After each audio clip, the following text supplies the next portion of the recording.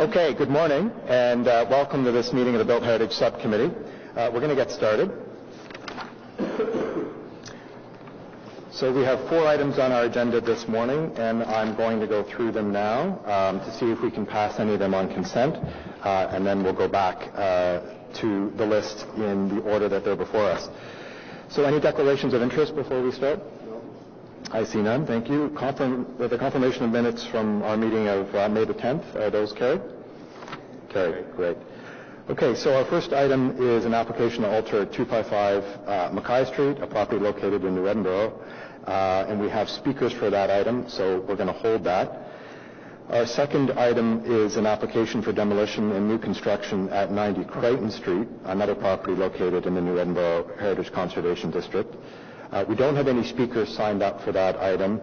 We have received fairly limited correspondence, actually none. I've had a chance to review it. I hope other members have. I have no concerns. Can that be carried as is on consent? Can I just ask a question? It's a Sure. very simple question. Yeah. Just to staff, on the application, at one point it says, I think on the drawings it says proposed stone cornice, but it just seems like a blank band. It doesn't look like a stone cornice, and I'm just wondering, and yet further in the dialogue I see something about a cast concrete, so I'm just wondering, is it a stone cornice that's being proposed?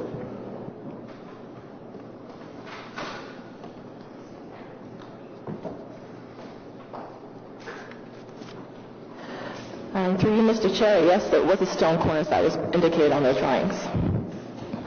And cast concrete around the windows, around the windows.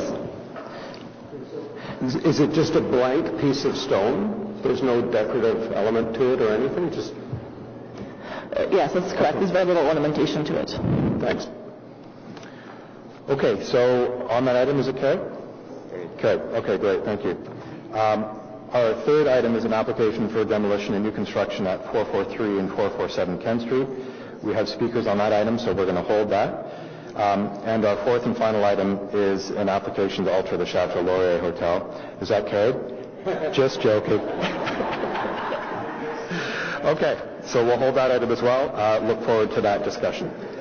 So let's return back to item 1, which is an application to alter 255 Mackay Street. And we're going to start by asking staff to give a brief presentation and introduction to this item. Okay, good morning, members of the Built Heritage Subcommittee. This is an application for alteration at 255 Mackay Street, a property designated under Part 5 of the Ontario Heritage Act and located in the New Edinburgh Heritage Conservation District. The property is located on Mackay Street near the intersection of Dufferin Road and across the street from the grounds of Rideau Hall. The property is a through lot to Avon Lane. The building was constructed circa 1895 as the Mass for Mackay United Church located next door. The property is considered a contributing building within the HCD. Here's a view on Mackay Street looking north. You can see there are houses located to the right, that's looking northward. This block of Mackay is primarily characterized by front gabled houses located to the north of this property. On the manse, note the projecting bay, returned eaves, brick molding around the windows, and large tree in the front yard. To the south of the property is Mackay United Church. Note the large setback and ornate wooden porch. Here's the site plan for the proposed addition. The intent of the project is to create a semi-detached house by constructing a new addition to the northwest.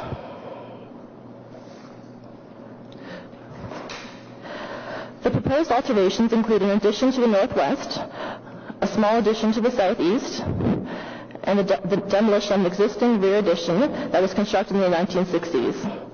Other elements of the proposal include a new reconstructed porch, the creation of new window opening on the second floor, as well as the removal of a gabled dormers to be replaced with shed dormers.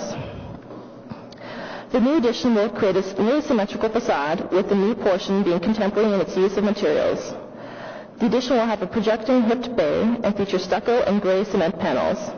To balance the facade, a window will be added to the second floor above the existing entrance.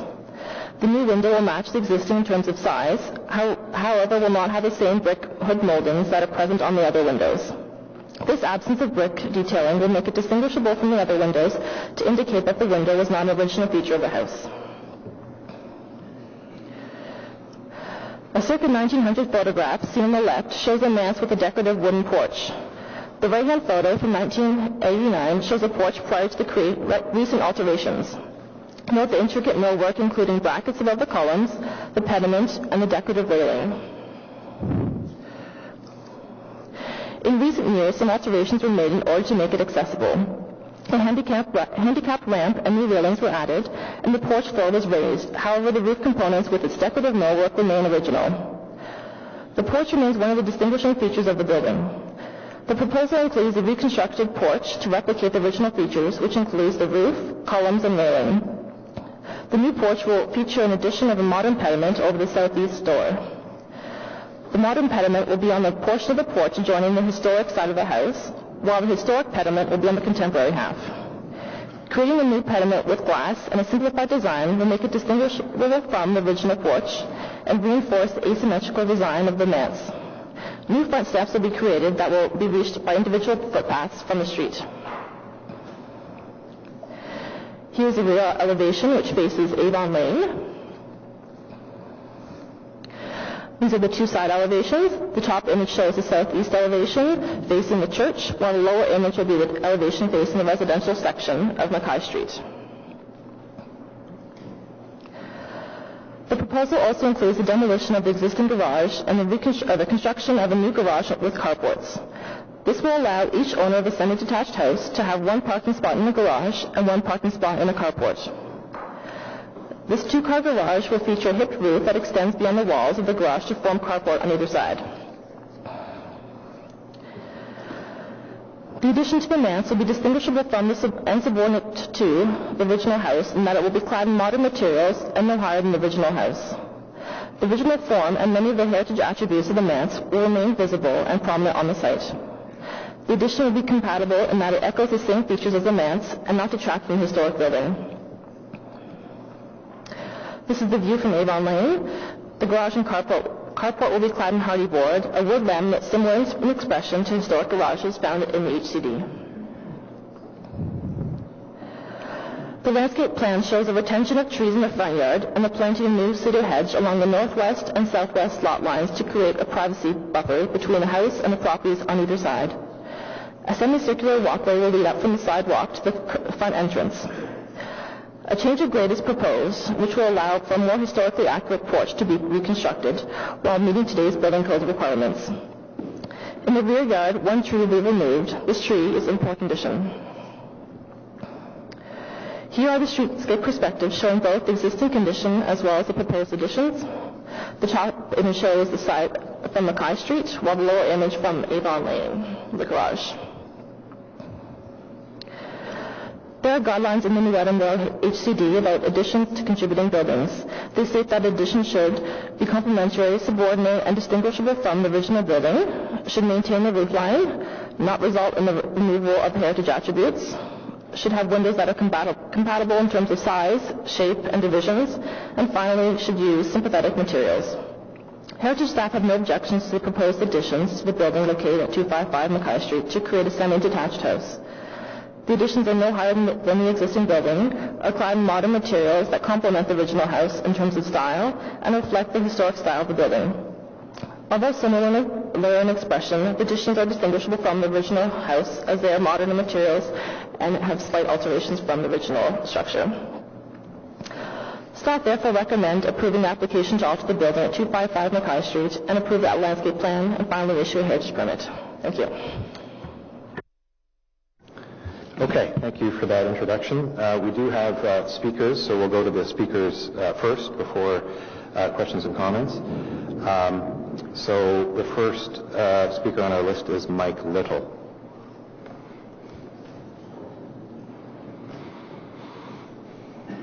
Good morning and welcome to the subcommittee. So just for those who are here for the first time, all public delegations have 5 minutes to speak. And so I'll give you a warning about 30 seconds before if you take up your full time. And to start, just press the button by the microphone.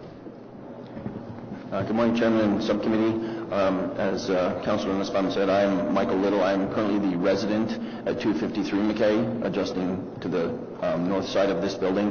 The owners of 253 live in England, and I am a tenant there. They have asked me to summarize some of the key points of their submission earlier that they had made as follows.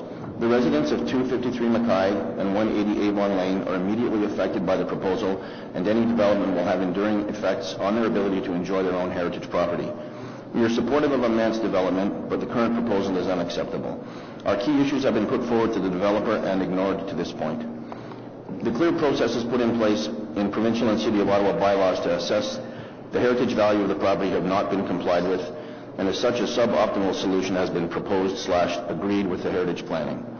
A cultural heritage impact statement is required based on all stipulated criteria to appropriately inform the design, but this has not been done, and the heritage survey dating back to 1997 is incomplete. This review should be performed in the full context of the Heritage Conservation District. This designation applies to the collection of building and streetscapes, which cannot be considered in isolation from one to the other. Both properties flanking 255 McKay are built heritage properties, and the impact in terms of height, shadowing, and massing must be assessed per Heritage Overlay Section 60 of the zoning bylaw by Provincial Policy Statement 2014, Section 2.63, and by the City of Ottawa Official Plan, which is the overriding planning document. The western elevation extension proposed is shown in isolation from the neighboring property, conveying an inaccurate feeling of spaciousness between the properties. There is currently 7.3 meters of space between the homes, and 6.1 meters will be consumed by the planned 3-story addition.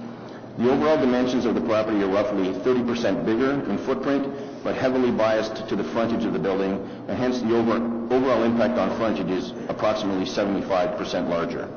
The shadows cast by the proposed building would extend all the way to the 253 Mackay east-facing picture windows, the primary natural light source for the main living area, and would shadow the landscape terrace and outdoor dining area.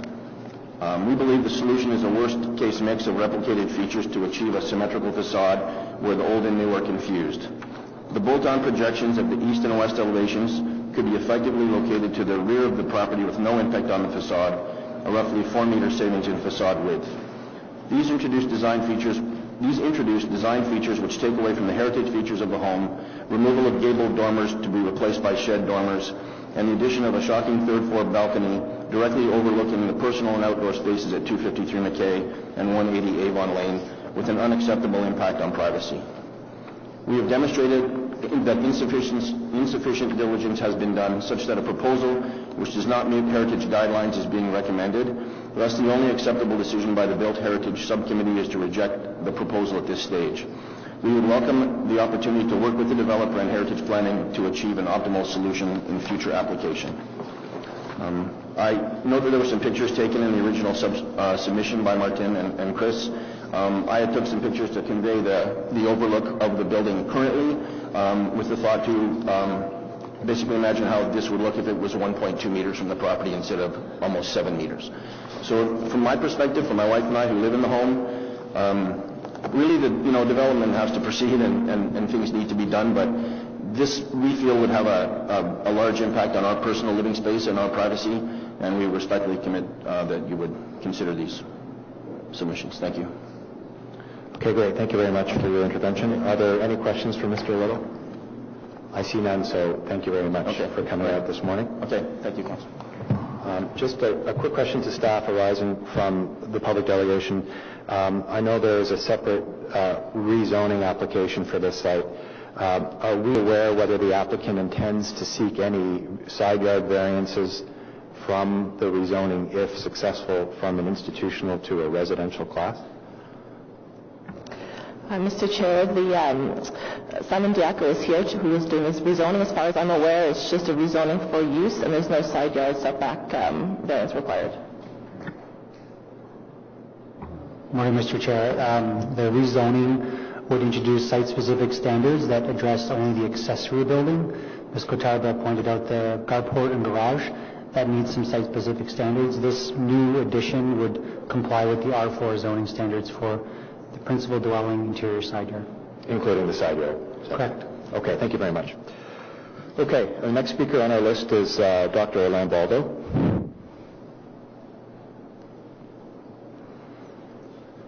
Good morning and welcome to the subcommittee.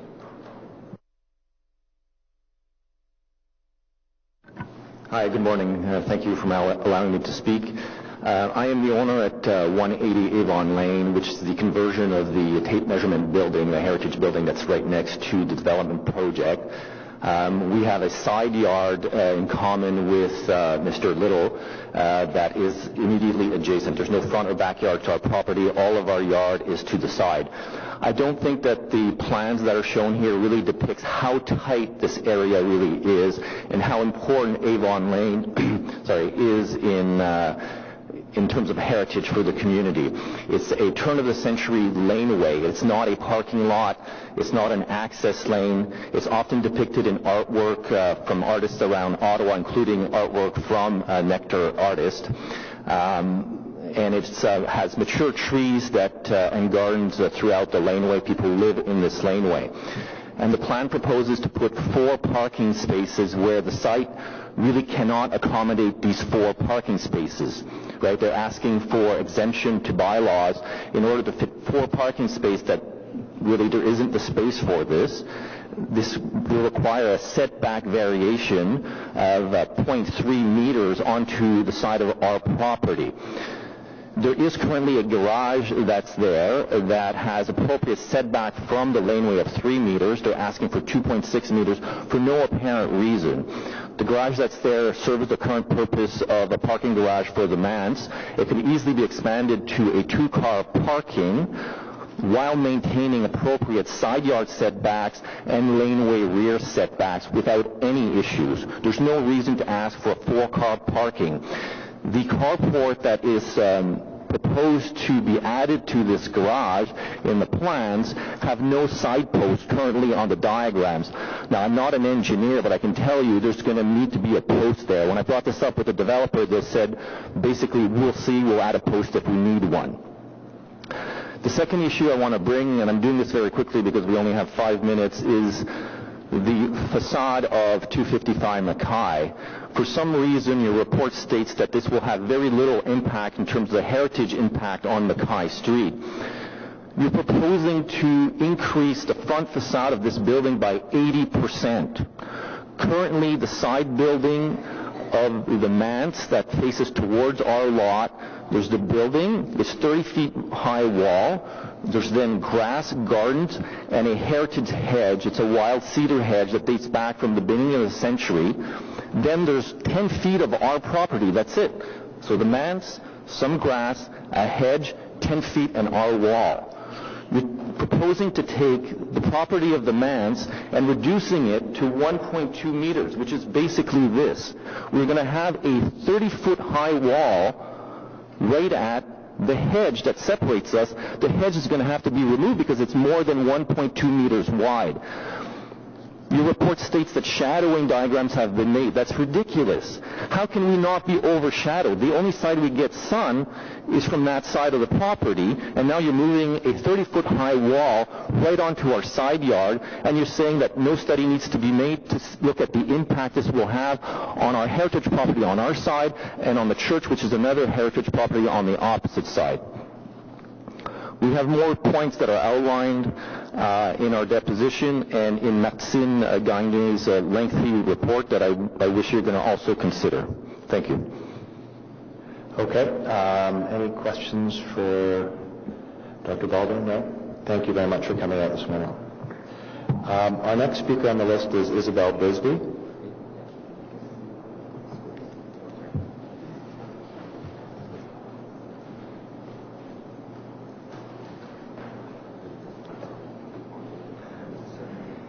Good morning and welcome.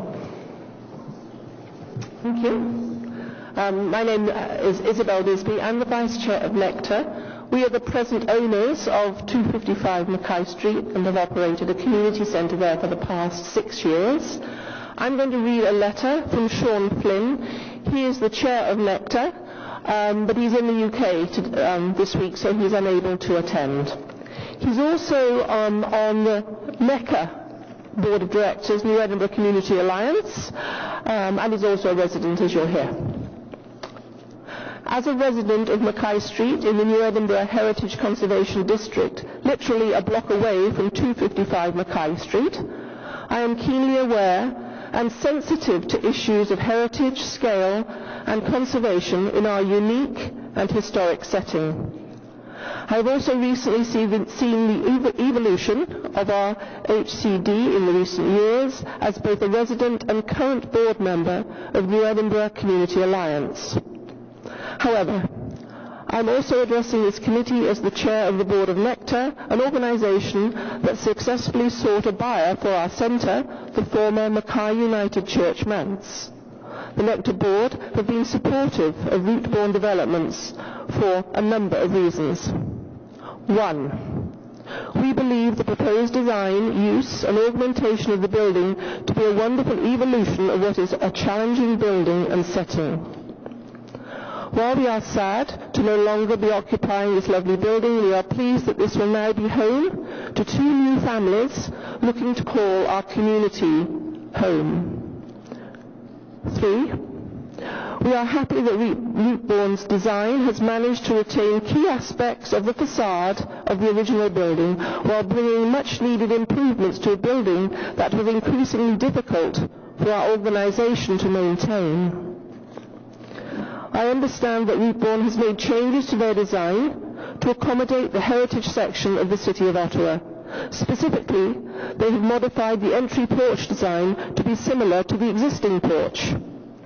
I gather that Rootborne feels that this porch is too small in scale for the now much larger facade of the building.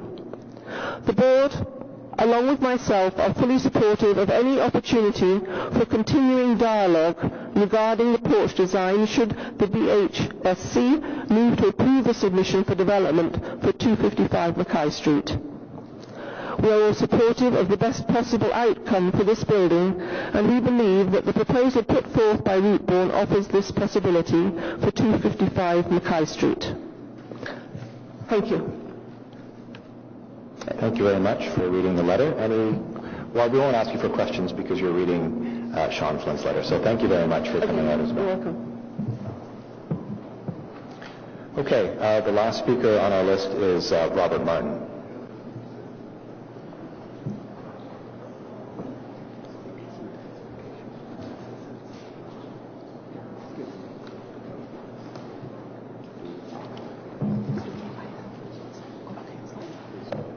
Yes, sir.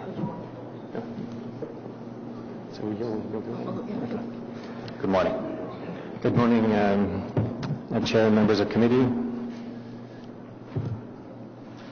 I want to start by saying this project for us has been,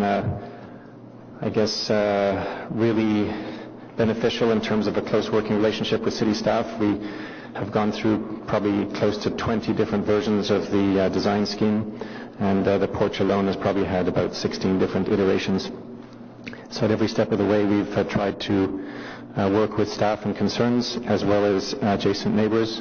In fact, some of the modifications to the building massing and its materials were in direct response to concerns for 253 Mackay and sort of light and shadow angles. And on that topic, I would clarify that given the orientation of the building facing roughly north-south, in terms of shadow impacts to the adjoining properties, there are virtually none. All of the south-facing light still falls directly into the yard. It's not obscured in any way by this addition. I would also draw attention to the fact that we have something like 10 meters separation between their property and the addition, the main bulk of the addition. So there really is very large and adequate separation between the structures. So I guess complimenting staff and community members for working with us on this design, we wanted to take this opportunity to, ask consideration of the committee for an alternate approach to the porch. I have a small PowerPoint here, 4 or 5 slides. The existing, if I just go back to the existing porch, we have a sort of historic photo on the left, and we became very aware that given the height of the porch and its relation to the existing windows and transoms, there was a significant headroom issue arriving up at the porch, and it's fair to say that the substructure and support of the existing porch was, worked on or compromised over the years. So it became, I guess, inevitable that the porch would have to be substantially reconstructed and redesigned. So I'll go to the second slide now. So on the left shows the application before you that's in the staff report. The approach here is almost one of dialogue between old and new. We sort of called it the Twin Sisters in our design discussions. So in terms of the porch, there's the original heritage gable, and to the left is the contemporary version of that. And we've also proposed raising the entire porch to allow better visibility for the front door and the transoms. I would also, to do this, we've had to raise the columns and adjust the grades to make this relationship work. So to the right, we're asking for consideration of an alternate porch approach. Our owners are very aware of the, property facing the grounds of the Governor-General's and the wish to occupy second floor porch and terrace outdoor areas. And so this represents an alternate approach to the porch that allows for this occupation. And I think there, in our view, is given the scale of the building, the proportions of the porch can also work with the, if you like, contemporary reinterpretation of the porch. And I'll just show a couple more examples of how this might look in a rendered version. So this is a porch interpreted from other structures in the district and of a similar period. So it would involve a deck and railings at the second level. Next. One important characteristic for this project is to recognize the very significant setback from the front yard. We're something like 10 meters from the front property line and something like 18 meters from the street. So given the large tree in the front yard, the views of this porch are fairly, I would say, non-impactful to the viewscape, regardless of which approach we go with. And I think that concludes my presentation. I would invite questions on the alternate porch approach, please. Thank you very much. I do see a number of questions. So, Member Quinn, first. Thank you for sharing that with us. My question pertains to the upper level windows, and this isn't just about an alteration to the porch. I see the upper level windows are going to be altered, elongated. Are they single pane? Are you turning them into doors? What's happening? You're regarding to the attic, the third level? No, the second level above. Is it a walkout that you're looking for? The second story porch? Correct. We would work with the same spacing and width, the existing window width, and we would lower the sill to create a door entrance. So it's a door now? Yes. Okay, so that isn't change as well to Correct, yes. what was explained to us. But consistent with also our opening of, or proposed opening of a new window at the second level. Another question, when I was there on Friday looking and walking around the property, I noticed there were about 5 steps leading up to the porch. So I'm assuming there's going to be some significant grading changes to the property because it's now down to 2. So correct, the site is very almost pancake flat, and we studied the original heritage photographs, and you'll recall that they have an extremely low railing, one that doesn't meet building codes. No. So the only way that we can begin to get close to that original porch railing detail is to raise the grade to within 2 feet of the porch height within 2 feet of grade. And this allows a more natural, if you like, relationship. And again, given the great distance of over 10 meters to the front property line, the slopes are almost imperceptible. It's a very, very subtle grade change, and a lot of this is done, including the pathways, to retain the existing mature tree. So we're working around the existing tree and staying out of the drip zones and all that. Which is good. Yeah. But I'm seeing that, in fact, with your new proposal, you're stepping away from keeping the original railing format or is it just not clear in this? In the, I'm going to say the heritage version of the porch, we actually have reinterpreted the original heritage sort of kind of Rubik's Cube pattern. Which is lower, and the change to the grade enables all of that. But I'm not seeing it on the new... The version that's been submitted to staff contains that. It's gone? The version that's been submitted to staff contains that porch design, or that railing design. I guess it's just there's less of it, or the opening is wider? Well, the original, I'm going to call it the original heritage porch from the period photos actually had no handrails. They were sort of a later addition. So really what you had was an extremely low, somewhere around 2 feet high railing with guard openings that exceed the building code, etc. Okay, thank you. Mr. Vestra?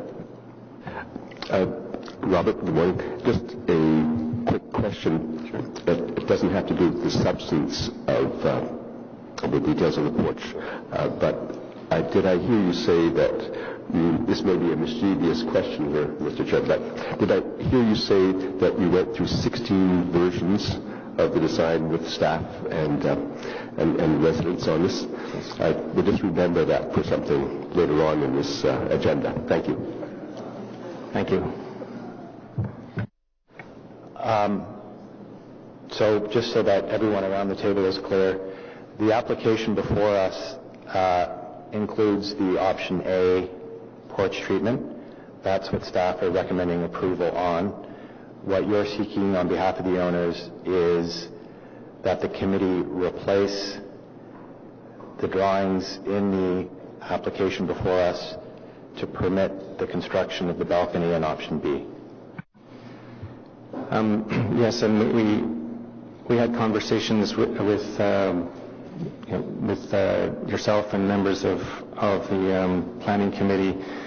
So we definitely wanted to come today with a design that is supported by staff, and that's in the staff report. However, our owners are also asking for consideration for, if you like, further refinement of the porch. So if it pleases the committee, I guess the request, similar to the representative from Nectar, was to allow flexibility for further design evolutions of the porch in conjunction with staff. Okay. Thank you very much, Mr. Martin, for coming out this morning. So that exhausts the speakers list. Maybe I'll start out with a question to staff. Thank you, Mr. Martin. That's okay. Yeah. Which is, can staff provide its view and advice on option B of the porch?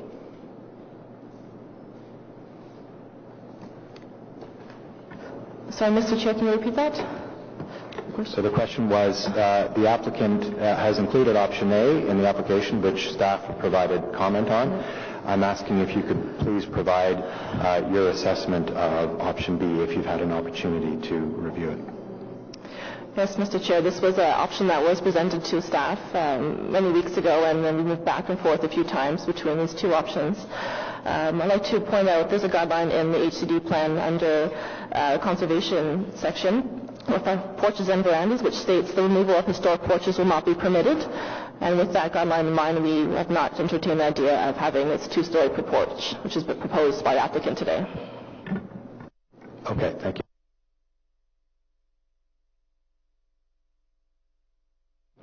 Apologies, it appears we have another speaker on the public delegation list. Gail McEachran has signed up to speak. So if you wouldn't mind coming forward, Gail. Come forward here to the seat in front. And sorry for the mix-up. Yeah. Good morning. If you can introduce yourself. Good morning. Thank you very much for allowing me to speak at the last minute. I didn't think it was going to be necessary because I had received communication on a very regular basis. I am very grateful to say from Ashley Catawba from the Heritage Planner on this project, and the latest communication I got was that this was the one on the left, which is Proposal A, was the one that was going to be presented at this hearing. The New England Community Alliance did respond earlier to the application for version B. NECA will not support that plan. It's too outrageously different than the original structure. It's removing some of the key architectural elements. It's adding this whole porch thing across on the second level. It is adding a new element to this building, which was never there in the first place, and should definitely not be permitted. I'm disappointed actually that the developer and the architect have come forward and sort of shoved this in at the last minute, because it was clear that there was a lot of opposition to it, as well as Heritage Ottawa. They did not support this proposal for Proposal B. So that's basically my position. Thank you very much. Okay, hold on, Gail. Just hold on one sec. There's a question from Councillor Long. It's just a comment. Just don't worry. We don't support it either. So it's okay. I'm sorry, what? We don't support the I do. No, the New England Community Alliance and the community will not support the version A, which is pretty close to the original one, which was put forth in February. That was the one that had the picture of it up on the billboard in front of the building. It was on Toby Nussbaum's website. It was on NECA's website. It was on the New England Community Alliance's website. It was a wide distribution to the community. We had no negative response to that design for Proposal 1, which is equivalent to Proposal A here. But Proposal B has not gone out to the community. No, it probably never will, because it won't get approved here. Okay. Thank you. Okay, so that, I think, does exhaust our list of public speakers. Just a quick question to staff, again, on the issue of the porch. The applicant's architect spoke about the fact that there had been some attempt to, in the option A, so the reconstruction of the heritage porch, have the columns been raised, and has there been an attempt to take the recreation of that porch and adjust it to the massing of what the house would look like with the new addition? Mr. Chair, yes, there has been some attempt to elongate the columns on option A. If you look on the other screen over there to the French screen, you'll see the photo from 1898, which the porch column, so the roof is slightly lower than what is being proposed today. So in response to being able to see the transom windows above the doors, as Mr. Bond indicated, they are elongating the columns to give that extra bit of height. Okay, great. Thank you for the clarification. Are there any questions to staff? No? So I think in the absence of really a procedural way of getting at this, what I would suggest is we approve the application per what is before us. I would note to Mr. Martin that there is a paragraph which we will be voting on shortly that says delegate authority for minor design changes to the general manager, planning, infrastructure, and economic development. So if there are tweaks within the context of a reconstructed heritage porch that staff and the applicant can continue to work on, that ability is provided in the paragraph. But I think from a process point of view, it is important we have a staff recommendation on an application which has been submitted. And I think it's tricky at this stage to replace that on the basis of the applicant wanting to update its own plans. So if there are elements of the reconstructed heritage porch which can be worked on with staff between now and the issuance of the building permit, I encourage that dialogue to take place. But what's before us now is the application as received by staff on May the 2nd. So, Member Smallwood? Just want to confirm that these delegated minor design changes would not include a changing of the porch from what we see on the left to what we see on the right. I think given that staff has indicated that they wouldn't support option B, we're looking at something else. If there is something brilliant that can come up that can make the applicant happier, then I encourage that dialogue to take place, but I think staff have been clear that they're not in a position to approve option B. And just a further clarification on that, that's not minor, right? Yeah, that was my question. That's correct. Thank you. Okay, so on the basis of the report recommendation before us, is that item carried? Carried? Okay, great. Thank you very much. So we now move to item 3, which is an application for demolition and new construction at 443 and 447 Kent Street, and alterations at 423, 425 McLeod Street, properties located in the Centertown Heritage Conservation District. So as members will recall, this is an item that came before us, was it only a month ago? Okay, seems like a long time ago, in May. And at that time, this committee referred the item back to staff for further discussions with the applicant in order to try and resolve a number of items that came up at this meeting. We were talking about the setbacks on Kent Street. We were talking about efforts to try and allow the mature tree in the backyard space to be maintained, and there was some discussion of breaking up the facade again from the Kent Street side.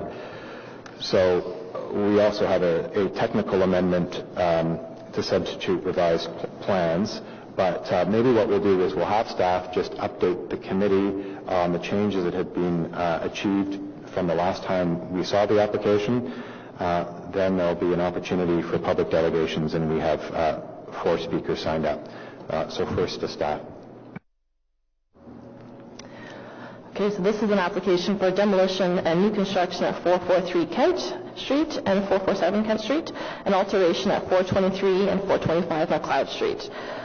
As mentioned, this proposal was previously before the Built Heritage Subcommittee on May 10th, when a motion was passed to refer the matter back to staff to work with the applicant to increase the setback along Kent Street to be in line with the recommendation of the Cultural Heritage Impact Statement. Since the publication of the report, the applicant has further increased the setback along Kent Street, and these images are before you today. A motion to reflect this has been drafted.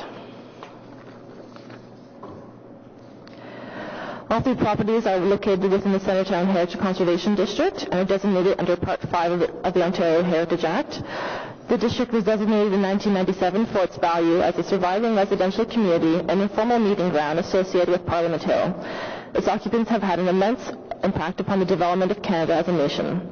This site includes a semi-detached house along McLeod Street and 2 front gable houses on Kent Street. The 2 front gable houses were constructed in 1890 during a period of rapid growth in Centertown. This type of front gable balloon-framed, wood-clad structures were an extremely common building type across Centertown. As part of the 1995 study for the Centertown Heritage Conservation District, these 2 buildings were described as a minor example of the turn-of-the-century residential buildings and were classified as Category 2 buildings. Here's a view looking north on Kent Street. The 2 front gable houses, as well as the brick semi-detached building, is still set back along the property line on Kent Street. Here's the front of a semi-detached house on McLeod Street. The building was constructed around the turn of the century. It features red brick, a wooden cornice, brick string course, brick voussoirs, front porch, exposed stone foundation, and decorative chimney. As part of this development proposal, the semi-detached building will be retained, restored, and integrated into the new building. The 1997 Centertown HCD plan has guidelines regarding the conservation and restoration of residential properties. The policy speaks to retaining enough of the original form, material, and decorative work to give a strong sense of historical character of the streetscape. The proposal includes the demolition of 2 front gable houses along Kent Street, as well as the additions to the rear of McLeod Semi. In its place, a new 4-story apartment building is proposed to be constructed. The HCD plan has not yet been updated since changes to the Ontario Heritage Act in 2005, and therefore does not have policies related to demolition because prior to 2005, demolition could only be postponed, not prevented. Pending the completion of the new Heritage Conservation District study plan, the buildings at 443 and 447 Kent were reviewed in their current state and context and against the conservation and restoration policy of the 1997 plan. Staff concluded that because their contribution to the character of the Heritage Conservation District was limited, because of the lack of architectural and contextual value was low and low integrity due to significant alterations, and that there would be thus no objection to their removal given the limited heritage value. In response to the Built Heritage Subcommittee motion, the applicant increased the setback along Kent Street. Here is a revised plan. The lower part of the plan shows a semi-detached house, which is to be retained and conserved. The new building will now be set back 1.6 meters from the property line, with recesses of 2.34 meters. The original proposal included a setback of 0.3 meters, while the existing houses along Kent Street have a 0-meter setback. The green line on the screen shows the curb, while the red line showing the property line, and the blue line is showing the 0.3-meter setback that was previously proposed at last month's Built Heritage Subcommittee meeting. Here are the revised drawings, the renderings. The left-hand images show the May 10th renderings, while the right-hand show what's newly proposed since Friday's alterations. The new building will be clad in red brick, an attribute of the Centertown Heritage Conservation District.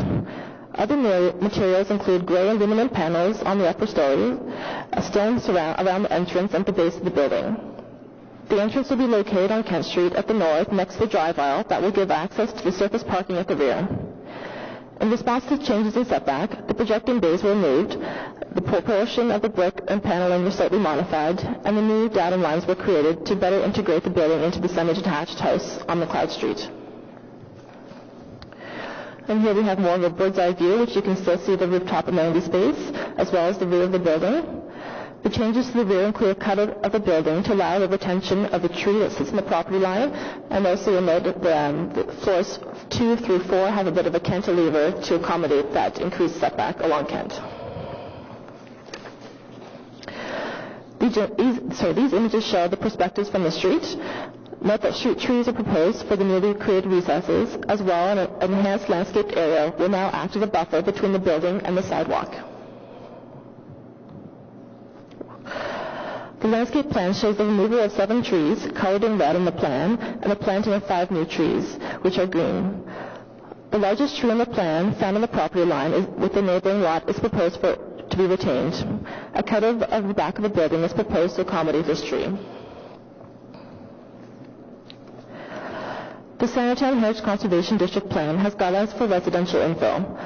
These state that new development should be contemporary in design, distinguishable and sympathetic to the heritage character of the property, reflect the character of the existing buildings, be 3 to 4 stories in height, reflect U and H-shaped patterns, and use brick as a primary finish. The proposed building will be 4 stories in height with a break at the upper stories. The building has an average of 1.6 meter setback with increases of 2.34 in the recesses, and allows for a larger landscaped area along the street. Although the guidelines suggest U and H-shaped patterns, the configuration and size of a lot does not lend itself to such a building form. Instead, the building will be rectangular in plan, sitting on an L-shaped lot. The massing will be restricted to the upper portion of the lot abutting Kent Street, with a rear area for parking and amenity space.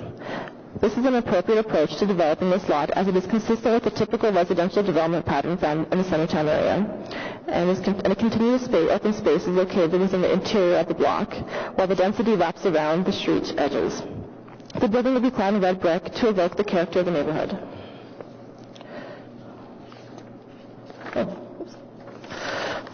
A cultural heritage impact statement prepared by Robertson Martin Architects was completed for the project, which concluded that the semi-detached house conforms with the standards and guidelines as well as the HCD plan, while making a positive contribution to the heritage character of the neighborhood.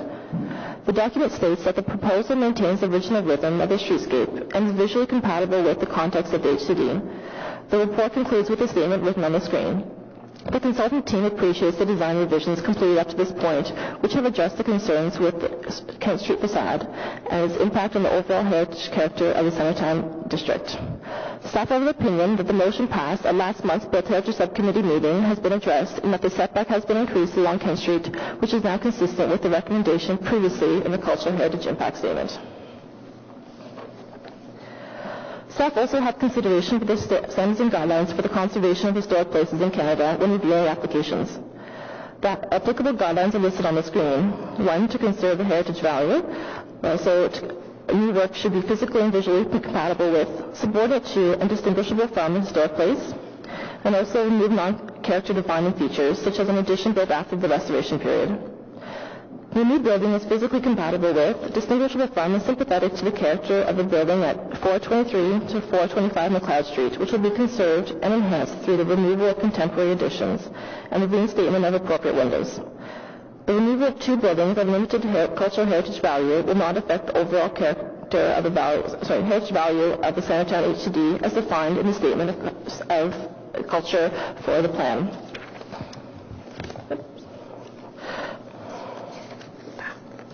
The staff therefore recommend to approve the application to alter the building at 423 and 425 McLeod Street, approve the application for demolition at 443 and 447 Kent Street, and approve the application for new construction.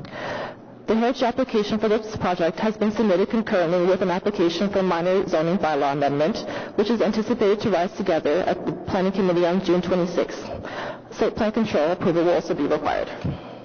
Thank you. Okay, thank you very much for the presentation.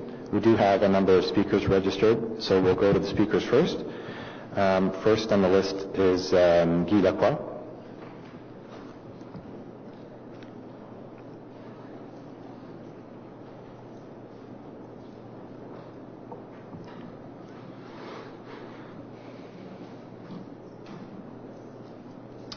Good morning and welcome to the subcommittee.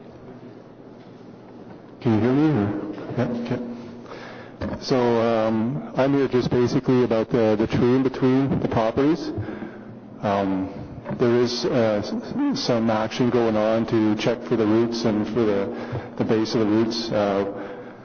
Still, one of my concerns is the preservation of the canopy. I'm a little bit worried about the upper canopy on the new building proposal being completely cut to where there won't be much canopy left.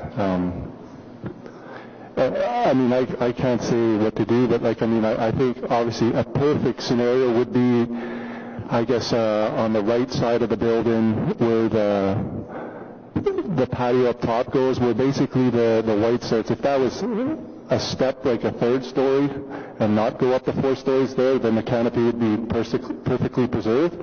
That probably won't happen. I'm just throwing out what I think is the perfect scenario for the tree, right? I'm kind of advocating for the tree. A lot of trees around that neighborhood have been taken out. There's going to be a lot of those trees. I know they're replacing new trees, but new trees don't take as much CO2. They don't provide as much visual aesthetics as some of the other trees. Even some of the trees that were on some of the pictures before, the real pictures have already been removed for hydro reasons or different reasons just across the street.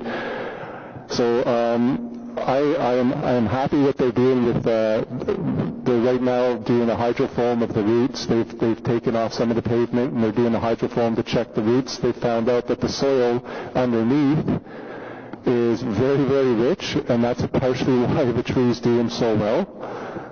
I guess I'm just here to, I'm worried, I'm happy with what they're doing with the roots, because I know they won't go 10 meters diameter, but maybe what they're proposing up to 5 meters may work.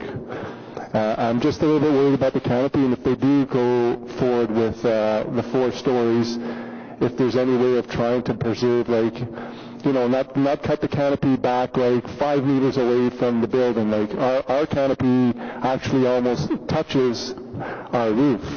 And some of the benefit of that is that when the winds are really, really strong,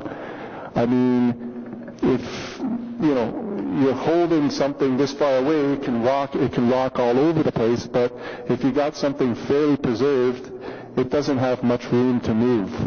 So I find sometimes in big windstorms, this is for many, many years living there, that our tree can't really snap, or it's held in place by its surroundings. And I think even if this goes through with the 4 stories, if they can sort of maintain the canopy, sure, not with a tree right in someone's window so that it takes 2 seconds and it hits through the window, but not cut it all the way back to the property line, try to maintain somewhat of a canopy as close to the building as possible without inflicting damage type thing. And I can attest that it's on our side. We haven't had problems for 20 years. We haven't even had really shingles lifted from the tree. Okay, thank you very much for that comment. We will have the applicant coming to speak, so that's a question we can put to the applicant when the applicant is before us. Okay. Is there anything else you wanted to add? Is that sufficient? Okay, thank you very much for coming this morning. Okay, thank you. So next on the speakers list is Rod Leahy.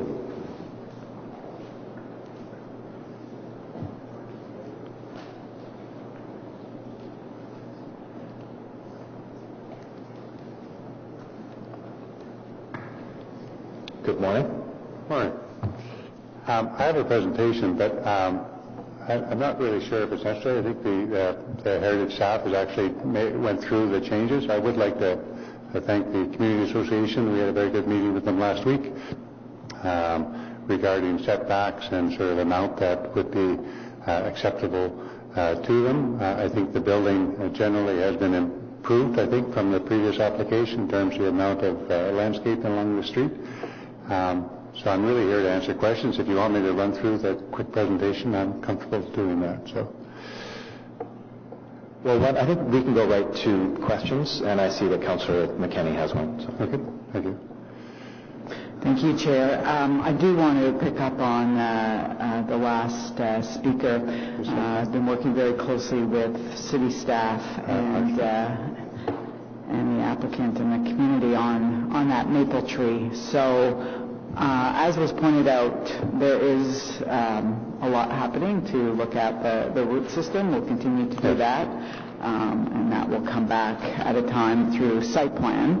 But I just want to ask you to respond to the concerns about the canopy and what we can do to ensure that there is that preservation of the canopy and that we don't kill the tree from on top after we've preserved it through its roots. We are working closely with an arborist. The image on the, is that the same image? It's just washed. So the image you can see closer on the right screen, but basically we've working with them, where the idea was to protect a 4-meter circumference around the tree, which we've done for the most part. There's one area of the addition that encroaches slightly into that, and that's why we're checking the root system to see whether that's acceptable. If he says no, it's not acceptable, we'll push it back to make sure all of the building is outside of the 4. And then also in terms of the canopy, we'll be doing the same, working with them to to cut back on the canopy. The idea that we wouldn't go to the property line and slice everything up, that would be pointless. I mean, one, it would destroy the tree. It would just take a little longer to destroy the tree. The idea would be to work to ensure that we can build the building, and then afterwards as much of the canopy can remain as possible. Okay, thank you. So just so I understand, then you have your own arborist, but the city's arborist as well that we've been working with. Yeah, they're doing a study right now on the root system to see whether or not what we propose is acceptable, and we're prepared through the site plan process to make modifications to that one area of the building if they want to have that area clear, that there's one little infraction area that's into that 4-meter setback. So. Okay, thank you. Okay, any other questions? Member Small? On the tree subject again.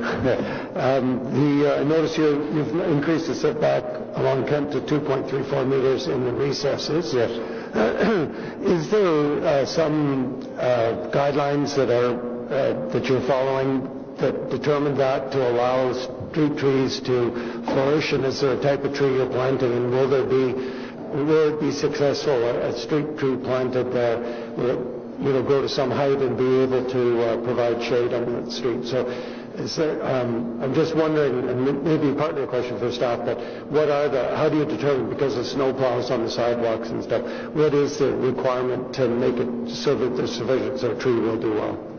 Well, we rely on the expertise of the landscape architect to select the right tree. They've used I think a hackberry in this location. I think through the site plan process, that will be reviewed by the city staff, and whether or not the appropriateness, I think it's one of the recommended trees for this area.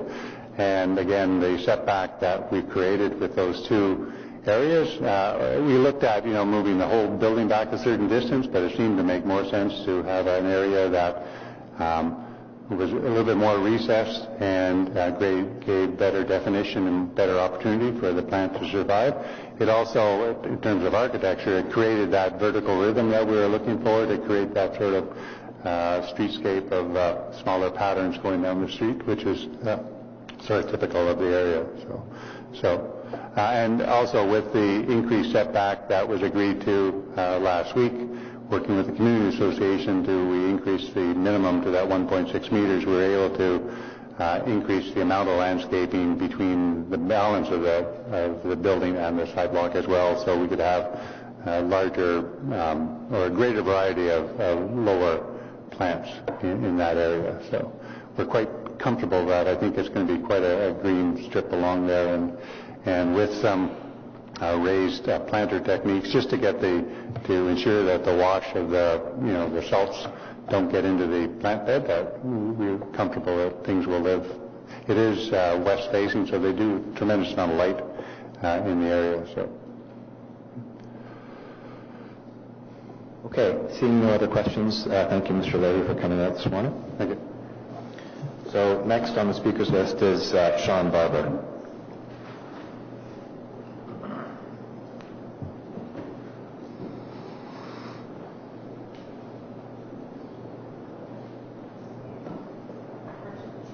Okay, so Ashley, if you could maybe make a bit of room, or grab another chair.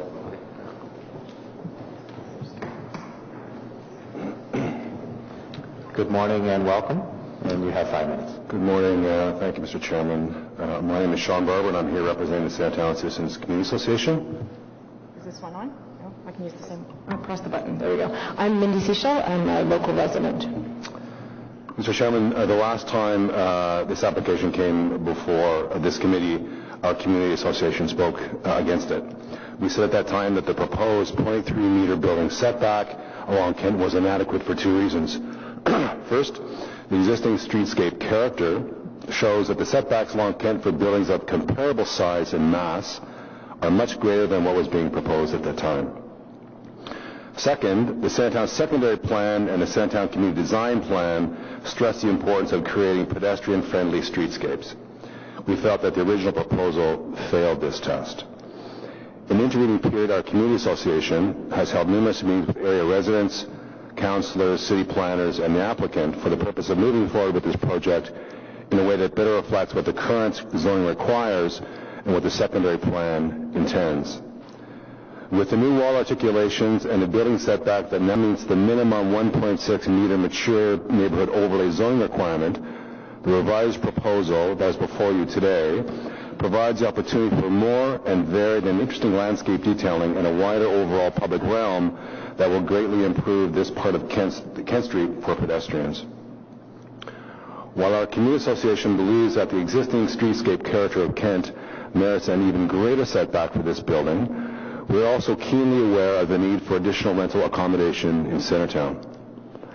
As the applicant has shown some flexibility in agreeing to meet the minimum zoning requirement, our community association is prepared to be flexible also and accept the proposal as it has been revised. We do so on the understanding that the applicant will continue in good faith with efforts to save the large maple tree that is shared with the lot abutting the property on McLeod Street.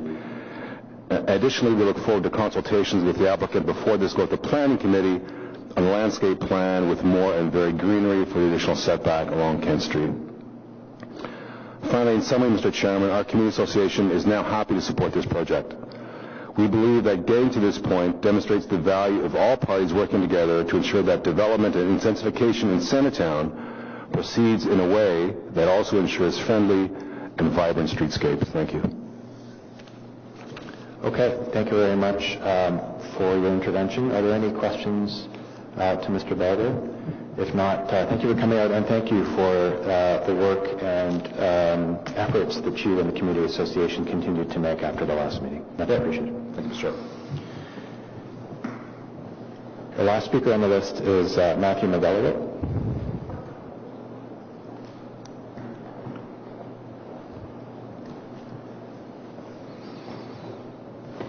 Good morning and welcome.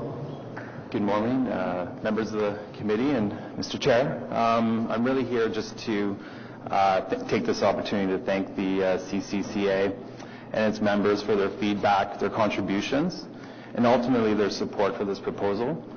Overall, we feel that the changes are a result of a collaborative approach and which has enhanced the interface between the street and the building, creating a better streetscape. So I think we've achieved what we're effectively addressing the comments we heard from the last time we were here. So really I'm here to answer any questions, should there be any additional questions related to the outstanding issue with the tree. And obviously we're taking measures to preserve the existing tree as we speak.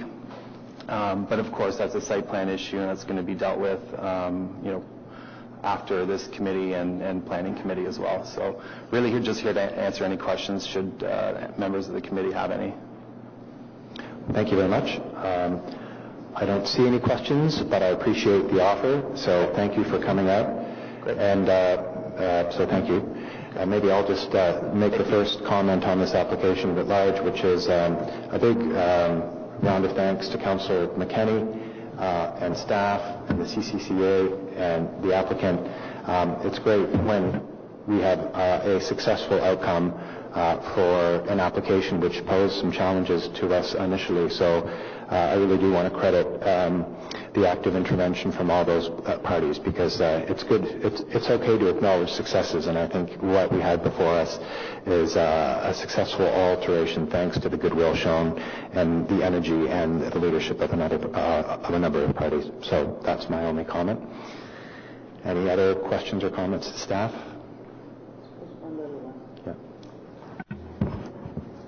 I mean, the questions about the trees, because it's come up a number of times. So are you going to be able to save that one in the corner of the parking lot? I know the one that's behind, next to the house, is to be saved according to the plan, but the one in the parking lot looks tricky.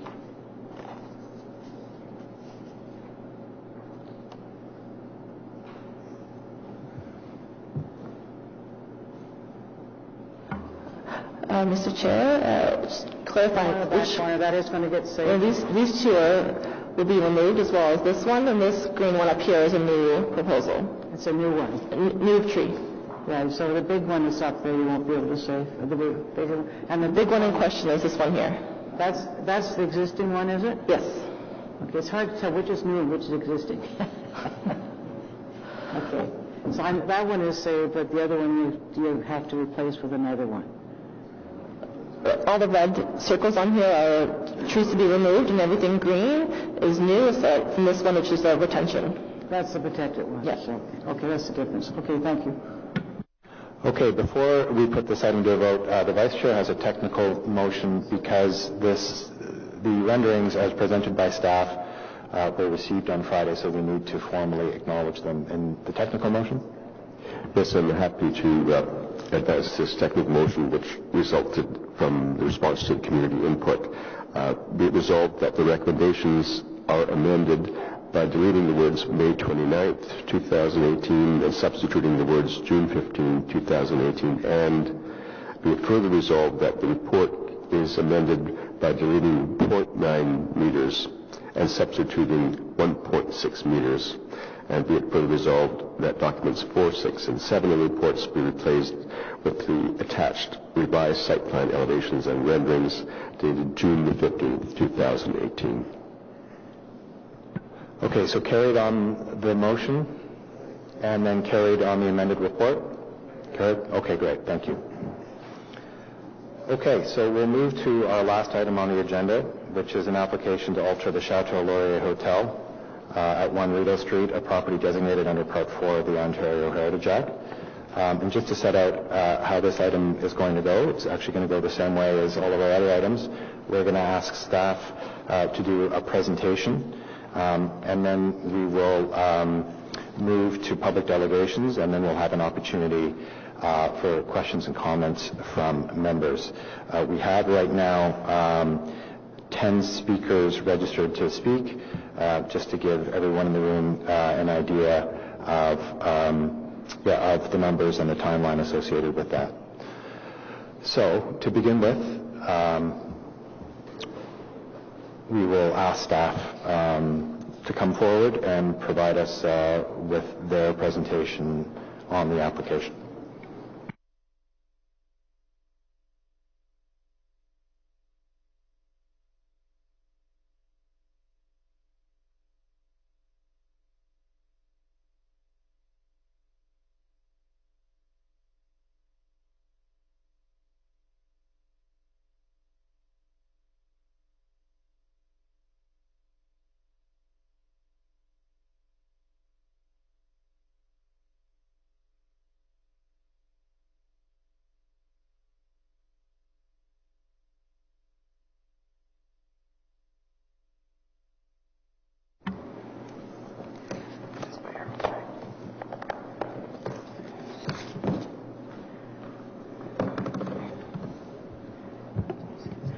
Good morning, Mr. Chair and members of the committee.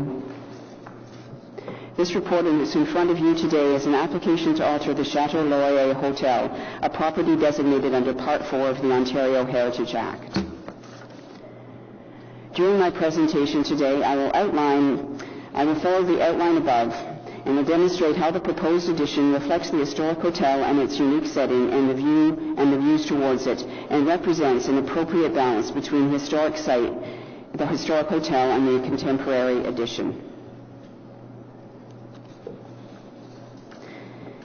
The Chateau Laurier is located on the north side of Rideau Street, bounded by... You see, it doesn't work.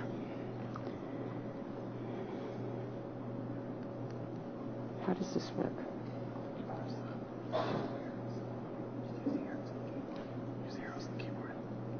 The keyboard won't work.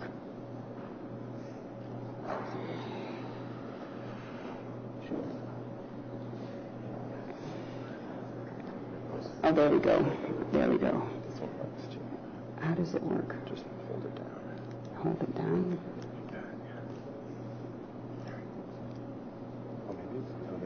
Yeah, forget it. I'll just use this. Sorry, technical difficulties.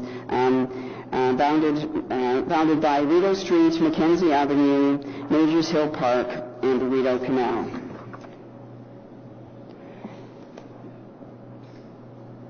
The property is part of the Parliamentary Precinct Cultural Heritage Landscape. Surrounding it are Parliament Hill, the former railway station, which will become the Senate until the late 2020s, the National Arts Centre, the Connaught Building, the former Langevin Building, Confederation Square, which is also a National Historic Site. Within this area, the Chateau Laurier is the sole privately owned building. The Chateau Laurier was built in two phases. The first section, the south and west wings, was designed by the Montreal firm of Ross and McFarlane. Initially used by the Canadian Pacific Railway, the Chateau style was later adopted by its competitor, the Grand Trunk. The Chateau Laurier was constructed of smooth Indiana limestone that contrasted sharply with its steep copper roof broken by towers, turrets, elaborate pedimented dormers, and stone details. The two photos here show the building between its completion in 1912 and the second phase of the building. The picture on the left, taken between 1912 and 1916, shows an entrance for cars and carriages. And this is also the location of a continuing connection between the railway station and the hotel. The view on the right illustrated the view from Majors Hill Park, part of which had been sold off for the development of the Chateau Laurier. The second phase of the Chateau Laurier was constructed in 1927-1929 to the designs of John S. Archibald and John Schofield. It continued the chateau-esque style of the original, adding the prominent square tower that is set back from the original facade and is the highest point of the building. These two slides demonstrate the former association of the hotel and the railway. From its construction to the removal of the train tracks from the downtown core in the 1960s, the chateau was part of a working landscape. The tracks ran along the east side of the canal through the railway station, under the tunnel, along the edge of the escarpment, over the Alexander Bridge, and into Hull. Remnants of this use, the former rail bed and the tunnel, still define the west edge of the site, creating a hard edge between it and the Rideau Canal and its associated landscape. The following slides show the hotel in its current setting before the and also before the demolition of the parking garage, which Built Heritage Subcommittee approved in January. Prior to the commencement of the renewal of the 1960s parking garage, this photo was taken. It is interesting to contrast this slide with the previous ones taken while the tracks were still in place, as it shows that the tunnel, with its highly regular segmentally arched windows separated by pilasters, continue to define the canal edge of the property. This was a later intervention, the former Museum of Canadian Photography.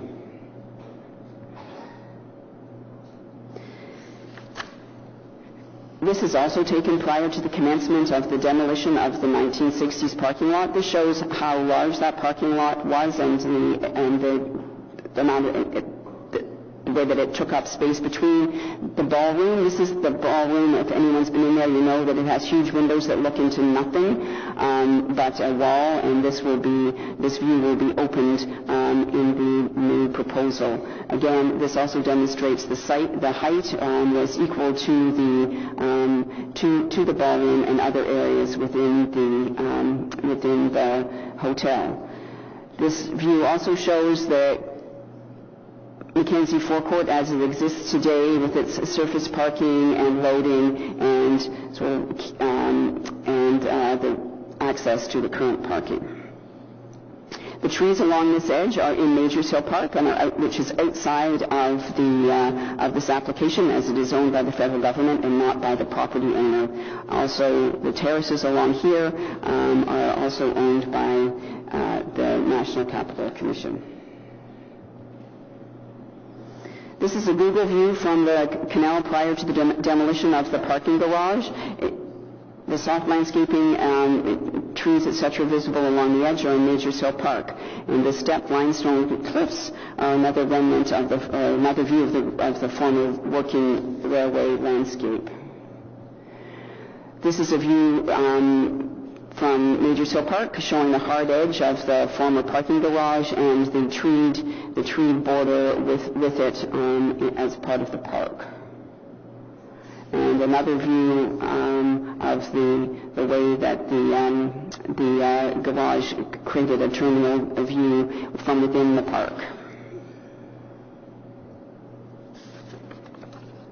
This is a recent photograph of the west facade, showing some of the character-defining elements of the building associated with the Chateau-esque railways hotels built by the Grand Trunk, including the smooth stone with very regular rectangular windows, the concentration of details such as the machicolations, carved elements, pedimented dormers, conical roofs above the eaves line.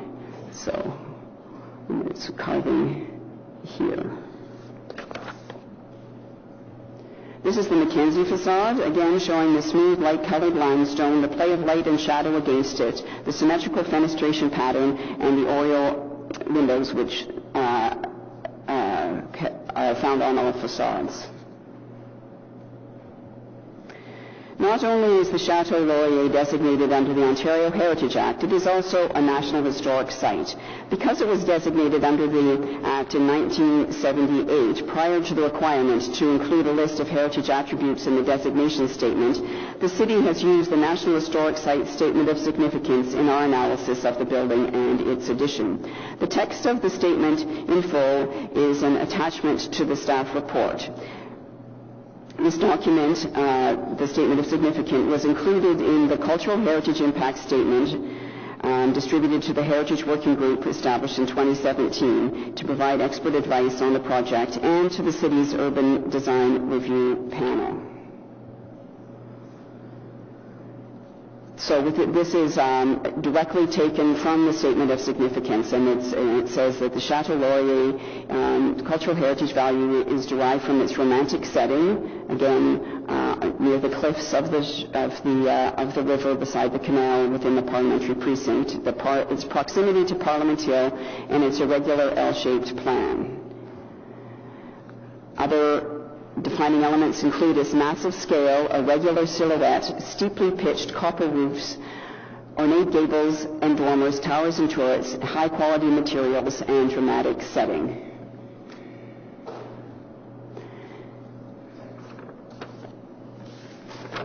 Also, its smooth finish and pale tone of the exterior Indiana limestone walls, contrasting sharply with the ornate detailing above the eave line. The symmetrical front facade, defined by two octagonal pavilions vertically accented by a strip of oil windows, and the arcaded entrance loggia, which is a recent interpretation. There's always been one there, but it's been rebuilt. In addition, its character is defined by the picturesque silhouette, including turrets, machicolations, and finialed and crocketed gables, whimsical and delicate corner tower, close physical relationship with the former Union Station, and its proximity and relationship with the Confederation Square National Historic Site.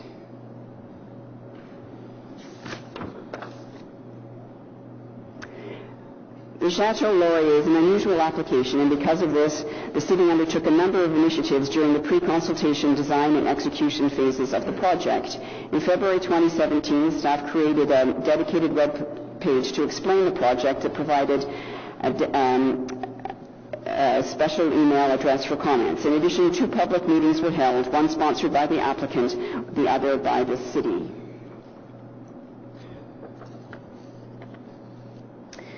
Much of the feedback has centered on the architectural expression of the addition, and questions have been raised regarding the choices made.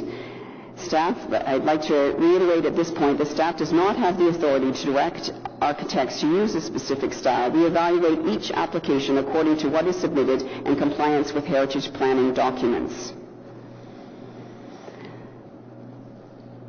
The key documents that staff did use to assess the intervention will be discussed in detail below, but I'd like to stress that the design approval process is not simply a matter of checking boxes to see if the project complies with, for example, the standards and guidelines.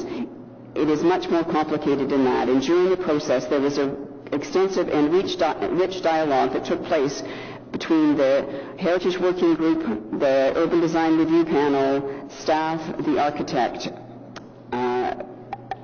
during the last 2 years. So this is, we will go into more thoroughly some of these documents below, and the Heritage Working Group was established to assist in the process was established in the winter of 2017 to encourage design excellence and heritage conservation and to raise questions that would deepen the understanding of the project. Key areas of discussion that took place at the Heritage Working Group meetings were fenestration, public realm and landscape, roofscape, and character of the addition. Other steps taken to assist in the process included focused design review session with the Urban Design Review Panel. The Heritage Working Group developed a number of ideas, some of which were implemented in the final design. These included the creation of a courtyard north of the ballroom, improvements to the design of the Mackenzie forecourt, the glass corridor running along the edge of Majors Hill Park that animates the park, the connections to the lower terrace from the courtyard, better relationships with the public realm, and the exposure of the northwest corner of the hotel through setting back of the addition.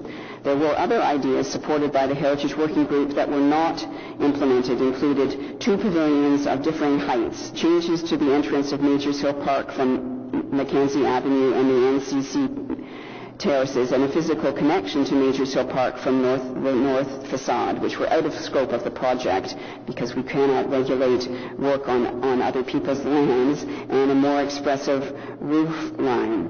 The Heritage Working Group was established again to provide direction, not approval, and it met 3 times and leaving the architect to take the advice and insights offered by the group.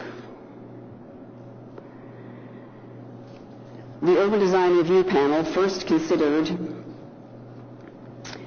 the application in September 2016. It subsequently met in 2017, and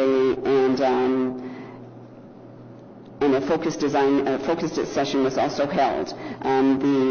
The UDRP recommendations that were implemented in the final design include a reduction in height from 8 to 7 stories, an undulating pattern of limestone fins set within a stone frame to break up the uniformity of the north facade, the introduction of more compatible materials, including limestone, bronze, and glass, a new connector between the addition and the building at the west facade, a clearly articulated Mackenzie Avenue entrance and forecourt, an open two-story glazed volume facing the Rideau Canal, and a walkway linking Mackenzie Avenue and the lower terrace.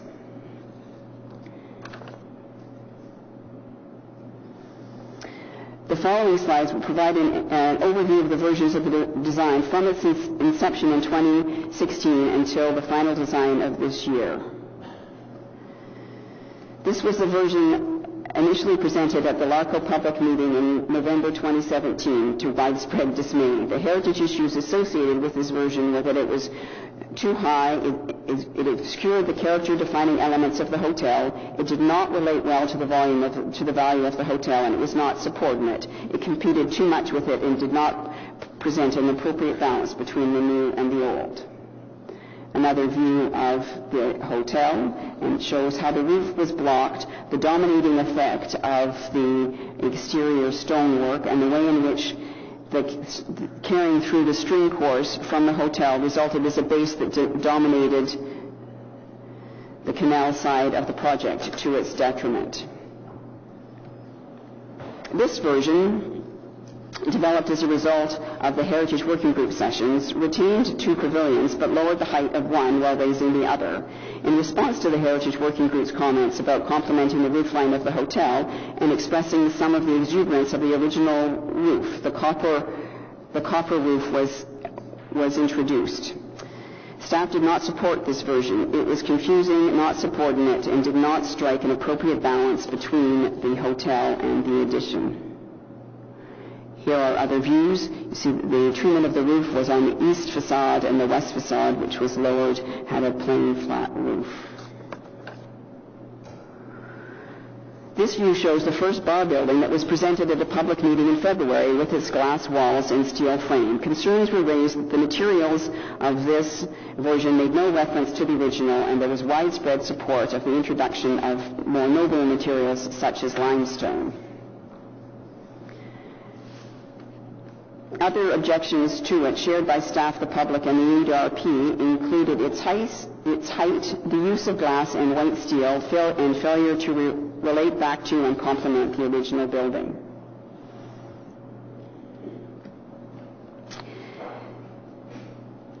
The final design was submitted as a revision to the early 2018 iteration. After looking at the alternatives, it was determined that a redesigned bar building was the most appropriate response to the site because it was lower, simpler, and quieter, and created an addition that read as a separate building.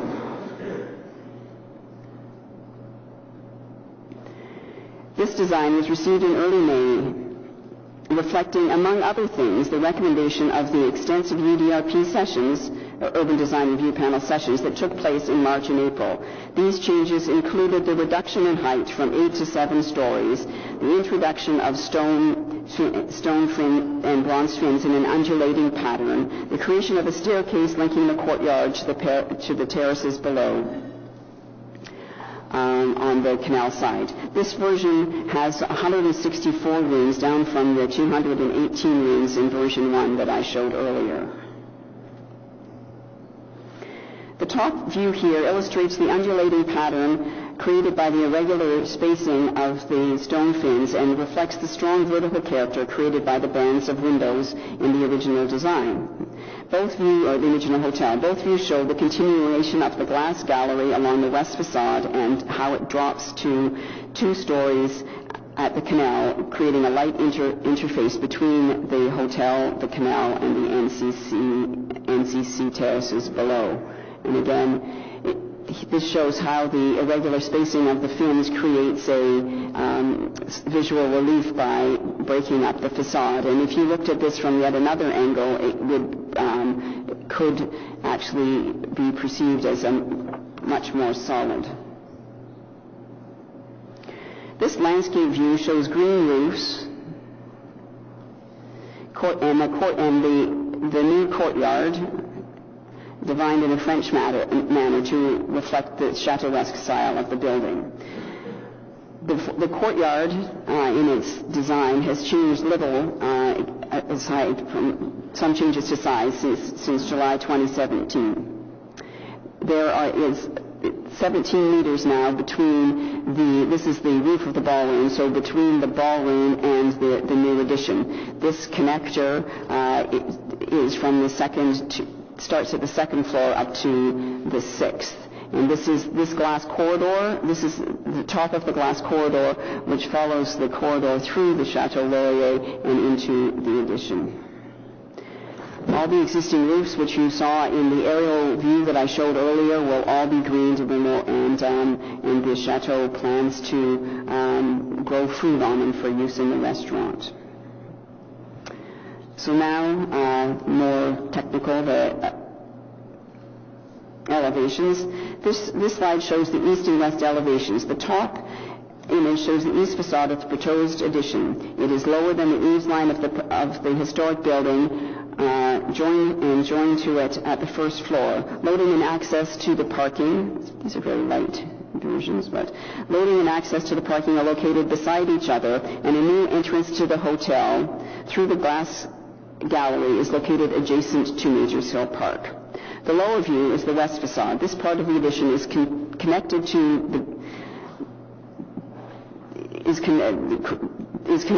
the addition by a glazed section with bronze horizontal bars that will contain rooms from the second to the fifth story. The one-story east-west glass corridor becomes 2 stories here, taking advantage of the terracing to open up the corner and create a lighter interface with the public realm. And this is a stone frame around the windows, which will be accented with bronze to reflect the character of the existing roof. This view shows the north facade of the building with its pattern of undulating stone fins. The fins will be 1.6 of a meter deep and irregularly spaced to break up the length of the facade. It also shows how the height of the building is now well below the eaves line. The glazed gallery runs the full length of the facade and is punctuated by square columns. There's a limestone wall at the back of the gallery, which becomes 2 stories at the west end. So when viewed from the park, you see through the glass, and you see limestone similar in character, Indiana limestone, as is found on the hotel. The connector to the rest of the hotel is asymmetrically placed here. Again, this is a repetition of the view from Parliament Hill and how the pattern of fins differ when viewed from different angles. The following slides show how Heritage staff evaluated the proposal after the design process was complete and the application was submitted.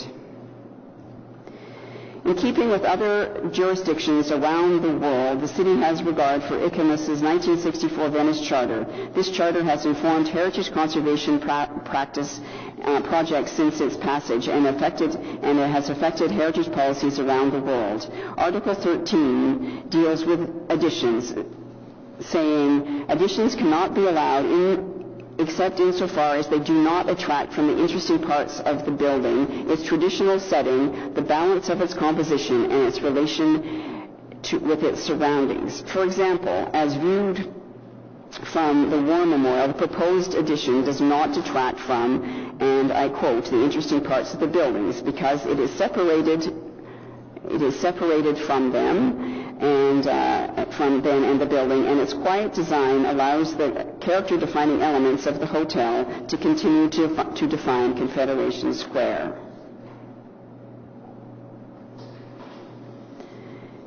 Article 13 also addresses the relationship with its surroundings. This view illustrates the relationship of the building with not only with Majors Hill Park immediately to its north, but also with other buildings within the landscape to the north. It shows that the building is similar in length to the National Gallery, the American Embassy, and actually to the existing Chateau Laurier Hotel to its south. Just in terms of numbers, the proposed addition is about a third of the size of the hotel in gross floor area. So again, the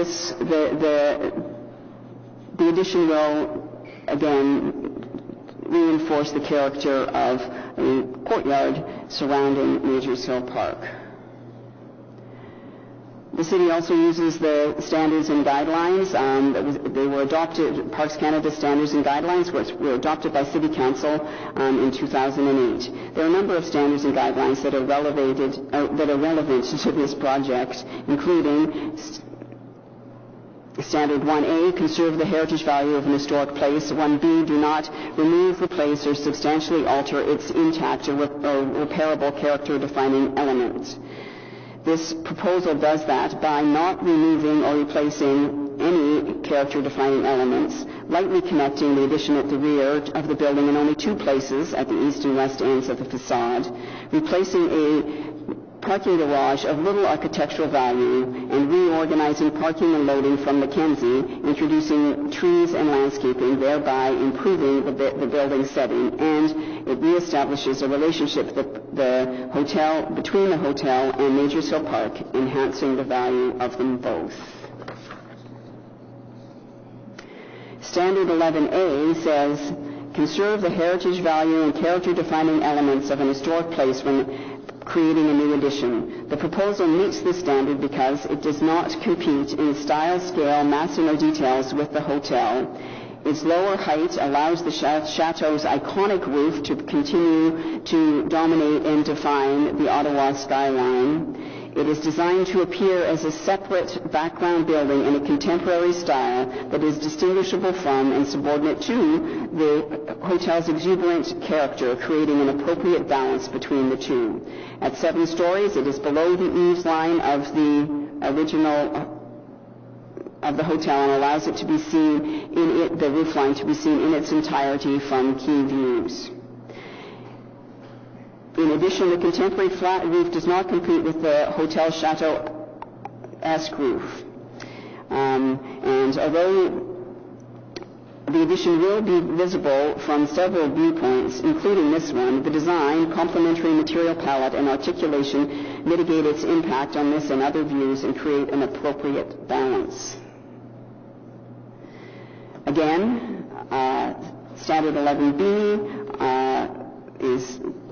requires that new work be physically and visibly compatible with, subordinate to, and distinguishable from the historic place. The standards and guidelines also stress that Part B that requires an addition to be subordinate to the historic place, but this is best, and I quote, this is best understood to mean that an addition must not detract from the historic place or impair its heritage value. Subordination is not a question of size. A small, inconceived addition could adversely affect an historic place more than a large, well-designed addition. Part B, in requiring that an addition be physically and visibly and visually compatible with, subordinate to, and distinguishable from the historic place, also stresses that an appropriate balance must be struck between imitation and pointed contrast. The proposed addition, with its simple design, lower height, use of stone and bronze that echo the character of the hotel, and regular verticality as expressed in its windows and fins, complements the historic place.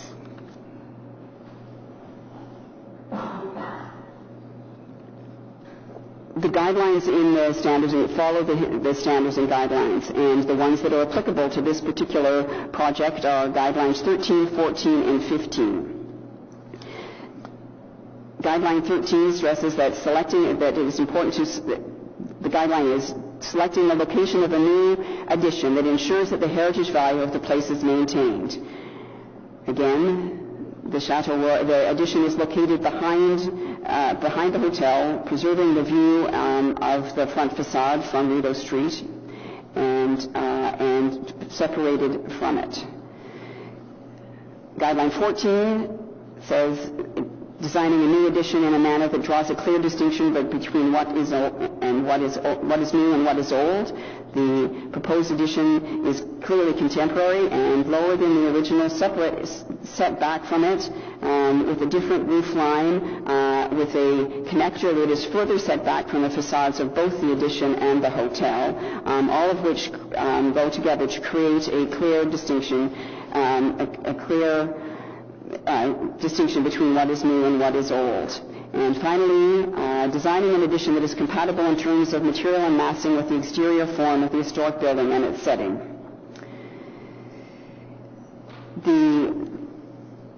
The use of limestone in the addition reflects the smooth limestone of the historic building, as does the vertically expression by its stone and bronze elements. And the flat roof concept is compatible because it does not compete with the existing roof. Finally, the glass gallery sits lightly within the historic setting. There was a cultural heritage impact statement prepared for this project, and its conclusion states that the proposal represents a sensitive response to the Chateau Laurier and its surrounding cultural heritage landscape. It also states that the proposal will revitalize the development site, feature a simplified contemporary design and a material palette and pattern of articulation that complement the hotel and its surrounding landscape. Staff concurs with the findings of the cultural heritage impact statement. The staff recommendations are that Built Heritage Subcommittee approve the application based on plans received on May 9th and May 30th, 2018, delegate the authority of minor design changes to the General Manager, Planning, Infrastructure, and Economic Development, and direct the General Manager to provide a report on the use of this authority to the Built Heritage Subcommittee prior to registration of the Site Plan Control Agreement, issue the Heritage Permit with a 3-year expiry date from the date of issuance, and suspend the notice required under subsection 29.3 and 34A of the Procedure Bylaw to consider this report at City Council at its meeting on June 27, 2018. Next steps involved with the project include, if approved, the Site Plan Control Review and Approval, Committee of Adjustment decisions for minor variances and severances for financial purposes, the Federal Land Review and Approval, Information Report on minor changes under delegated authority, and building permits. Thank you very much. Okay, thank you very much for that comprehensive presentation. I think it sets the stage nicely for the public delegations and then the committee's discussion. So I'm going to move right to our public speakers, and what I'll do is I'll read out the 2 subsequent speakers so that people in the audience have a sense of when they'll be speaking next. So I'm basing the list on the order of public delegations having signed up in order of registration. We do, for those who are interested, have simultaneous interpretation in French. So if anyone wishes to speak in French, there will be interpretation in English. If anyone would like to listen to the interpretation in French, si on veut écouter la discussion en français, il y a interprétation aussi. So we'll begin our speakers with Andrew Walden, and Mr. Walden will be followed by Peter Kaufman.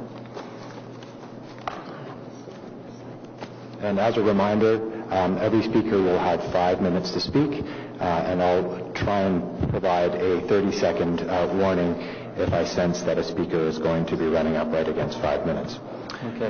So, Mr. Walden, good afternoon, good morning still, and welcome to the subcommittee. Oh, thank you. Thank you, committee.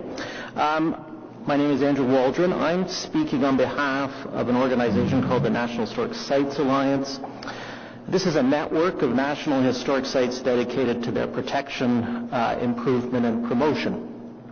So, the Historic Sites and Monuments Board of Canada recommended the Chateau Laurier as a National Historic Site in 1980 for its chateau style, a nationally significant style. This version of the addition, if approved, will have a negative impact on the reason for its designation. Your staff's report states the city, quote, the city cannot require a building to be built in a particular style. Well, this is incorrect. Style is form, method of construction, materials, and other characteristics, all elements up for discussion by you.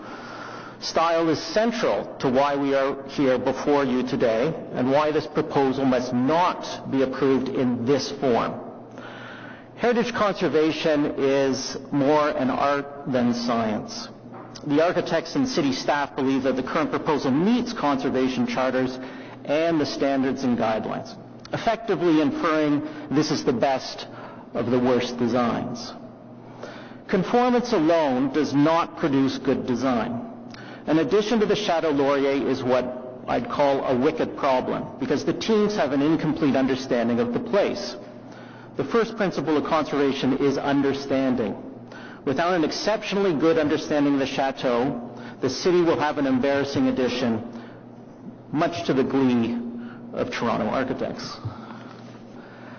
The research, including the Cultural Heritage Impact Statement and other documents, do not demonstrate an understanding of the Chateau Laurier and its complexity, which would result in an inappropriate addition. Instead, the retro-modern proposal, now decorated and scaled back, is incongruous with the values of the place. National Historic Sites are conserved and protected based on retaining their commemorative integrity, with the guidance of course, the standards and guidelines. This addition does not maintain the integrity of the Chateau Laurier as a chateau-style hotel, nor does it meet Standard 11, which addresses new additions to historic buildings, as we've just heard. Standard 11 addresses design by conserving heritage value when creating new additions to an historic place or related to new construction, and additions must not obscure, radically change, or have a negative impact on the historic building. We heard that. The Alliance is concerned about protecting the Chateau Laurier's commemorative integrity because it conceptually obscures, radically changes, and has a negative impact on the chateau. But please do not assume that a negative response to the current proposal therefore means a historical reproduction is the response. In fact, it is quite the opposite. A more intelligent and dynamic proposal that will be a signature addition should be the goal. The addition's style is best described as neo-modernist, or maybe retro-modern box that relates to earlier modernist movements. It is subordinate on purely scale, but as proposed, it continues to detract from the chateau's values. Obviously, this is evident from the negative attention being given to the proposal since the first version. The addition's now decorated mass remains antithetical to the chateau's architectural and intangible values of the place. It will continue to obscure, possibly more than the parking garage, the key character-defining elements. The addition does not relate to the escarpment landscape, which is picturesque in a different tradition from the British origins and is uniquely dramatic. This is consistently underplayed in the proposed design. The addition is, contrary to arguments for endorsement, not in any way contemporary, new, or bold in design. It recycles 20th century architectural ideas. Again, we're not endorsing this design, which does not mean that the addition should be a mere imitation. Throughout this proposal, there has been a clear refusal to understand two fundamental historic values of the place, which is one, the chateau's romanticism and its place above the escarpment within a historicist 30 seconds space. The soft modernism of the proposal is a dumbed-down monumentality, or a work desperately trying to be innocuous. It's stunning that the architects have not given years of Ottawa's architectural language, for instance, the roof line that was possibly discussed. It does not reflect the essence of the building, the place, and its space, and it does not reflect local identity, and acceptance of this design will not reflect your ethical role as leaders in our community. Thank you very much. Are there any questions from Mr. Walden? Okay, Councillor Wilkinson. You pointed out what you think is wrong with it. Do you have any suggestion of what should have been done? I didn't get that. I have my own personal views on that. I think I'd have to be paid a significant amount of money to propose those ideas. You haven't discussed this with the group then? Pardon? You haven't discussed it with the organization? Which organization? What you might think would be a better way of... Oh, yes, we've discussed ideas about what would be possible. Yeah. What are those? Well, I would have to go back and ask them to present that. I was asked to present a letter on behalf of the Alliance. Okay, that's... Okay. Councillor Kerr, do you have a question? Yes, thank you, Mr. Chair. Thanks, Sandra, for the presentation. I've been made aware of a submission that was reviewed and approved in 2000 for the extension of the Chateau Laurier. Have you seen that version? The RCOP version of 2000, yeah. Yes. Yeah, that was approved, yeah. If we were to compare today's options versus what was approved and presented then, how would you describe your feeling towards it? So the addition that was proposed in 2000 is essentially more of a historicist reproduction. It's got some modifications, but essentially that's what was approved. What we're looking for is something that is more in keeping with the intangible, the expressive values of the Chateau Laurier as an addition to the building without compromising the standards and guidelines which came into effect just around that time. In fact, I worked on the standards and guidelines. So, and the idea behind them was not simply to regulate the form of the building in deference to an addition. It was to interact with it. There's countless examples across this country that have done very good jobs of relating to the historic building while being contemporary, or even deconstructivist on it. Really, we're looking at an example that existed probably best maybe in the central business district of downtown Ottawa, in Centretown. Perhaps something like the British High Commission building. It doesn't fit within this precinct area. And then just a follow-up question, Mr. Chair. You talked about the iconic signature elements, and one of the reviews that came about from one of the groups was an analysis of the other Chateau Pacific Rail properties, which had not seen a modern addition. Could you comment on that in terms of what you're... Well, I think some of them have had modern additions to them in a range of different approaches. When you say that, you can't compare Banff Springs Hotel to Manoir Richelieu, to Hotel Vancouver, to the Empress Hotel, because there are contexts which we've identified here in terms of the romanticism of the escarpment and the historic space that relates to Parliament Hill. The identity of Ottawa is key to understanding this addition, and that is what's unique. Ottawa is not Toronto, it is not Vancouver, it is not a port city. It is a unique place that has values that are specific to this local identity. And that's where the addition is, we support the addition, it's the manner in which it's being expressed. Thank you. Okay, thank you very much for coming out this morning. Thank you very much. So Peter Kaufman is up next. Oh, I'm sorry, Mr. Walden. If you can wait one moment, I didn't see that the Vice Chair had a question. Oh, I'm sorry. Sorry, I have one question here, and it has to do with the fact that we are in a controversy over the Chateau Laurier sign that means so much to so many people, particularly for its impact on the federal landscape and the federal identity. In one of your previous lives, you were the chair of the Federal Heritage Building Review Office of the Parks Canada. And I wondered whether or not, share your views as to whether or not the city could have been helped in any way had the developer offered to submit the design to the Federal Heritage Building Review Office, who of course have, along with the NCC, reviewed all the major interventions in the Parliament precinct and Confederation Boulevard. Could you just comment on that? Well, certainly at the federal level that there's a rigor there behind the process to assure, especially in the National Capital Region and within the parliamentary precinct, that the construction is complementary in many ways to that area.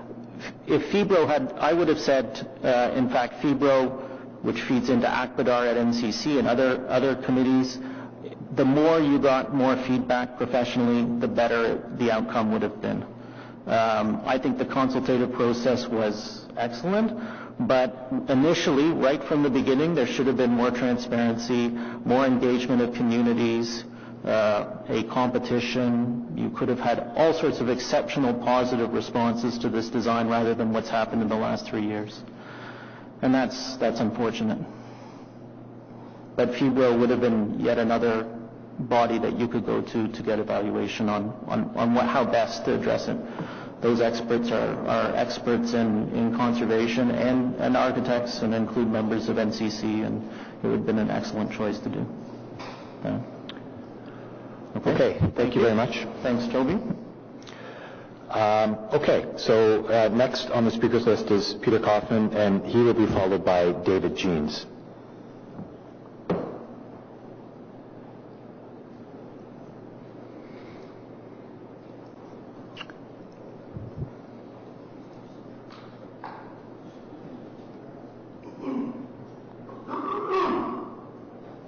Great, thank you. Good morning and welcome. Good morning, and thank you very much. I'm really grateful to be here. My name is Peter Kaufman. I'm an architectural historian in Carleton University's History and Theory of Architecture program, and I'm also past president of the Society for the Study of Architecture in Canada.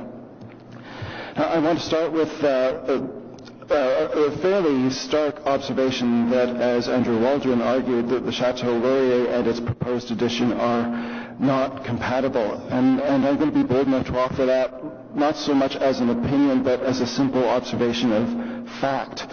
The chateau, and indeed the whole ensemble of which it's part of, Parliament, Canal, Escarpment, River, all of that was designed according to 18th and 19th century theories of the picturesque and the sublime. The addition is a modernist box designed according to 20th century theories of functionalism and minimalism. Those 20th century ideas, the 20th century idea of the modernist box, evolved quite explicitly and specifically to repudiate and discredit the earlier theories, not to harmonize with them. So it really shouldn't come as a great surprise that they're incompatible. They're meant to be incompatible. It's in their DNA. What's surprising is that a year and a half later, we're still discussing whether or not to add a modernist box to the Chateau Laurier. And I think the reason we're still discussing it is actually fairly simple, because throughout this whole conversation has been framed as a choice between two options only, either exact imitation of the existing building or radical, even violent contrast to the existing building. So it's been in black or white, imitate or violate, and nothing in between.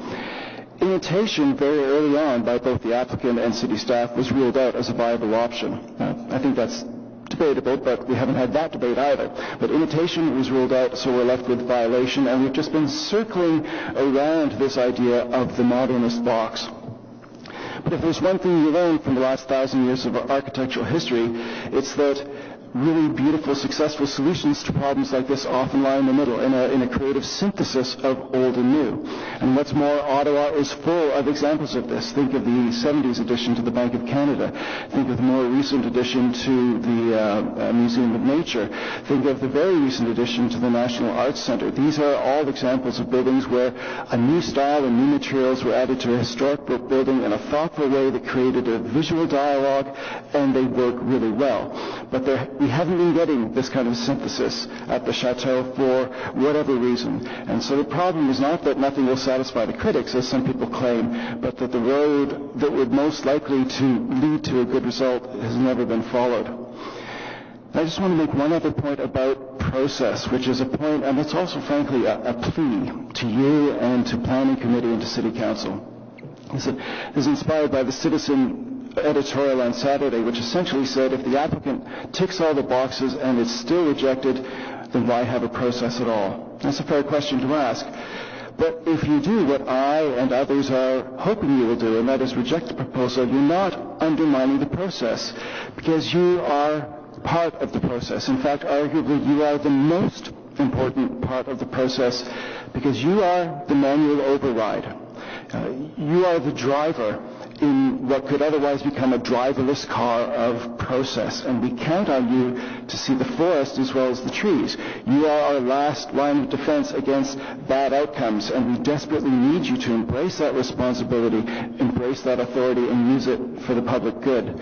So when you're making a recommendation, I would implore you, please think about why we need you in this process. And also keep in mind that whatever gets built will be for many generations to come, in a very real sense, your legacy.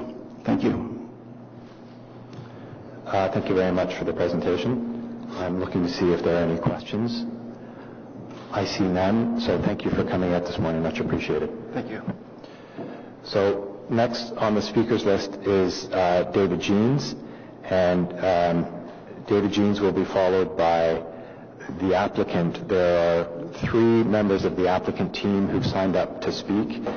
They've requested to come up together, and I'm going to grant them that permission, so they will each have 5 minutes to speak when they're up. But first, we're going to hear from David Jeans. Good morning and welcome. Thank you, Chair. We already submitted document 35 with the staff report. Heritage Ottawa's opposition to this proposal is clearly on record. Today I'll give our reasons for Built Heritage Subcommittee to recommend refusal. The staff report states that 3 previous design iterations were not supported because they did not respect the cultural heritage value of the historic property. Heritage Ottawa agrees with this.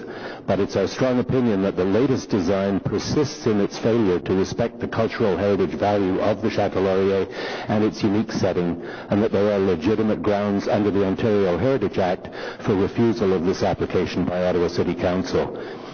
If staff found that the previous horizontal glass box failed to respect cultural heritage value, it's not clear how a glass box of the same shape, but reduced by 1 story and decorated with some bronze and stone, now satisfies that evaluation criterion. In evaluating this application, the City refers to the standards and guidelines for the conservation of historic places in Canada. Regarding new additions, as you've heard, Standard 11 states make the new work physically and visually compatible with, subordinate to, and distinguishable from the historic place. While both the staff report and the Cultural Heritage Impact Statement argue that the proposed addition is subordinate to and distinguishable from the historic chateau, Heritage Ottawa does not agree with the reports and today's remarks, downplaying the crucial test of physical and visual compatibility. With respect to visual compatibility, the standards and guidelines state that an appropriate balance must be struck between mere imitation of the existing form and pointed contrast. In other words, neither extreme is desirable, yet what is proposed is an extreme, a pointed contrast, not a balance. The current proposal fails to complement the historic hotel in a compatible way or to respect its heritage value. As you're aware, the cultural heritage value of the Chateau Laurier resides in its picturesque, romantic sensibility. The test of compatibility is not about a lower roofline, use of stone, or differentiating the style from the existing hotel, all of which meet the subordinate and distinguishable tests. Rather, it's about initiating a meaningful, coherent, and even romantic dialogue between the existing historic hotel and the new addition. While it's true that under the authority of the Ontario Heritage Act, the City cannot require a building to be built in a particular style or by a particular architect, the City can refuse an application to alter a historic property where that alteration will adversely affect the property's cultural heritage value. And I want to say that such a refusal cannot be appealed to the Ontario Municipal Board or its successor tribunal. If the applicant does file an objection to the Conservation Review Board, its recommendation is not binding on the City. One need not like the design, but to approve this application, the City must be convinced and should convincingly demonstrate to the citizens of Ottawa that the proposed addition respects not only the cultural heritage value of the historic hotel, but that it is compatible with it. It's Heritage Ottawa's strong opinion that these tests have not been met. The proposal continues to threaten the integrity of this significant heritage building, not by being contemporary, but by being utterly incompatible and in fact almost contemptuous of the picturesque, romantic sensibility that defines the Chateau's cultural heritage value. It's been pointed out by some that Heritage Ottawa was represented on consultation panels for this proposal, but it's clear that the majority of members of those panels do not support the present design. This application has generated more work for our volunteers at Heritage Ottawa than any other recent issue. I have over 1,000 emails on this matter. We've attended multiple public consultations, have met with the proponent and with city staff, and have spoken to and written to the media. 80 persons have submitted their opinions to Heritage Ottawa or to our board members. All but one were opposed to the design and supported Heritage Ottawa's position. Many of these submissions have also gone to the mayor and councillors, and most were eloquent personal expressions from a very diverse group of concerned persons. For these reasons, Heritage Ottawa respectfully asks the committee to recommend refusal of the application to alter the Chateau Laurier. Thank you. Okay, thank you very much for that presentation. Are there any questions from Mr. Jeans? If not, I will ask one. David, my question is, and appreciating that there has been a lot of energy put into the evaluation of this application, has Heritage Ottawa arrived at some thoughts and ideas for how the application could be improved? Well, it's obviously very difficult. The messages that we've got from the public are that there is generally a preference for a building that is designed to respect the picturesque nature of the landscape and the existing Chateau Laurier, so that certainly the horizontal rectangular box needs to be changed in order to satisfy that public expectation. We've had a lot of discussion about the relation between historicist imitations not being appropriate, and that's in the standards and guidelines, as was mentioned previously by staff. But I think that the extreme contrast between the horizontal flat roof box and the picturesque building in that picturesque landscape. And remember, the landscape is what resulted in the 1859 decision to create the picturesque Gothic of the Parliament buildings. That has been the history of that riverfront view ever since 1859, all the way from the Pion Point to the Supreme Court. And those criteria were imposed on new additions, such as the Supreme Court itself by Mackenzie King. We have not seen anyone accept the insertion of such a modernist building in that landscape. So I think that some change to reflect the romantic sensibility of the existing chateau is required. Thank you. Councillor Mock. Just a quick question. I gathered from your comments, I might already know the answer to this, but Heritage Ottawa's thoughts on the 2000 approved addition to the building? Yeah, that was actually approved or was submitted to the former city of Ottawa, and we were able to obtain those documents thanks to staff. They were able to dig back into the archives and pull them out for us. It was because that being archived documents from a former municipality, it was hard to get back to that. That was, as Andrew Aldrin has mentioned, very much a historicist, almost a replica. The key difference was that the circular tower that they put on the northwest corner was a more modernist representation of the two circular towers which exist on the other wings of the chateau. So it could be argued that it met the distinguishable requirement, even though it had turrets, it had bay window, the oriel windows, it had sloping roofs that were in imitation of the chateau, but with enough of a difference that it met that distinguishable requirement. Similar to the 1929 edition. Yes. Now, of course, you've got to remember that the architects in both in 1912, actually 1909, and in 1929 were trained in a completely different school. They lived by imitating the work of others. They went over to Europe and they measured important classical buildings and then came back to Canada and replicated them in interesting ways. Even the Manoir Richelieu is a knockoff of the 1929 wing of the Château Laurier by the same architect 1 year later. So architects worked in a different way, and we recognize that the profession is quite different today. But there needs to be a balance found as the standards and guidelines say, between imitation and extreme contrast. Thanks. Thank you very much for coming out this morning. So next, as I mentioned, we have the applicant team that's going to come forward.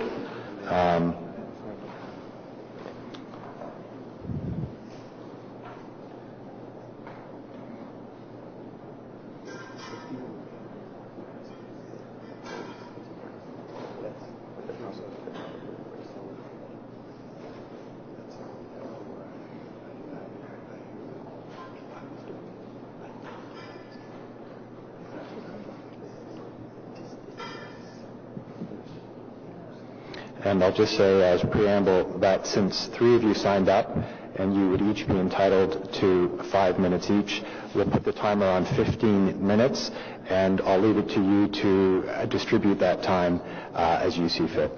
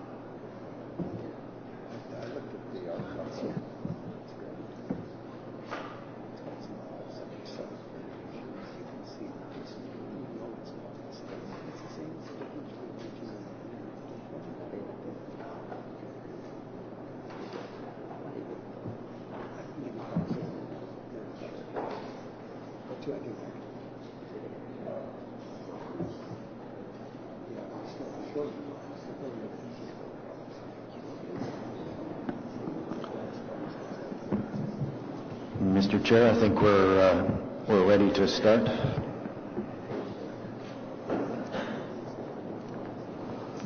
Please start. Yes. Thank you, Chair, members of committee. I'm Dennis Jacobs, and I'll be introducing the team with some preliminary remarks. I just wanted to start with a brief review of why we're here today before turning it over to my colleagues. I think we can all agree, and we heard it from the speakers that came before me, that the Château Laurier is an iconic heritage building in the city of Ottawa. However, it is often forgotten that it is also a privately owned hotel that must operate in a highly competitive market. And with this proposal, this hotel property will continue to be an economic driver for the city of Ottawa, creating both construction jobs along with new employment for those in the hospitality industry. The 1960s parking garage was failing and had to be replaced. The current zoning on this site provides expansion, and notably the proposal before you represents 30% smaller than the current zoning allows. This expansion complies with the performance standards of the zoning bylaw. To remain competitive, it is vital to add new rooms, meeting space, and restore the lost parking. In addition, the proposal renews a public realm relationship between the hotel and Majors Hill Park that was lost when the garage was built in the 1960s. It also provides enhanced pedestrian access from Mackenzie Avenue to the lower terrace along the canal. After an extensive and I would say successful consultative process, design review process, we are here today to seek approval under the Heritage Act for the proposed addition that resulted from that process. An addition that will meet the competitive needs of this privately owned hotel and do so in a manner that respects the heritage character of the Chateau Laurier and the context that surrounds it. With that, let me introduce my colleagues to tell you more about this. To my immediate right is Peter Clues. He's the architect from Architects Alliance, a firm with broad scope and expertise in award-winning design projects, including hotels, institutions, housing, and expansions of well-known heritage buildings. And further along, Michael McClellan is a principal of ERA Architects. He's specialized in heritage conservation, heritage design, and urban design for over 25 years. They will provide more detail to assist you with your discussion, and if I could, Mr. Chair, if I could request the lights be reduced slightly, the detail that is in Mr. Clue's slides would appear better on the screen if we could have the room darkened. Thank you.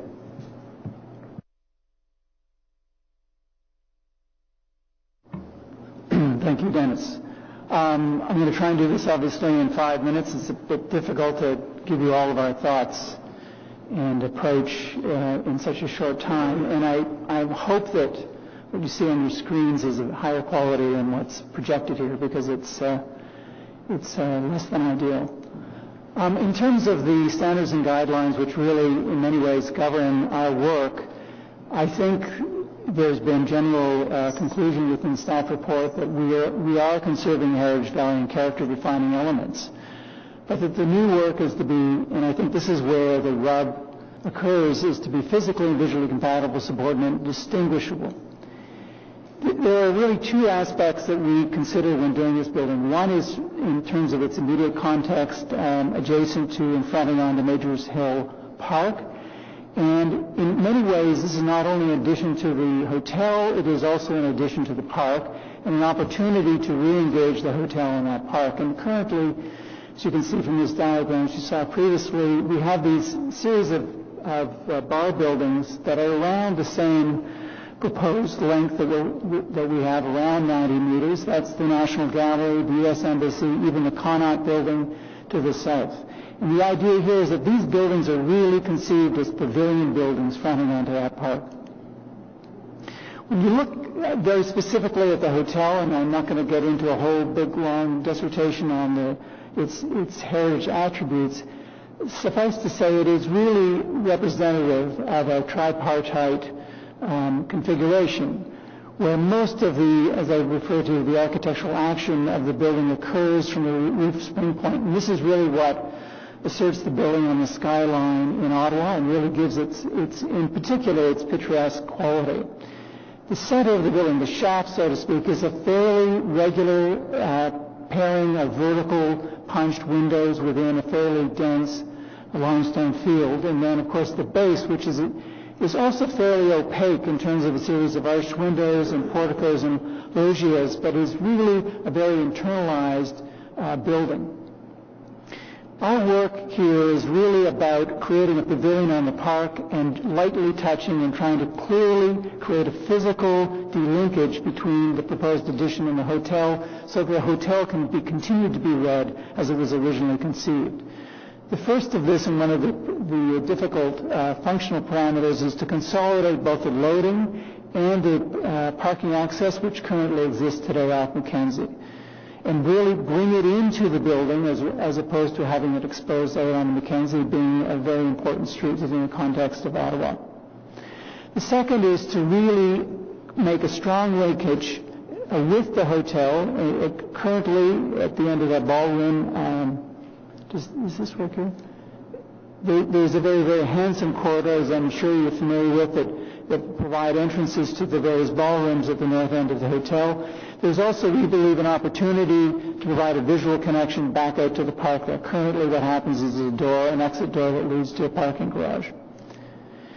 There's also, and I think this is really fundamental to our approach, is that we create a great sense of transparency at the base of this building to not only create the opportunity for a new courtyard between the addition and the hotel, and to re-expose those ballroom windows, as Sally alluded to, but also that from a pedestrian perspective, you can actually move around the hotel, whether you're moving along the Canal Promenade or through Majors Hill Park or along Mackenzie, and actually see through the building into the hotel and understand its original conception as fronting on the park. We're also proposing to enhance the public kind of connection to that Canal Promenade, both into that courtyard from the west as well as to Majors Hill Park. Right now, this connection is fairly kind of opaque and problematic, we believe. And of course, a lot of that will resolve around working with the NCC and their jurisdiction in this area. These views you've seen, suffice to say that what we're really trying to do in terms of the massing is bring this building down to 7 stories so that it is almost completely invisible from those important skyline and iconic views as the city currently experiences the hotel. So here you can see really the roof of the addition is really at the datum of Parliament Hill, and all of that roof structure is completely visible, will be completely visible as it is today. And that the addition really is conceived of as a field, much as the center of the hotel is, of these vertically paired punched windows, and that really it asserts itself both at grade in terms of its porticos and loggias and its roof structure. There's a lighting scheme proposed for the roof structure of the hotel that will continue to be viewed and seen. Viewed from the War Monument.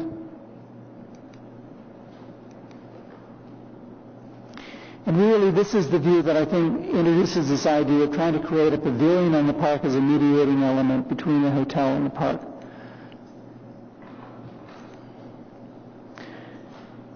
So it starts with the at grade, this idea of transparency and connection into the courtyard. This is viewed from the west along the Canal Promenade. The idea here is to remove the current promenade or the current terrace that is up at this level, which is really very disconnected from that public promenade, and pull the building down so there's a 2-story expression here, a great sense of transparency. It's very hard to see in this image, but stairs up to that courtyard.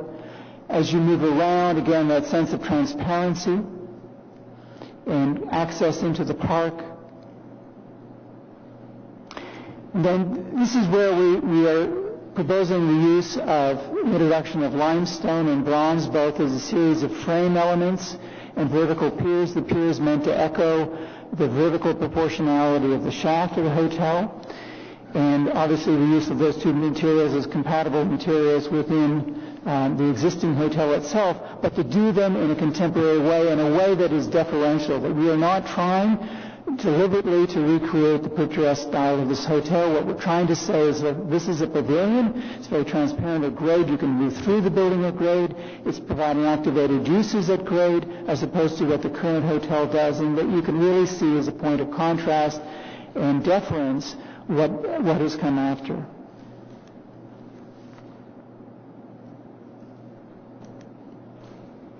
Just a view of the limestone and bronze pier elements as a way to create this irregular variation along that 90-meter bar building that again introduces these materials and creates some visual interest. And the idea of these pier elements is from certain vantage points, particularly viewed from the park, the building will appear quite transparent at base and somewhat reflective above, really showing both reflecting the park and also showing the roof structure above, and then viewed obliquely, the building will become fairly opaque. And the idea is to create a kind of a changeable character of this pavilion as you move around it. And finally, coming around to Mackenzie Avenue, again, the idea of a consolidation of the loading and the parking buried within the building, a new entry to the addition, an entry to that sort of galleria that runs along the park. I'll just turn it over to you, Michael. Thank you very much. My name is Michael McClelland. I think in looking at this project from a heritage perspective, it's really important to consider very carefully, and we wrote the Cultural Heritage Impact Statement, look very carefully at what constitutes the heritage value of the property and what impact is this project having on that heritage value. And that's a very significant role. It's very important in a project that's this high profile, that this has the potential for this level of controversy, to really step back a bit and sort of say what actually are the impacts that we're talking about.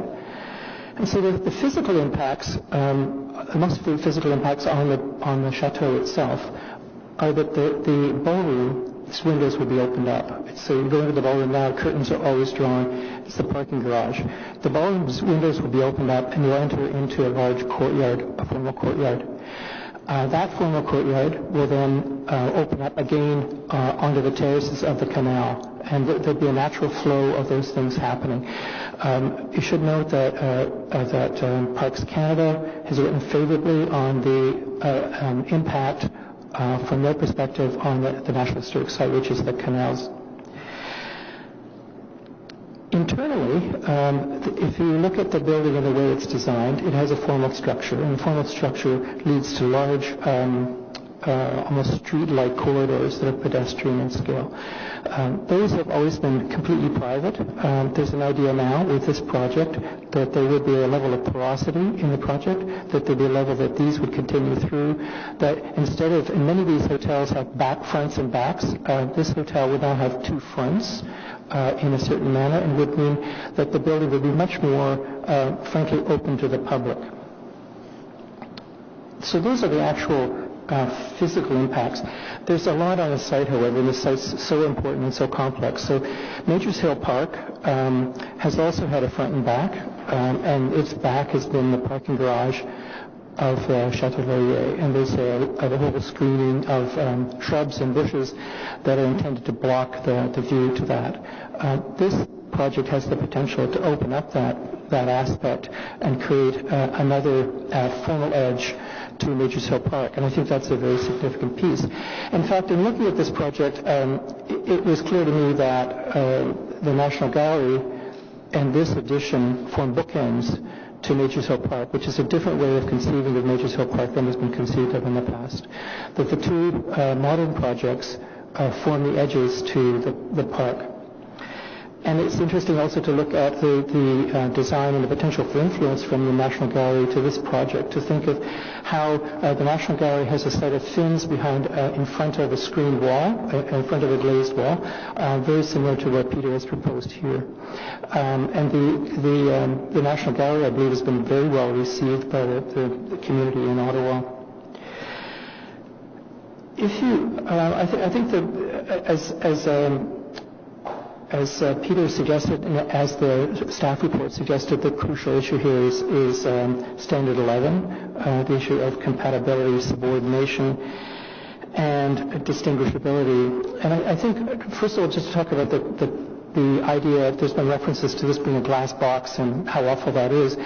I think we need to think of major architects in Canada who have actually designed modernist buildings. I think of John Parkin, and I think of Arthur Erickson, and Peter studied with Arthur Erickson for more than 10 years.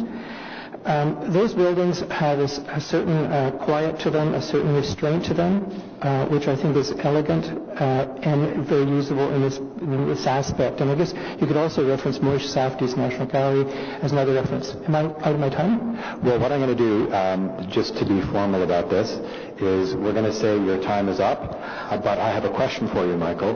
Okay. Can you please explain why you think the use of a modernist glass box, as you said, is appropriate for this site? And by asking you this, I'm allowing you to continue. Well, thank you very much, sir. Being the third is the tricky part. I think that the point I have is that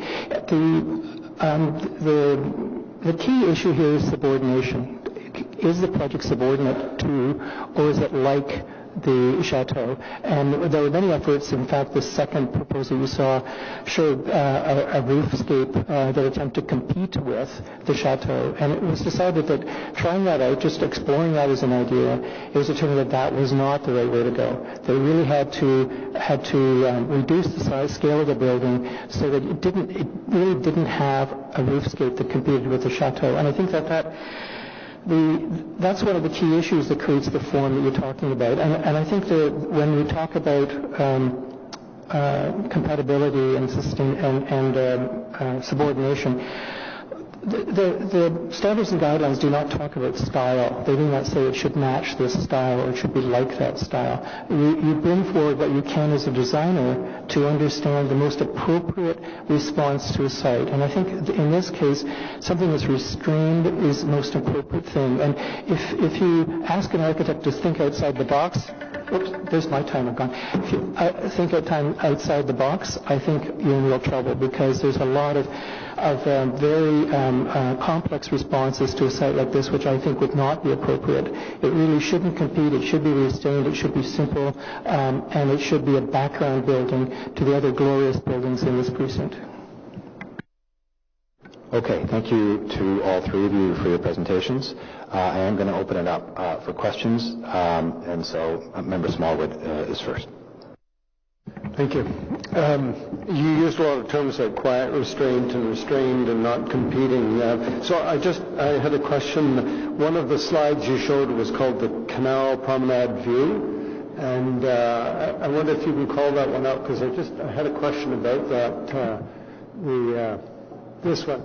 So I just wondered why you chose. To me, those are sort of like two glaring eyes. They're very, very prominent and not quite restrained or anything at all. So I just wondered if you could explain the rationale behind that architectural decision. Well, what I'm trying to show with this image is the idea of how this building potentially can relate down to the promenade and improve the condition that currently exists between that promenade and the park. And this kind of terrace area currently, now it's under demolition, extends across the western face of the parking garage, and it's in many ways it's very aloof. As you move around the hotel now, you feel the hotel almost like a castle, which is in a way iconically what it feels like. It's very much sort of keep away. I'm up here, you're down there, and what we're trying to do here is really open up the building. So you can move up through here and still understand how the hotel comes down to grade in its very kind of assertive and robust manner, and but still allow the sense of activation and transparency at the proposed addition here. So what is shown here are a series of kind of open plan meeting rooms. The idea is that those will be activated. You can actually enter the building from this location potentially.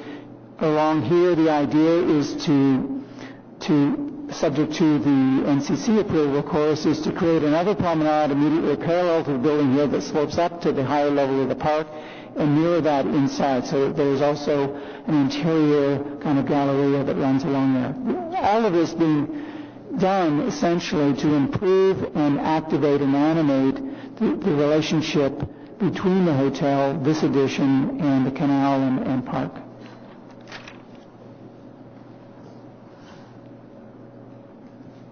Okay, Councillor Taylor, you're next.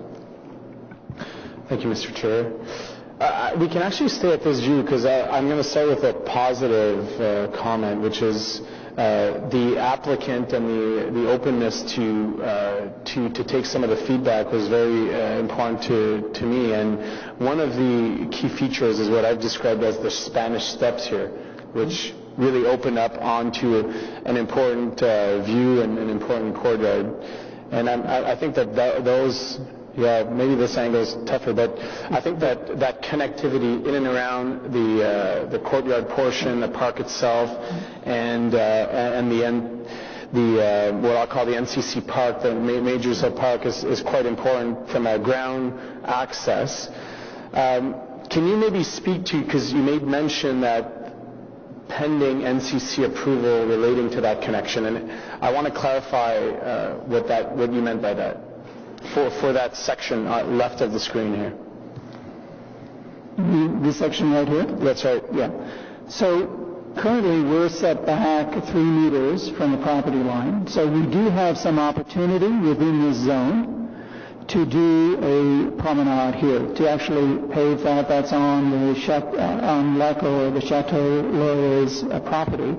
But what I'm really referring to is then how this building could actually engage that park in terms of improvements, in terms of the landscaping. As someone pointed out earlier, all of the landscaping currently at the south end of that park, I think it was conceived to really hide the northern facade of the parking structure as being fairly imposing and inappropriate kind of structure to put on the face of a park. So there's a lot of deciduous or coniferous tree planting and so forth. And I think there's a way to kind of rework that landscape to really allow a greater engagement of the hotel with the landscape and almost interlacement.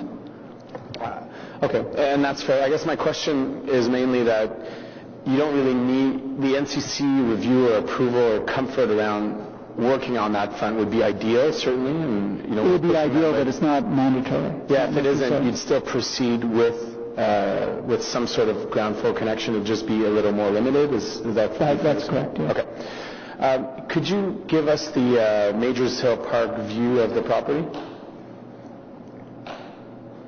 Okay. So I've been, and I want to highlight that I know that both the city team and your teams have worked closely over the last few months to tweak and change the proposal, and we're seeing some major design changes as part of that.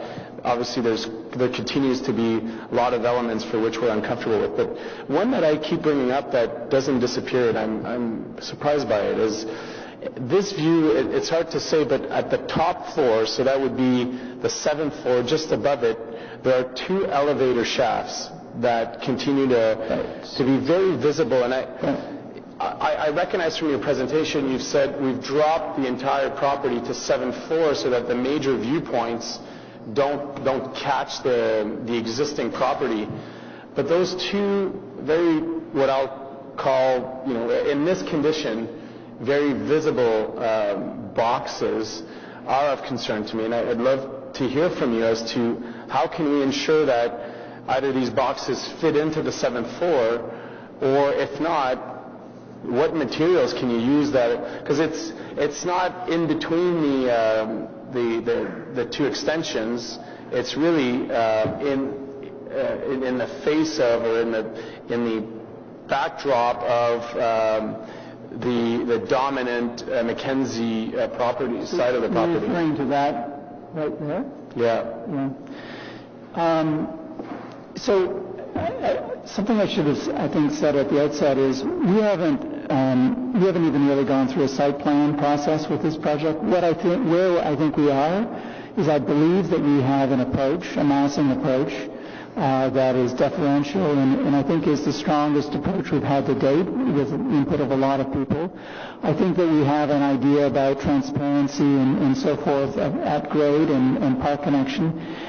And we still need to continue to evolve and study the facade treatments, including this element.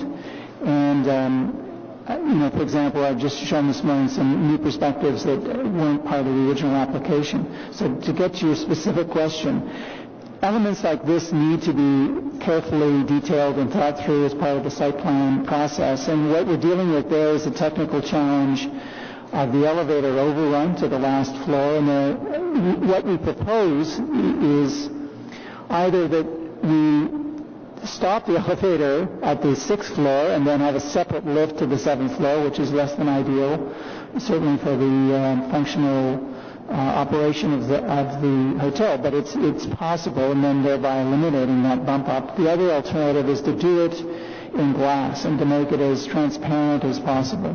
So those are 2 things that I could offer in terms of that concern. Okay. And now that we're on this view, one of your earlier designs had taken the building and split it to align with both of those properties, or both of those sections of the properties. I'm French-Canadian and I'm not an architect, so don't take this the wrong way, but it does feel like much of a box slab building that you're constructing.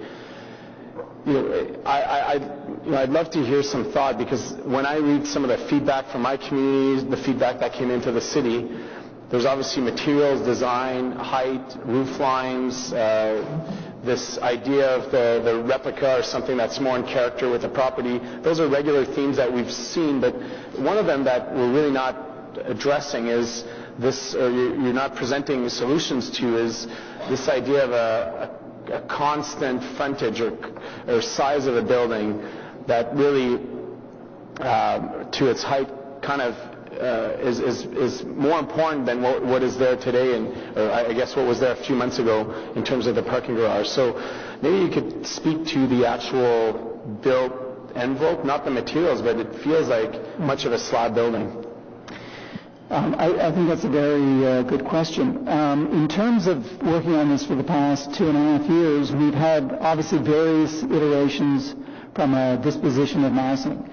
In the original idea, setting aside fenestration and architectural language, were two buildings of 12 stories, 12 and 13 stories, that were meant to, in a way, project the two wings of the hotel, the east and west flank of the hotel as it approaches the park, and then a much lower 1 or 2 story connecting building in the center, and thereby having a view of the U-shape, the U portion of the original hotel. I think the problem with that is that it starts to obscure one of the most important attributes of the hotel, which is the roofscape, and particularly as it shows itself in the skyline.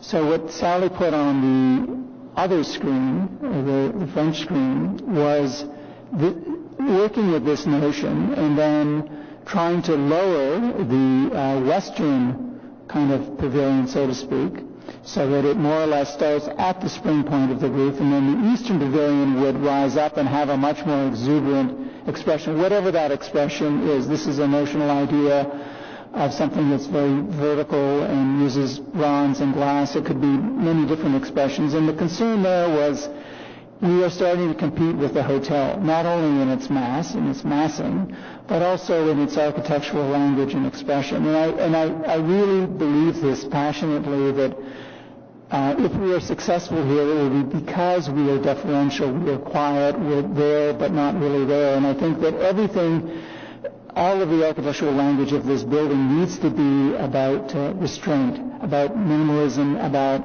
the beauty of the materials, the richness of the materials, and the absolute beautiful way in which they're brought together, as almost like a beautiful suit, that you're not aware of it, it's not loud, it's not in your face, it's just there, and yet this extraordinary hotel, picturesque hotel, is there, and it's asserting itself, and it's speaking to its past. And so all of our effort has been on that, is both to get the massing right and then the architectural expression and language down to a very, very restraintful way, if that's a word. My final one is, so as you can see, I'm walking through the property, so it'd be more the Mackenzie frontage. So I don't know if you have that one. Mackenzie? Mackenzie, yes. Okay, yeah, that might be. So I was at, there's always festivals at Majorsville Park. There was one on the weekend. And one of the interesting views is walking Murray Street onto Mackenzie, and the connection between the park itself to the existing property. I think the view there is really the Porte Cochère, I think is the name that really strikes. So I wonder, so I understand what you're saying related. I've always been consistent on this, which I believe that this new addition should be pushed back and step back to really open up the face between the park and the building itself.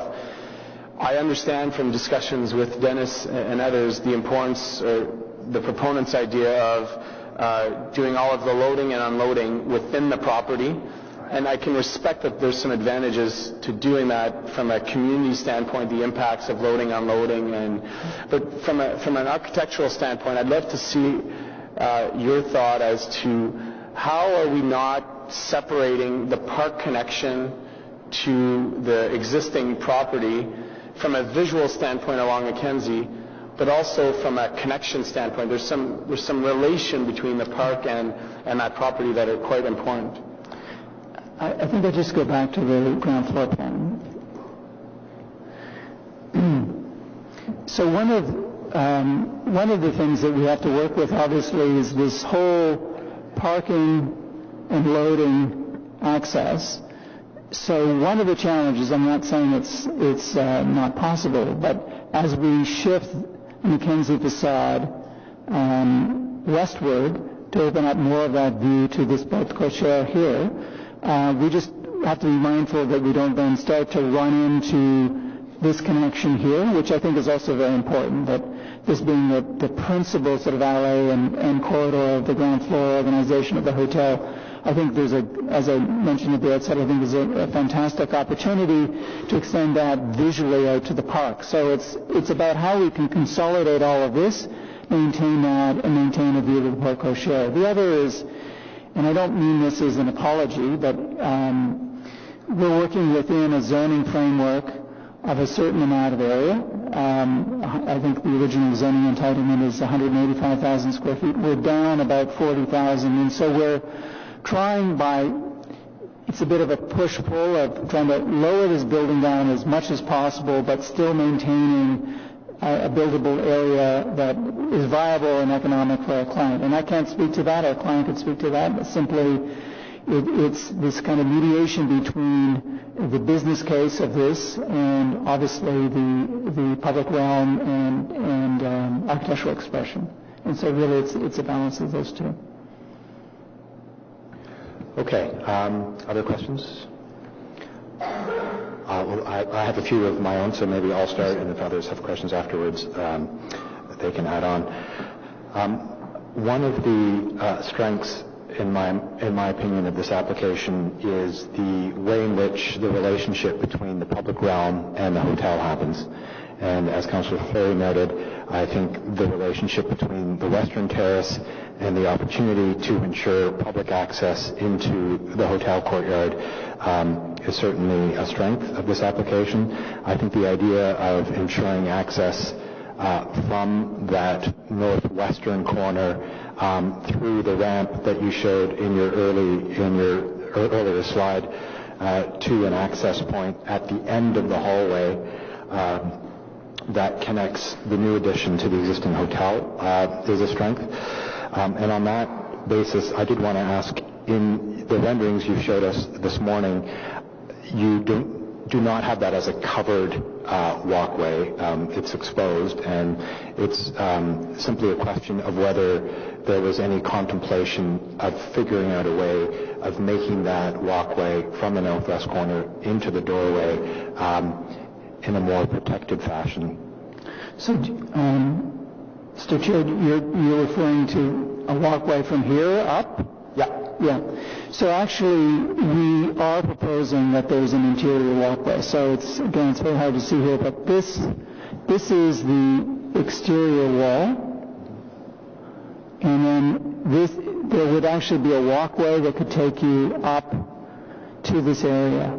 I'm talking about the external way to get around the building. Well, there's also a proposed walkway here. Yes. Yeah. And I'm just wondering if you had given consideration. I don't know the answer. It's a legitimate question, and I don't even know if it would be the right thing. But the question is, there's no protection on that outside walkway. Was there any consideration given to providing some kind of protection, some roof element of that walkway, or would that, such as a canopy or something? Yeah, or would that disturb, in your mind, the facade in the way it's presented to Major Hills Park? I think that's an interesting question and thought. I think as long as the canopy was fairly lightly designed and fairly transparent, such as glass, I think that could work.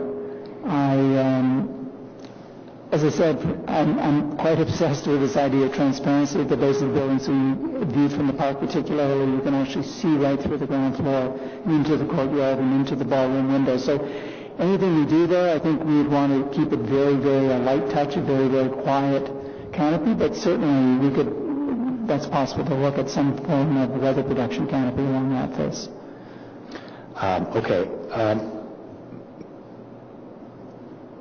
Okay, I'm going to let Member Quinn take over. Thank you very much.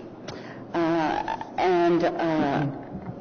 think to start with the positive, I reiterate what I've heard today, the improvements to access, what Toby just mentioned, on the west side. And similarly, I think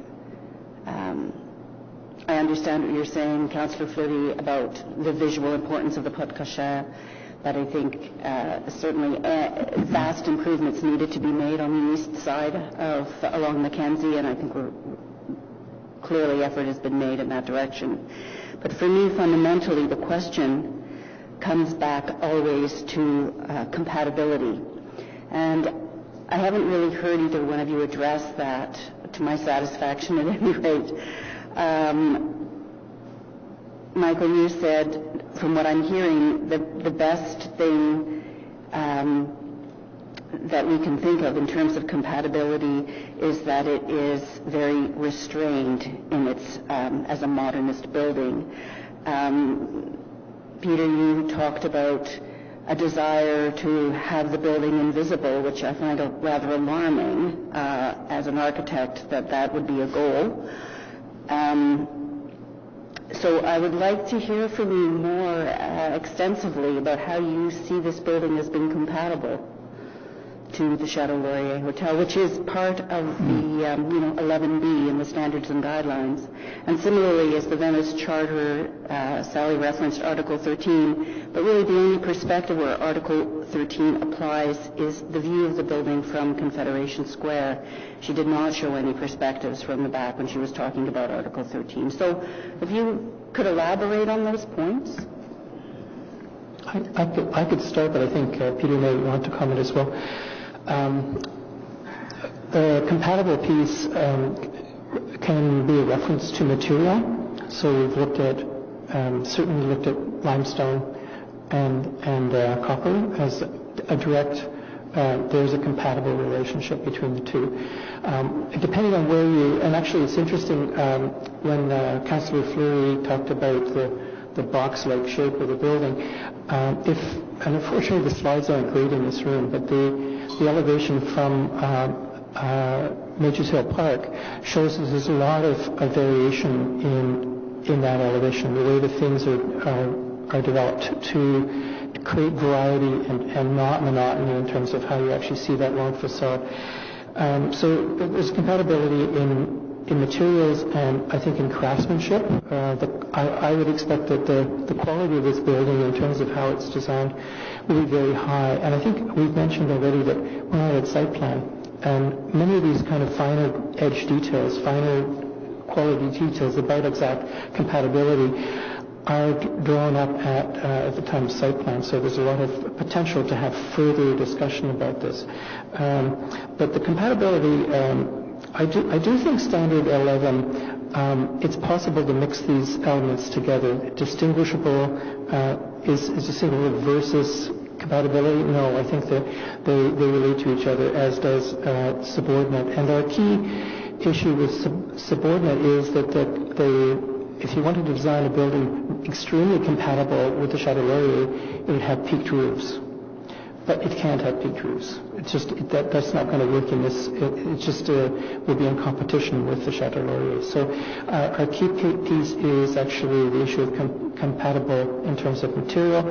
I think also the way the design is working, that we're now creating a new face for the Chateau Laurier. We're actually finishing what had been the back end of the Chateau Laurier is extremely important, and removal of the parking garage. Peter? Well, to me, compatibility could mean one of two things. It could mean a literal extension of the language of the existing hotel, and you would simply do this addition as though it was always there, that certainly would be compatible. And another approach would be to do a building, and you use the expression "I'm alarmed" when you talk about a transparent building, but to do a building that doesn't assert itself on the hotel. Therefore, the hotel as it is today remains as it is today. That it is viewed from the various vantage points, its relationship to grade, its relationship on the skyline, its relationship to its three principal faces, Mackenzie, the Canal, and Rideau, is not hampered or impacted. So to me, that is the definition as we're applying here about compatibility. So when I talk about transparency, what I mean is, can we see the hotel on the skyline as it currently is viewed from the various vantage points, whether it's at the extreme north end of Majors Hill Park, or from the bridge, or from Gatineau, or from the Parliament Hill? Can we continue to see what is really the most important architectural component of that building, being the roofscape and the whimsical quality of it? Wikipedia defines picturesque as accidental irregularity, and in many ways that's what the roofscape represents. And can we also continue to express and open up the hotel as it relates to the park? Now, obviously, we're proposing an addition between the hotel and the park, but what can we do as architects and as a municipality and the public and everyone connected and commenting on this project? What can we do to really open up the hotel to that park? And we can do that, I think, in terms of the planning of the ground floor and the uses proposed, as well as what we can see of the hotel at grade in terms of those ballroom windows and the idea of an intermediating space of the courtyard. And so it's for those reasons that I believe that this proposition is compatible. I also said, from an architectural language perspective, I do believe the most important approach here is one of restraint, using compatible materials. So we talk about bronze. It could be copper. The idea of bronze is that it is the color of copper, but it's a more stable material in terms of its patination over time. And quite frankly, copper isn't, because we've gotten rid of acid rain, copper isn't actually patinating the way it used to. We don't really have green copper anymore. The use of limestone. And the question really is, and as we go through the site plan process, how do we combine and use those materials in a way that speaks to the original hotel, but also allows the original hotel to continue to be legible, both from its relationship at grade and its relationship on the skyline. And I think we will be successful if, in the end, when the building is created, that we've maintained that relationship, and that we then have a compatibility in the use of materials, albeit in a modern way. That they are it's a very, very gentle and soft touch, that it's brought together seamlessly and beautifully, and you say, this is a remarkable building in its execution, and it really does rely on superb execution. This cannot be done in any other way, but that we still see the hotel as we see it today as a very, very proud structure. It's very assertive, both as it meets grade and as it asserts itself in the skyline. Thank you both. Councillor McKenna.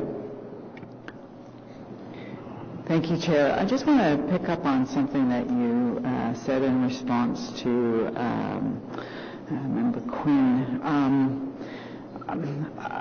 I do, agree with Heritage Ottawa that that we are not meeting the real cultural heritage value of the existing property, and so I have two questions for you. One is, you had asserted that, if not this, then we're looking at an imitation, which is what we don't want. Do not see anything that is in the middle of those two. But what we have today is, a very modernist bar building versus an imitation, something that is, I think it was the National Historic Sites Alliance said something that would be more dynamic in terms of what we see when we're viewing this from different perspectives, and also in terms of compatibility. How do you see this building? How do you see its compatibility with its surrounding landscape, with the escarpment and the landscape that that we have all the way from the PM point onto this piece of property? How do you see the compatibility in what you're proposing here today? So because I didn't mean to imply or suggest that there are really only two approaches here: modernism and simplicity, or recreation. I think on that continuum, there are many different architectural expressions one could employ here. And we showed you some of the earlier iterations that we had done. I don't know if you've had the opportunity to read the article in the Globe and Mail that came out over the weekend, on which there were two architects that were referenced there, my peers, Shim Sutcliffe and Seema Makareri. And I'm a great admirer of the work of those two firms. I think their work is considerably more mannered and more, I would say, ornamented and ornate than the work of our office. And that's not to say that we're right and they're wrong, but that's why Alex referenced the projects. My concern with that here is anything that we do to create much more like a lot of visual interest in the architectural language, such as the introduction of additional materials or the introduction of more ornamentation or greater kind of richness in the facade expression. I'm just simply posit that I'm concerned that it will start to detract from the magnificence of the hotel itself. And so that's why I think that modernism is the appropriate, or minimalism. Let's not use modernism, because modernism is a movement that came out of the kind of mannerist late 19th, early 20th century Europe. But minimalism is the appropriate response to allow the hotel to continue to be visually legible. And that's simply what I believe passionately in. Obviously, it's my opinion. But I think any other kind of language that we employ here that starts to get more and more visually rich, I think could be a problem. Whether it is a recreation or whether it is a completely different expression that could also be technically romantic in its language. I think we're introducing something that's yet another thing. And I think what this building really wants to be, this addition rather, really wants to be is a mediating element between the hotel and the park.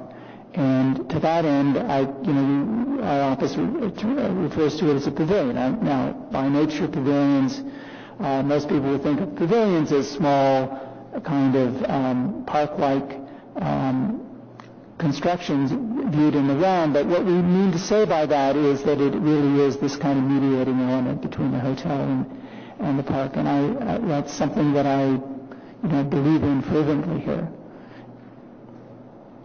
So, and then just in terms of its compatibility with the surrounding landscape, how do you... I think the way we get compatibility with this surrounding landscape is in terms of the improvements that we can make in the public realm and the interface between the building and that public realm. So I've talked about the canal promenade, bringing the building down to that promenade level, improvements within the park, in the immediate interface between the north facade of the building and the park, and what we can do in terms of the programming of the ground floor uses of the new addition in terms of activating, creating quasi-public uses, great, as opposed to hotel rooms. I mean, one of the, and don't take this the wrong way, but one of the things that the hotel currently does is it's very cut off from the landscape. It's certainly viewed in a picturesque manner, as from the north end of the park, from the bridge, from Parliament Hill, but it doesn't engage the landscape as you come up to that building. It's very assertive, it's very opaque, it has a series of porches and loggias and so forth. You know, there's a handsome drop-off on Rideau Street. It has a porte cochere that unfortunately is closed off right now, but off Mackenzie.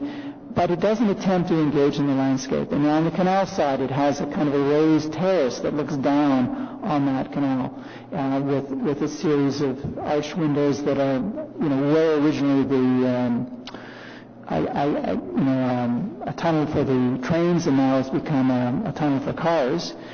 And so I think the opportunity here is to try and get the hotel to do just that, to engage in the near landscape by the introduction of the courtyard and the transparency and openness of the ground floor as that courtyard is viewed through the ground floor to the park.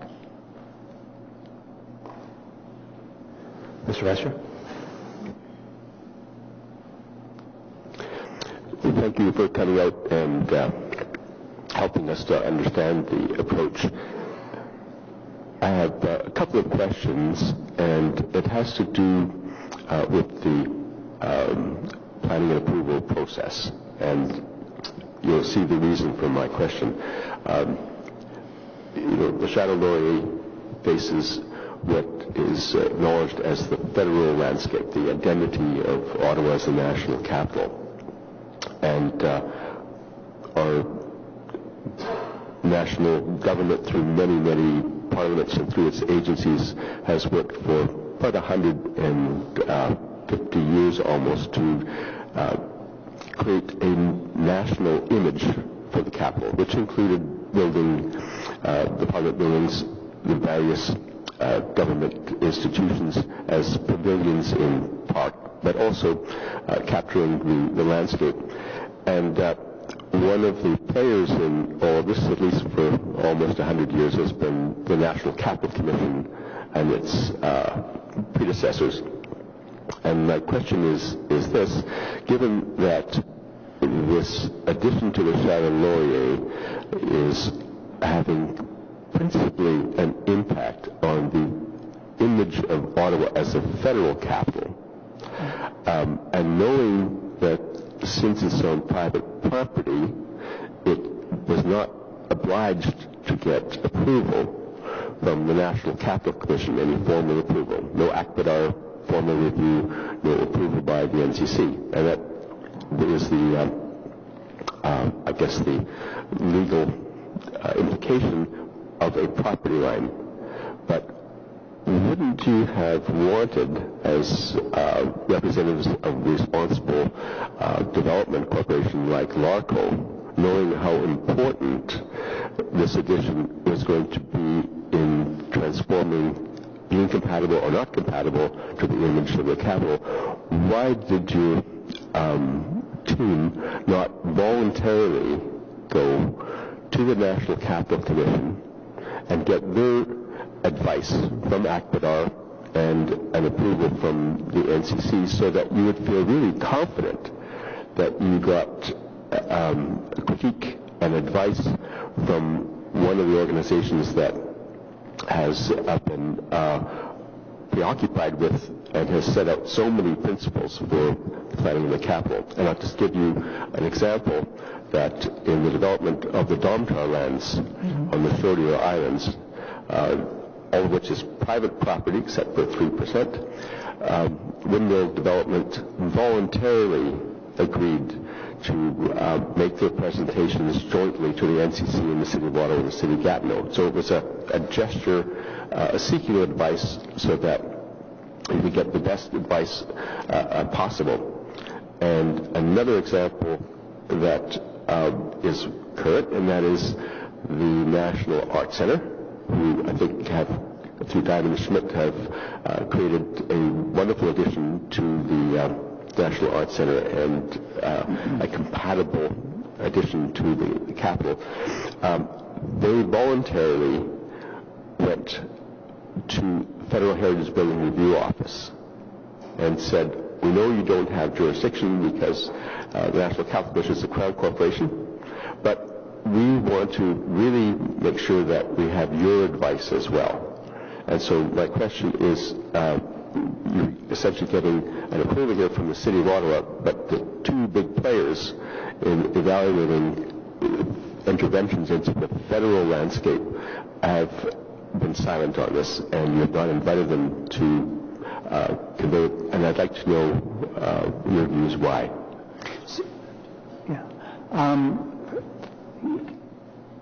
You mentioned, obviously, this is privately owned land and it's not technically subject to the NCC jurisdiction.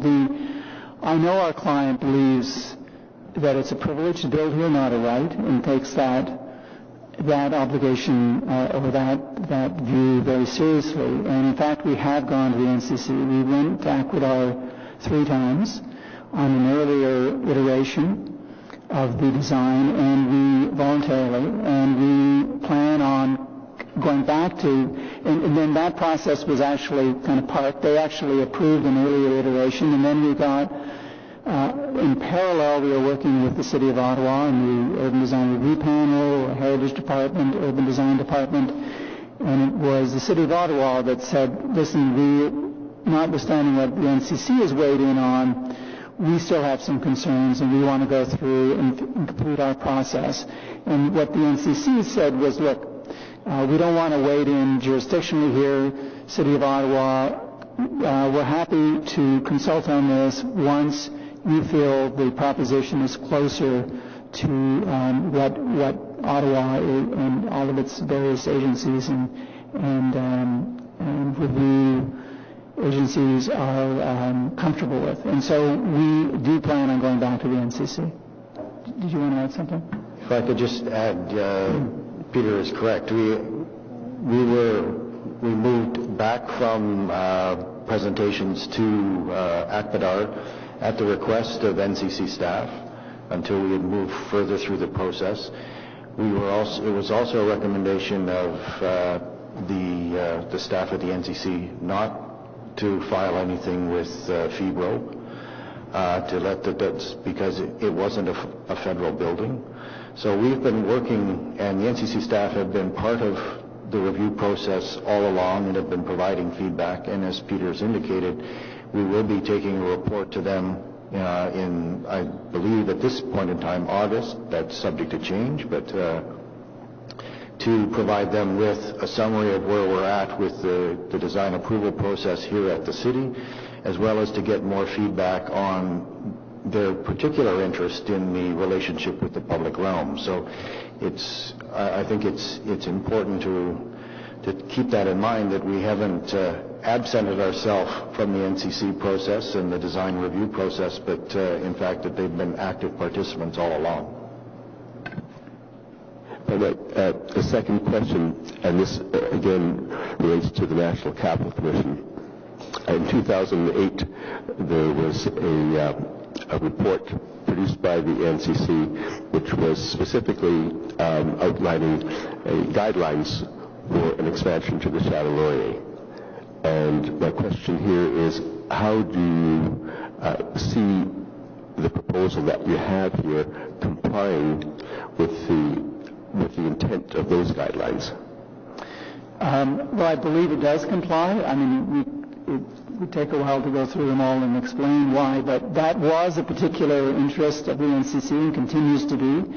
And we responded in the initial applications to those guidelines, and they agreed. They felt we were following those guidelines. We had a subsequent working committee process with one of the authors of those guidelines.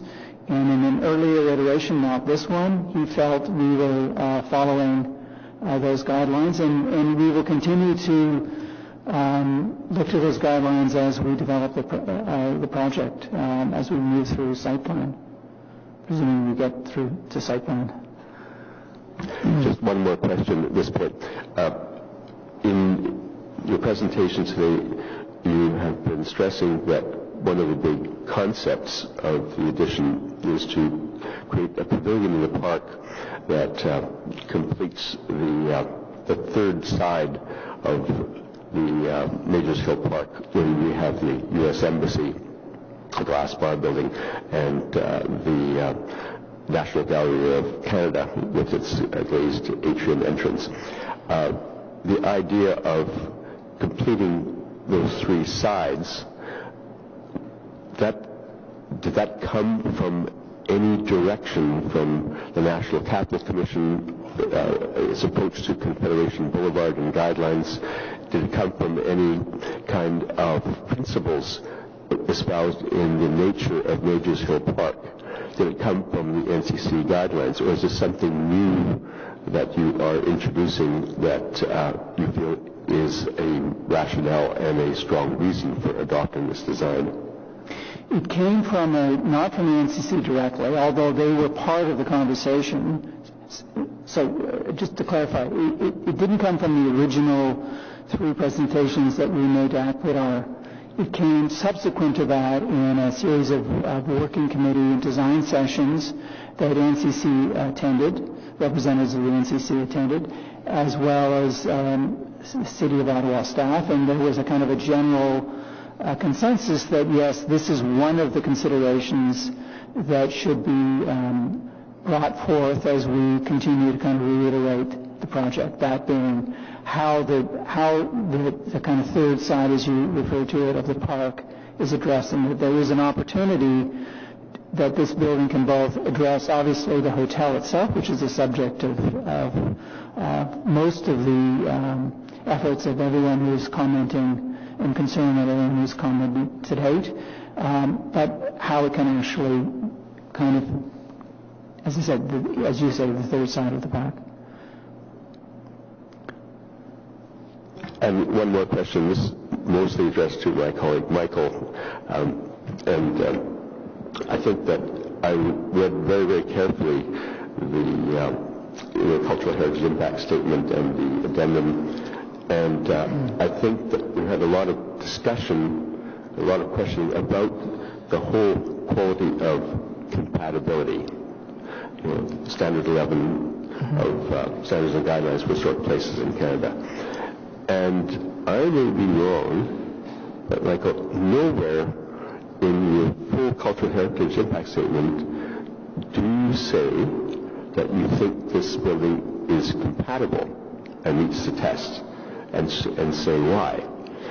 There's, quite frankly, a lot of euphemisms and other terms. You've just said that subordination was really the most important thing rather than compatibility, and I'm really curious if you could clarify that and or declare what you think now verbally about the proposal in explicit terms that meet the three tests of Standards and Guidelines. I know it's a tough question, putting you on the spot, but I would appreciate that. Tough questions are fine, sir. I'm sorry you didn't find the report addressed that. For me, the issue here in that Standard 11, the big issue is subordination. I mean, if you look at all the issues we're dealing with, and how the values of the chateau are presented, particularly the skyline. So there was an issue about not competing with the skyline. We were under a lot of discussions about the use of materials, and that's been going from day one. And that's been the real way to deal with compatibility. But I'm sorry you didn't see that in the report. Maybe I can pick up. I ceded the floor earlier to Member Quinn because I suspected her question was going to be similar to mine, and indeed it was. So thank you, Member Quinn. But I started to sense that many of us are struggling with a similar thing, which is I certainly read the three-part test in Standard 11B to not have any sense of hierarchy. I think the three notions of subordination and distinguishing in addition from, but I also think this idea of compatibility is critical. And so I'm going to take that question and refer to an email that someone sent me over the weekend, which was a picture of a building that Peter Clues designed in Toronto. It was condominium building next to St. Michael's College. Don't know the name of the building. And the picture that was sent to me, I only had one single rendering. It looked like a lovely building, architecturally sublime. And interestingly, and I think the reason why this person sent the picture is it was largely a masonry building, and interestingly, it had punched-out windows. And I think the point that was being made by the sender is this is an architect who can do stone very well and who does sensitive well. And I know that we're dealing with dramatically different circumstances. That building was not an addition. That had its own context. But I am curious, given that we're all struggling with the compatibility aspect here, whether the design team, or what the design team's view is on the idea of trying to achieve greater compatibility, perhaps through the use of increased masonry, in this case limestone, or in some ways trying to develop a sense of echo, a sense of reference, either in the patterns or in the fenestration or in the materials. And I'm just wondering if you can engage a little bit on that question, whether that was a question that you asked yourself and how you arrived at the answer you did. I hope in this process, if nothing else, in the last 2.5 years, people at least think we're not single-minded and dogmatic and arrogant, in the sense that we feel very passionately in the inclusion of commentary from all of the stakeholders that feel this is an important site in the context of Ottawa and in the nation's capital and indeed all of Canada. And I do believe that as a result of that public engagement process, everything other than, let's say, social media, which is often very insulting and hurtful, has been very positive, and I think it's gotten us at least to where we are now. And I believe we have the makings of a great approach of how to dispose massing on the site. The larger question, or the next question, becomes one of architectural expression and language, which I think you're referring to in part.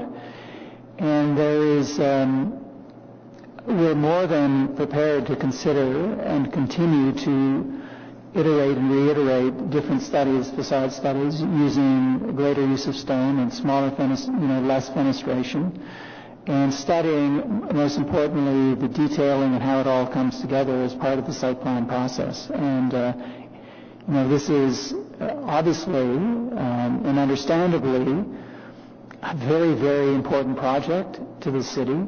It's also an extremely important project to our office, and it's really, really important to us that we get it right, and that in the end that the project is something that we won't convince everyone, but that there at least is a plurality of opinion that yes, this was a positive process and resulted in a great contribution to the cityscape of Ottawa. And so in that vein, yes, we are more than prepared to continue to engage and work on and do a series of options and studies about how to really make an architectural expression that some may feel is more compatible with.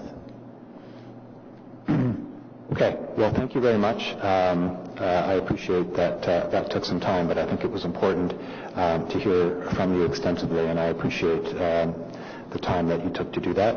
So we'll move on to our other speakers on the list.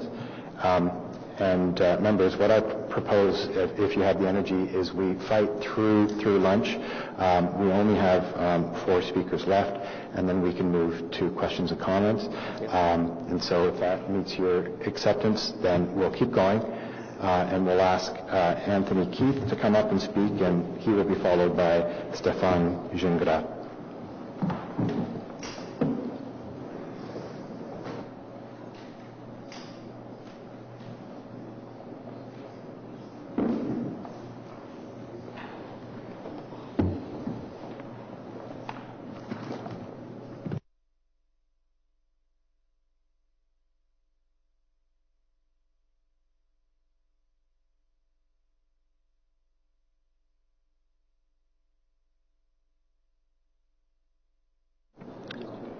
Good morning and welcome.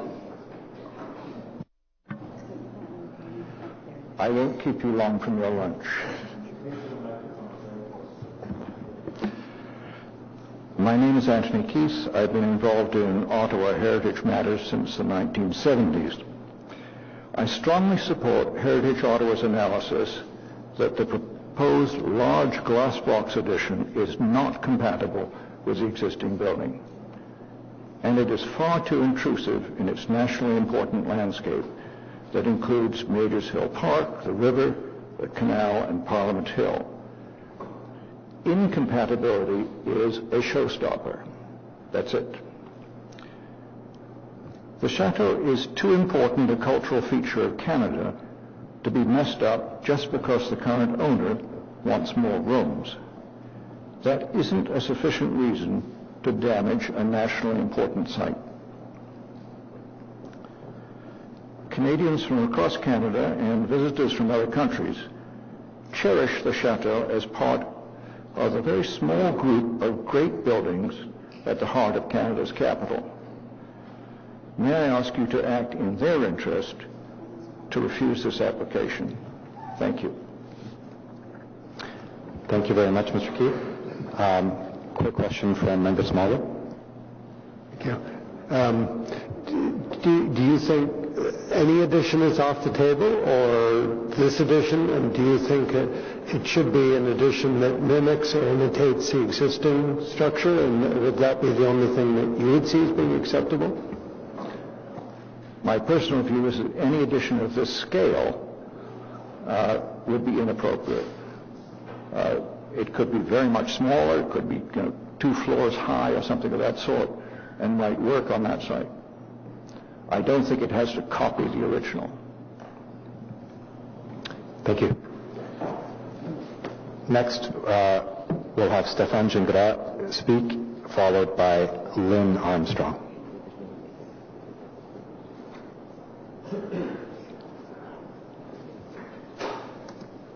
Hello. Good afternoon. I think it's afternoon now. My name is Stefan.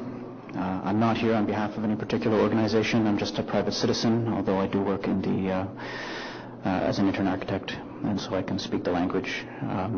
When I saw that the most recent proposition had been accepted by city staff, I felt compelled to come down and give my opinion to the committee. I think we see two sides here, on the development side and the conservation side. Nothing wrong with either of them, and a sort of insurmountable problem, and the solution to that is design excellence, of which I see very little in the current proposition.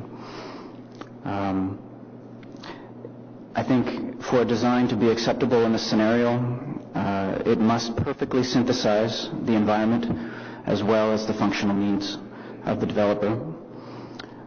In this case, attaching to a nationally historic heritage building in a culturally significant landscape that is recognized not only locally and nationally but also internationally. The Parliament Buildings is one of the best collection of neo-Gothic buildings in the entire world, and our cultural landscape at Parliament Hill and the views of it are as recognizable as Big Ben or the Taj Mahal, perhaps.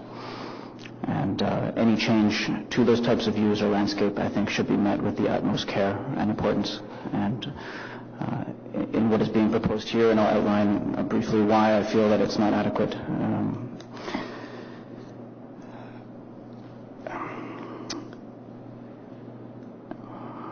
I think Ottawans in general are very accepting of development, and so the view that there are certain factions that will reject anything that is put forward is false. For example, the NAC is as other examples that have been previously mentioned, is a good example of how that can be done successfully. I think what Ottawans and I, as a citizen of Ottawa, I was born and raised here and I'm now raising my children here, are not tolerant of is being given this sort of false dichotomy by an out-of-town architect that our only choice is between a cheap reproductionist pastiche or some type of pure out-of-context modernist and minimalism. There is a middle road that can be done very well and very sensitively, and it is possible to pick many, many examples of this locally, nationally, and internationally. one of my favorite examples of a reconstructed building that fits, I think, all of the Category 11 criteria is David Chipperfield's Neues Museum in Berlin, which is an excellent example of how a similar compatible material, but with certain contemporary updates, can be made to read as part of the language of the original building, and that we should demand no less than this type of internationally acclaimed design excellence for what is being proposed in one of our national icons. I had a lot of points here. A lot of them have already been said, so I won't repeat them. Why does the building have to be curtain wall? Why not build on the idea of a building with windows? I've heard a lot of comments from the proponent related to restraint. But in this case, I don't think only restraint is needed. I think that what we need here is a sense of humility and also innovative design, which responds very specifically to this very unique cultural location. I haven't seen a lot of views from the different sort of protected view planes in Ottawa. I think a more extensive view analysis should be done. I think we have, 18 protected view planes from around the national capital. I would like to see each one of those analyzed, before, what's the effect on all of this? It's the jewel of Canada. This is very important, and I don't think an adequate study has been done. I've heard a lot of great conversations here by the proponent as well. I'm just going off script because what I wrote has already been covered so well by Brian Walden and David Jeans. But based on what they said, all of this great spoken word about how the building is compatible, how it is subordinate, and all of this integration of material. But I think at the end of the day, those words are not backed up by a design which illustrates design excellence. I think that those words at this point are just words and have not been shown in a physical or built context. Thank you. Thank you very much for those comments. Any questions? I see none. So thank you very much. I appreciate you coming out this afternoon. So our next speaker is Lynn Armstrong, and she'll be followed by Priya Rangana.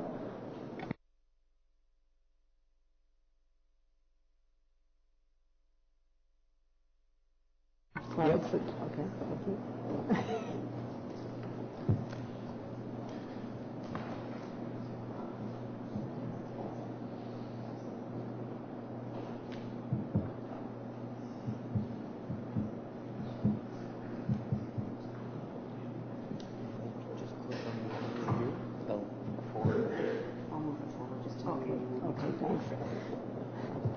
So my name is Lynn Armstrong. I'm a landscape architect, and my concern is for the heritage landscape of the park and the views from the park that will come from this building addition. This is a basic chateau. The chateau sits very solidly on the land in its green. It's got very strong horizontal lines. The massing of the stone and the weight of the roof link it to the land. And those are the concepts of a chateau, and as I said, the horizontal lines, and it sits solidly on the land, on its ground. Next one. The Chateau Laurier has those same elements, very strong massing of the stone. There are decorative elements and horizontal lines. The roof is strong and pushing it into the ground, and it's sitting on a pretty flat plane. And I think the Chateau Laurier was successful because it was built into an existing picturesque park of Major Hills Park. And in that way, the Parliament was Gothic, but this one was able to find its place because it was set in this landscape in the form that it is. Next one. When I look at what's being proposed, the elements are now very vertical in the building. And this is what I found when I looked at business park architecture, just Googled it. And this is what this building, the image it brings to me, especially when we're sitting in this park setting. It looks to me like a business park. It could be a very nice headquarter building, but that's the kind of way it reads to me. And if I'm standing in Major Hill Park and looking at this building with now these very strong vertical elements and light glass where the solid stone of the chateau should be, it's like interjecting another building. It's not a pavilion to me. It's now, and my brain is going to read, why is there an office building between the park and the Chateau Laurier? Next one, please. So you can see what I mean here. It reflects kind of, there's the office where there's going to be entrance to their building and the cubicles are in there. I don't read it as being any way, it's long-term residential. I'm not seeing human face to the building and the interaction of the people who live in that building with the park. And we're trying to animate our parks and have eyes on the park, and I'm not seeing that in this kind of architecture. The next one. This is very creative, but I mean, maybe we need to bring the park into the building. Maybe there's other ways of treating the building that it doesn't have to be one way or the other. This is pretty extreme, but maybe the building can be more green. We're learning how to build green buildings. Maybe the park flows in and softens the building as it approaches the Chateau Laurier. It's just one way of thinking, but it didn't have to be this design. But you can see the elements in this design are horizontal, and they're working with the ground plane of the park. So I think the elements of the building need to be more on a horizontal plane and not the vertical, because the vertical starts suggesting the commercial office kind of architecture to me.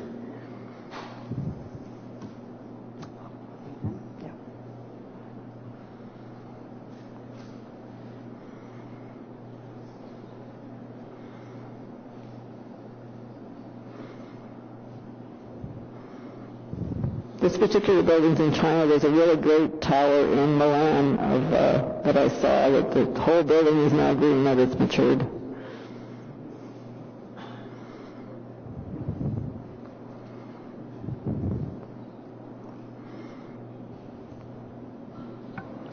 So you're finished your presentation? Yeah. Okay.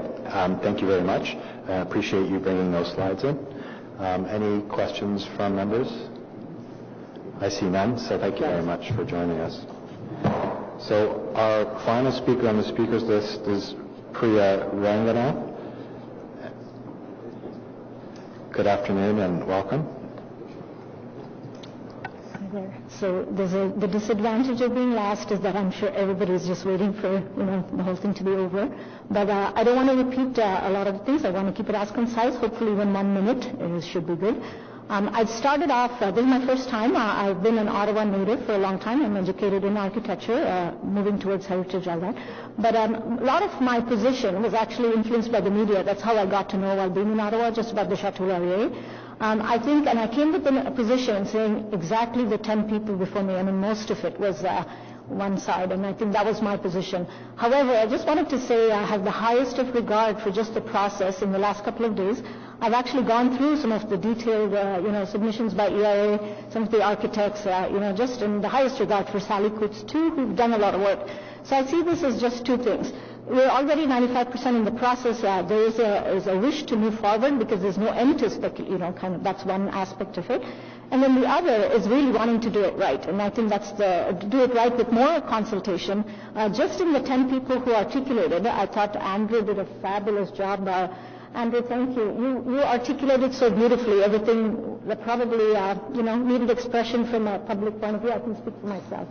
So I thought that was phenomenal. But even just the last two, I think the intern architect, there's a whole tremendous, as an emerging architect, I know how much of it is there on the outside of the federal, just in the public realm. We enjoy festivals. My experience of Ottawa, my own story is so closely tied in together with my experiences of Ottawa, the Chateau Laurier, the Major Hills Park, all that. And so this is such an important, something important that we want to contribute. So I guess my three suggestions quickly is, The first thing is just a suggestion, if there's a little bit time to open it up to a little bit more of public consultation. I know it might get mixed reviews, it's just there's a lot more there. If we just go outside our really just the city of Ottawa has so much. It doesn't have to be just design professionals. We all have a say, the public has a say. So I think in opening that up, the media also has a role. They've done a phenomenal job of building out there and creating that kind of, so that's one. So just to see if they could, and there's so much more ideas I could just throw off here, but I know it's limited time.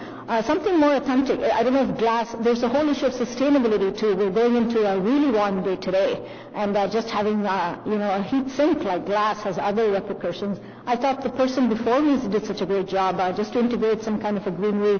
We could have like an eco wall, a plant-based wall. There's so many other options. I know I was in Ottawa till last 2 years. I moved to Toronto, and now I'm in Montreal. But in Toronto, maybe ERA would, there's a TD Bank with an incredibly interesting wall, and I haven't even studied that. I'm sure the architects might know more. Just of visually, it hasn't. So there's so many ways of making maybe it's the north wall that I find has the most, still needs time to kind of define further. If we had to move towards the side of moving ahead, we could say 95%. The rest of it all kind of work. It's just what I'm not happy with, and this is just as a public person, is the north wall. So there's a lot more ideas. I think we could do phenomenally well. And why not have a people-centric design that Canada can kind of stand behind? I think it represents everything that Canada stands for today and in the world. So thank you for your time. Thank you very much for those thoughtful observations and ideas. Much appreciated. Perfect. I see no questions, so thank you very much. So, members, that exhausts the public speakers list. I propose now that we move to questions and discussion. But if you will allow me, what I'd like to do to initiate that process is table a motion that I'd like to present to the committee that I've spent some time over the weekend thinking about and tweaked a little bit over the course of the meeting in response to some of the public delegations. So, Mr. Vice Chair, if you wouldn't mind taking the chair, and I'll sit as a member as one needs to do when one's putting forward a motion, and I'll make a few introductory comments to the motion.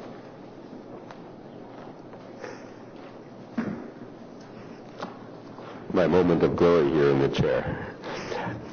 I'd like to recognize the current chair, the vice chair. Please, thank you, put the motion. Vice Chair. So just a few introductory comments to the motion. The Chateau Laurier may be a privately owned building, but for more than 100 years that it's graced our landscape, it's developed a very much public identity as a beloved symbol of our city. We've seen that love expressed by the thousands of residents who have offered their comments on the various iterations of this proposed addition. And for those of us old enough to remember, we've seen that love represented on the back of our $1 bill. And while we know that no addition is ever going to please everyone, I also believe we have to listen to the wisdom of crowds. The public have said that there is something not quite right here. Many are saying, we understand that in addition to a historic building can and perhaps even should be modern, but there needs to be a relationship, a nod to this grand structure that defines our city and our nation's capital. Importantly, Mr. Vice Chair, that sentiment finds itself in the rules that we are to use in judging whether a heritage permit should be issued. The applicable standards and guidelines insist that an addition be compatible with the building to which it is being added. What does it mean to be compatible with? The guidelines tell us it means that, quote, to accomplish this, an appropriate balance must be struck between mere imitation of the existing form and pointed contrast, thus complementing the historic place in a manner that respects its heritage value, unquote. A balance between imitation and contrast. The contrast part of this proposed addition has been achieved.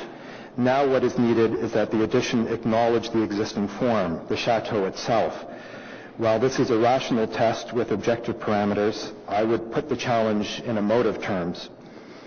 We want to feel that the addition loves the Chateau Laurier as much as we do. We've watched the sunset from the Wilfrid's Terrace. We've sat on a blanket in Major Hills Park, admiring the majesty of the buildings around us. we've biked along the river pathways looking up at this romantic castle-like piece of our heritage. We want the addition to respect its progenitor, to acknowledge its history, the lore, the stories, and the people for whom the Chateau Laurier has been synonymous with Ottawa. Before us is an exciting opportunity to replace an unsightly parking garage with a new addition to the building at the core of our civic identity. We need to be receptive to this new chapter of the Chateau Laurier as told by an architectural perspective of today, not 1909 and not 1929. We can't have as an objective that everyone will agree with all the ways in which this chapter is written. There will be story elements, plot lines, characters, and phraseology that we will respond to differently. There is an element of creative interpretation to which we need to be open as a mature and sophisticated city. Yet, while we need to be prepared to be challenged, we should not settle for something that we feel falls short of the standards that we have to guide us. That is our rational and rules-based obligation.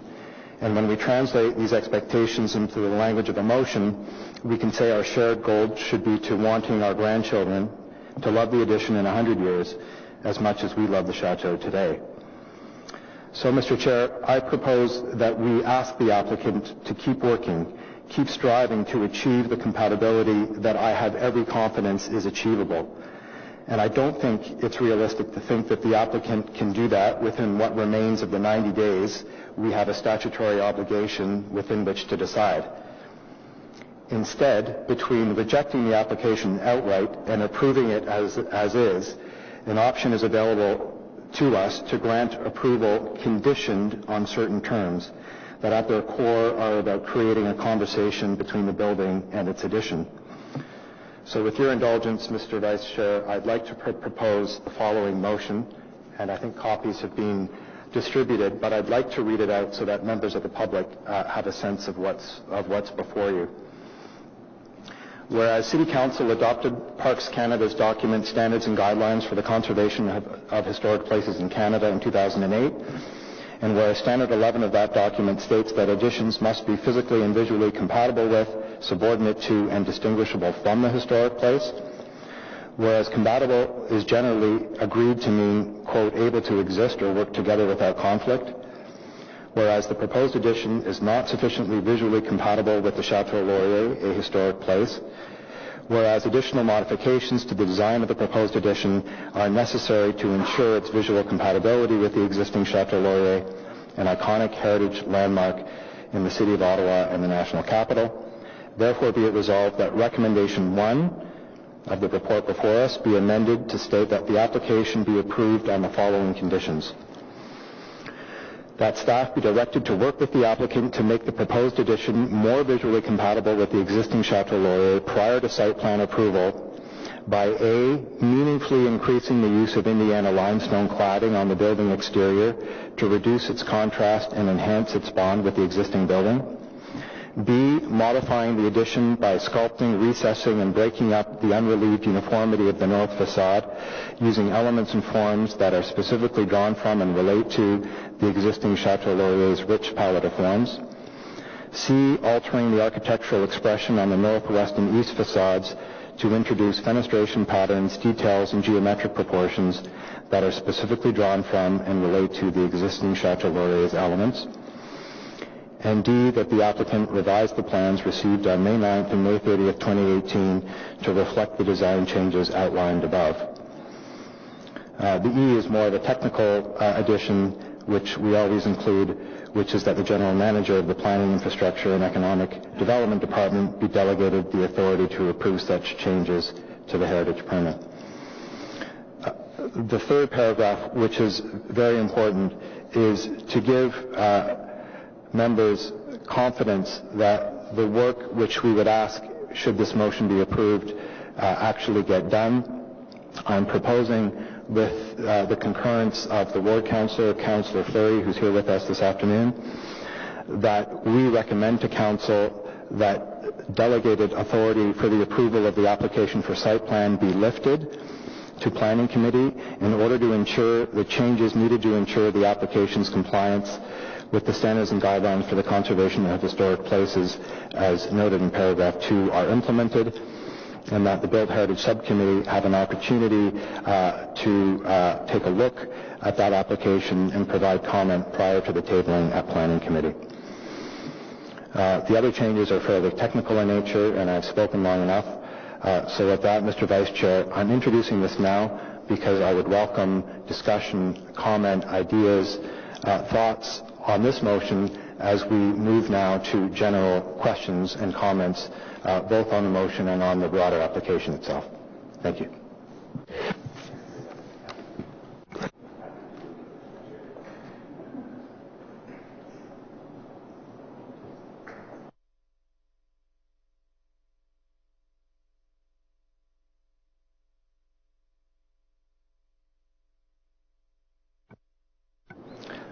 Okay, so I'm opening up the floor now to questions to staff or comments as you wish. I don't want to be overly formal, and please feel free to also comment and provide feedback on the draft motion or on the staff report itself. So who wants to start? Councillor Fleur?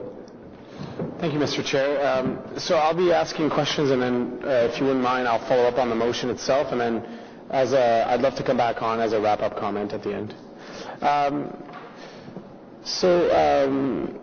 First and foremost, I think it's important to highlight the uniqueness of the motion, but also the uniqueness of the approach in terms of reviewing the application at the city. I know that a lot of the folks who are sitting in front of us, including communication, went above and beyond to create the website, create a specific website, engage as part of the thousands of consultation feedback that were provided, and responding to those very carefully, and continuing to work with the applicant and seeing through some of the design changes that have been proposed today.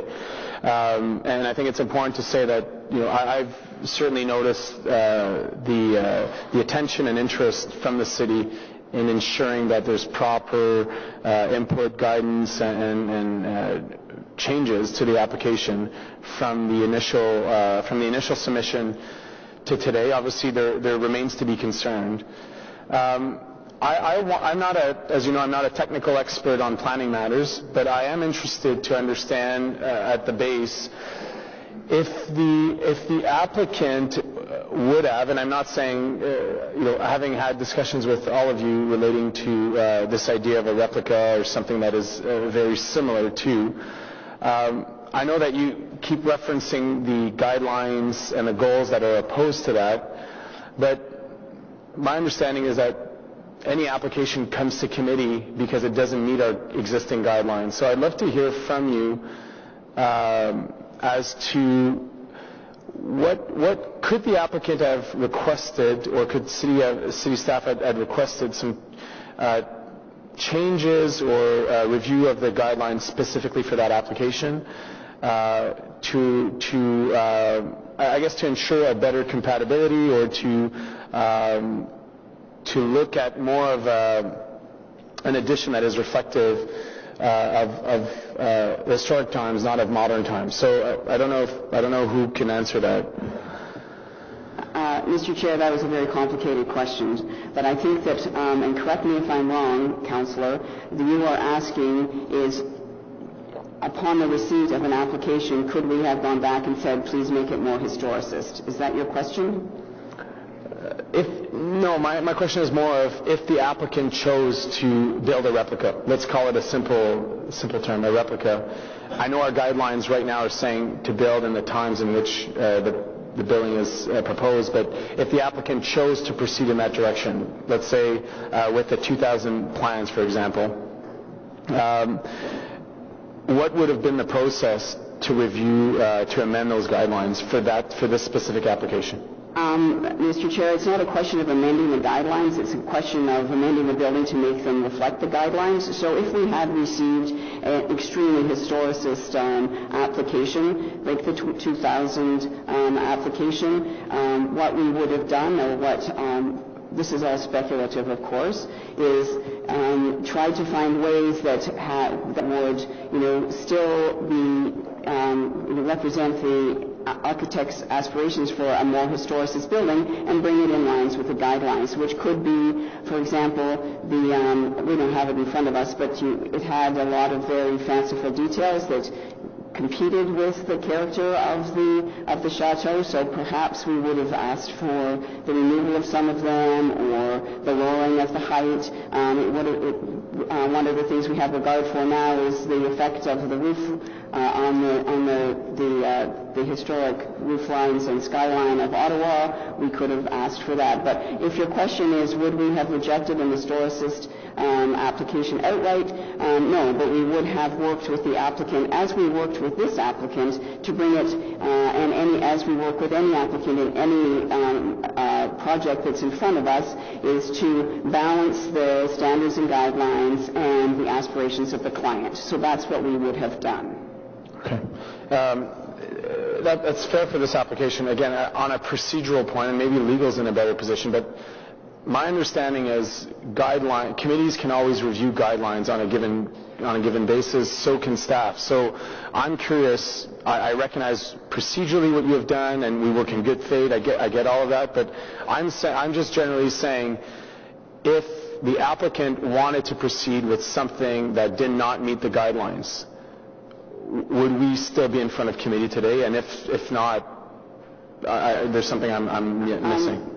Mr. Chair, those are unlike sort of guidelines for the Byward Market Heritage Conservation District or the Rockcliffe Park Heritage Conservation District. The standards and guidelines are a Parks Canada document adopted by City Council. So we are not in a position to be able to amend those guidelines because they come from another source. They've been endorsed by City Council. So again, so our duty is to work with applicants to ensure compliance with the guidelines. We do not set them apart. We work to see that an application respects them. Okay. So I asked the applicant a couple of questions around the property. And maybe the one that the two that I'm continuing to brew in my mind remain the projection for the elevators, and the other one is what I feel is a missing step back along Mackenzie. So I don't know if you could comment as to how we can address or review these. The applicants seem to say that it would come back through site plan. For the first one, for the projection, for the elevator projection, but for the step back portion, I'm not sure that there's a resolution to that one. So maybe you could speak to both. I will concur with everybody else about working out the elevator overrun in the site plan and final stages of this project. And in terms of the setback from Mackenzie, it is our view and was the view of the Heritage Working Group that was co-chaired by the NCC and the City of Ottawa and Urban Design Review panel that the net gain of removing sort of random parking spots and loading zones associated with the building in its current iteration and placing those inside, that gain was balanced with having to have the building be a little closer to Mackenzie. That the overall benefit of a neatened, greened forecourt with the furniture and expression to match Confederation Boulevard was the takeaway from a difficult question. As the architect discussed, it's a tight site. If we want to maintain that corridor from the front door of Chateau Laurier through to Majors Hill Park and tidy up Mackenzie, what had to give was a slight projection towards Mackenzie. Just going back quickly to the elevator projection, I'm happy that there continues to be pursuant discussions as part of the site plan. But what's the staff position relating to those projections? We often talk about one of the speakers spoke about the view planes. I I speak more of this property is really almost more than 360. There's an element of elevation and perception. So I want to understand what would be going forward in the site plan, what would be the staff's work relating to those projections. Obviously, it's maybe speculative relating to what they submit in terms of site plan, but I think it's important for this committee to understand, as those two boxes would be very visible. Mr. Chair, first, this is in the report, but perhaps everybody hasn't completely read the report, is that this project in its current state is in compliance with all the requirements of the official plan with regard to views, foreground and background. So it is it doesn't require any special approvals. It is in compliance. In terms of the overrun, the elevator and its overrun, this is a question that comes up frequently in the downtown core, and what I can say is that we will continue to work with the applicant to make sure that any elevator overrun is appropriately expressed and consistent with the building. And he has demonstrated a willingness to do that, and we look forward to working with him. Okay, just two things. One, which is, Mr. Chair, I don't really appreciate, I read all the staff report. I don't expect to remember every single item of a staff report, and it's frustrating to put that back into our face. As you know, as committee members and council members, you read a lot of reports, and it's not feasible to remember each line on it. So, I don't feel that it's appropriate the way I was answered here, because I'm asking a fair question. My community has highlighted the issue of projection, and I don't feel that it's useful to the conversation. So I wish that staff remove that comment.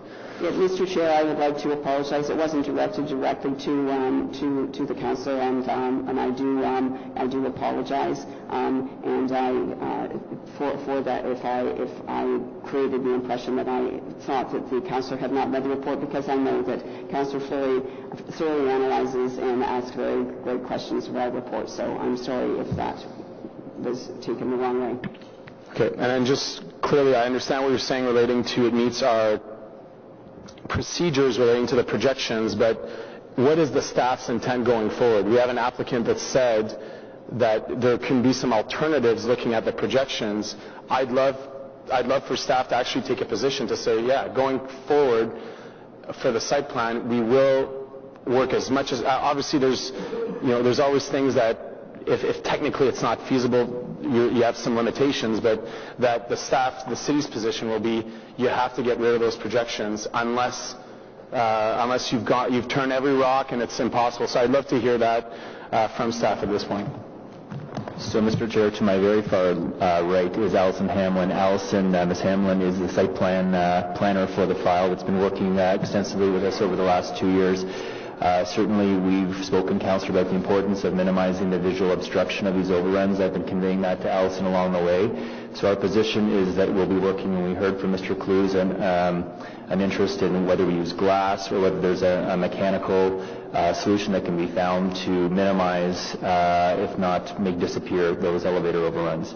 So we'll be doing that through the site plan process in the months ahead. Perfect.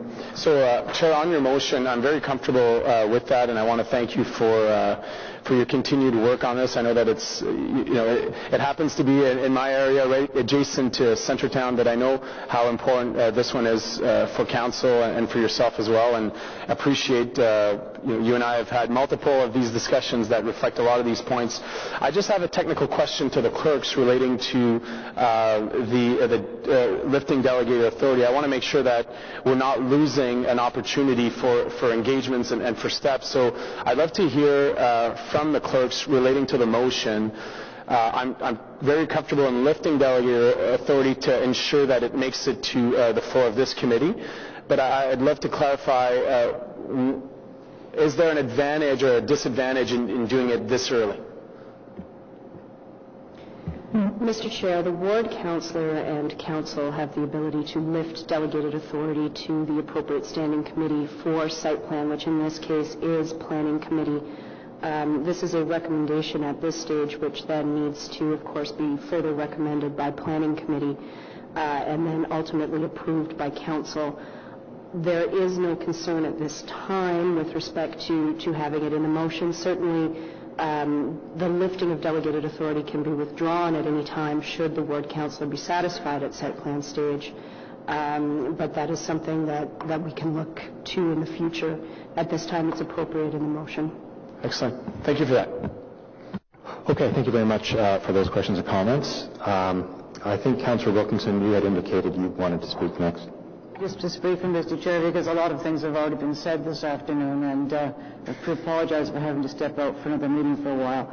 I'm very happy with having this motion now. I think all of us have been trying to be supportive of getting something here, but always a little uncomfortable with what we were seeing. And I think I just wanted the developer just a comment that I think that if they can work under these circumstances, that I think it would make a lot of difference to the public as well as to ourselves. And I think one of the points that somebody made about having horizontal rather than vertical lines is actually made a lot of sense to me, in that it does distract from the lines of the existing shadow to some extent by changing the way that your vision is directed, if I can put it that way. And I think I just want to, I know you're working on this motion with some of the others on the committee as well, but I commend you for doing this and the way in which it's done. And I think from the point of view of staff, I recognize how difficult it's been for staff in dealing with this.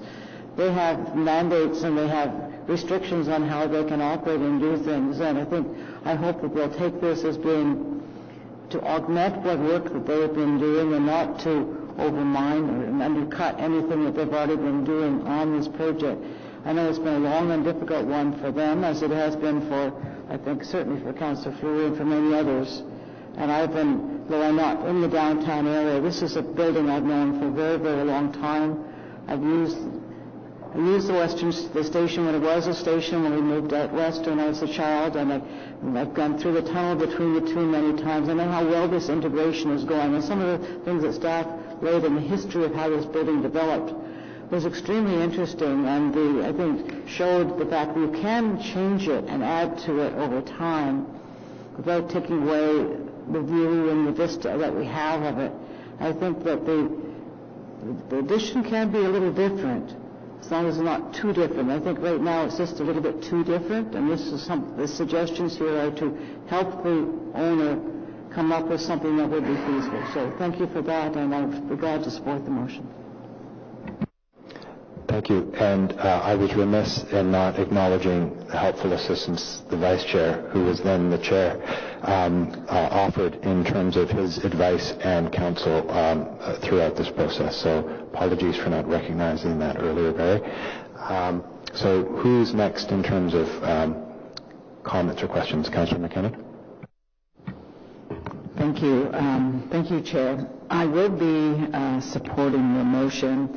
I think that coming into this process, late last week, over the weekend, I did not support what I saw in front of me. I thought that it was not compatible, certainly, with the existing Chateau Laurier, and in both the building and its surrounding landscape. And the easiest thing to do today would be just to say no and punt it off to both planning committee, because if we say no, it doesn't stop here. If we say no, it does go to planning committee, and it's debated and decided upon there, and then it does go to council, where it's debated and decided upon there. So, as always, it's not an either-or, and it's not always an easy decision. So I certainly am in support of your motion. It provides us with an opportunity to ensure that we get something back that is more visually compatible with the existing building.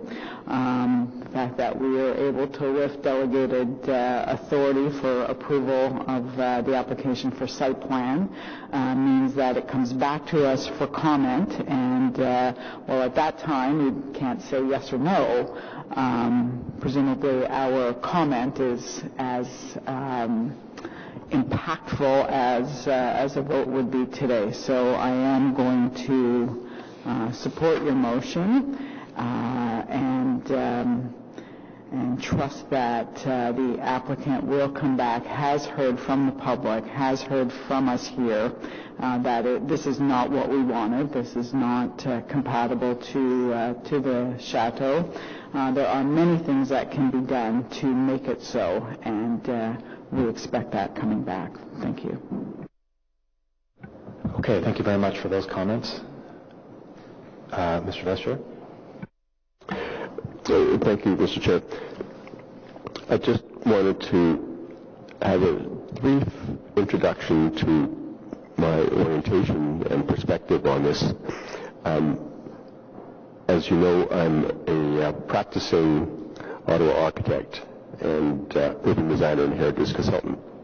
My practice is now in its 49th year in Ottawa. I love the city, and in that time, I have been lucky to serve on advisory committees. I've been an advocate for heritage conservation, advocate for excellent urban design, and hopefully in my work I have contributed a little to the enhancement of the capital. Just wanted to also say that I understand the complexity of this file, this particular application. It's not something that I'm unfamiliar with. We will be prepared the Heritage Conservation Plan along with IBI Architects for the Government Conference Center, which set the direction for the way Diamond Schmidt have renovated and added to it. We were the heritage consultants and urban design consultants for the National Arts Center expansion, which Diamond Schmidt did as well. And among other things, we, along with KPMG Architects and Daniel Letellius here from Quebec City, were the architects for the renovation of the Museum of Nature, which of course included the glass lantern. And with that kind of a preface, what I also wanted to say in coming to speaking to the amendment that the chair has put forward here, in that it's important to really understand the planning framework and the values of the core of the national capital. And I think that city staff are very well experienced in this. And one of the things that I deeply regret is that the National Capital Commission hasn't been brought in as a full partner on this process, which impacts the federal lands. In all of the submissions that this committee has received from scholars or from the public, from others of interest, we don't have in front of us a formal comment from the National Capital Commission on this design. And I think that this is a lacuna, it's an absence in the process. Yes, there has been some meetings with the NCC, but I'm particularly interested in observing that the Heritage Working Group that was set up by the city in cooperation with the NCC to work on this file and provide guidance to the design team met 3 times, we're told, in early 2017. That's over a year ago. That group was made up of some very notable heritage consultants and specialists, including Robert Alsop of Dutoit Alsop Hillier, who was the firm that developed the 2008 NCC guidelines for the Chateau Laurier. Alsop was heavily involved in the guidelines for the parliamentary precinct, for Confederation Boulevard, and he sat on this Heritage Working Group to advise. And the other people that were independents that were appointed to this committee included Michael McLaren, who, from being a member of that advisory committee, is now a consultant to LARCO.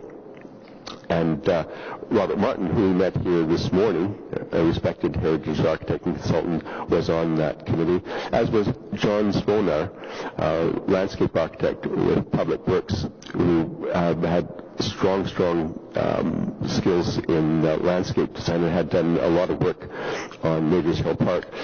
What is interesting about this is that not only did that committee dissolve prior to version 3, they never saw it, and they never saw version 4, and those 3 principles that I spoke of, Robert Alsop and John Jonah, they have all written to us on the Built Heritage Committee saying essentially that we should reject the design, that it fails the mark. Robert Martin gave an interview with CBC a couple of days ago, and I think that this is an indicator that the controversy is not an easy one to resolve. What we have in front of us is a staff report which recommends approval as is. And the staff satisfied themselves that what we've got is meets the standards and guidelines for historic places in Canada, and perhaps behind the scenes they think, well, it meets the bar, but maybe doesn't enhance it, but nevertheless it was approvable.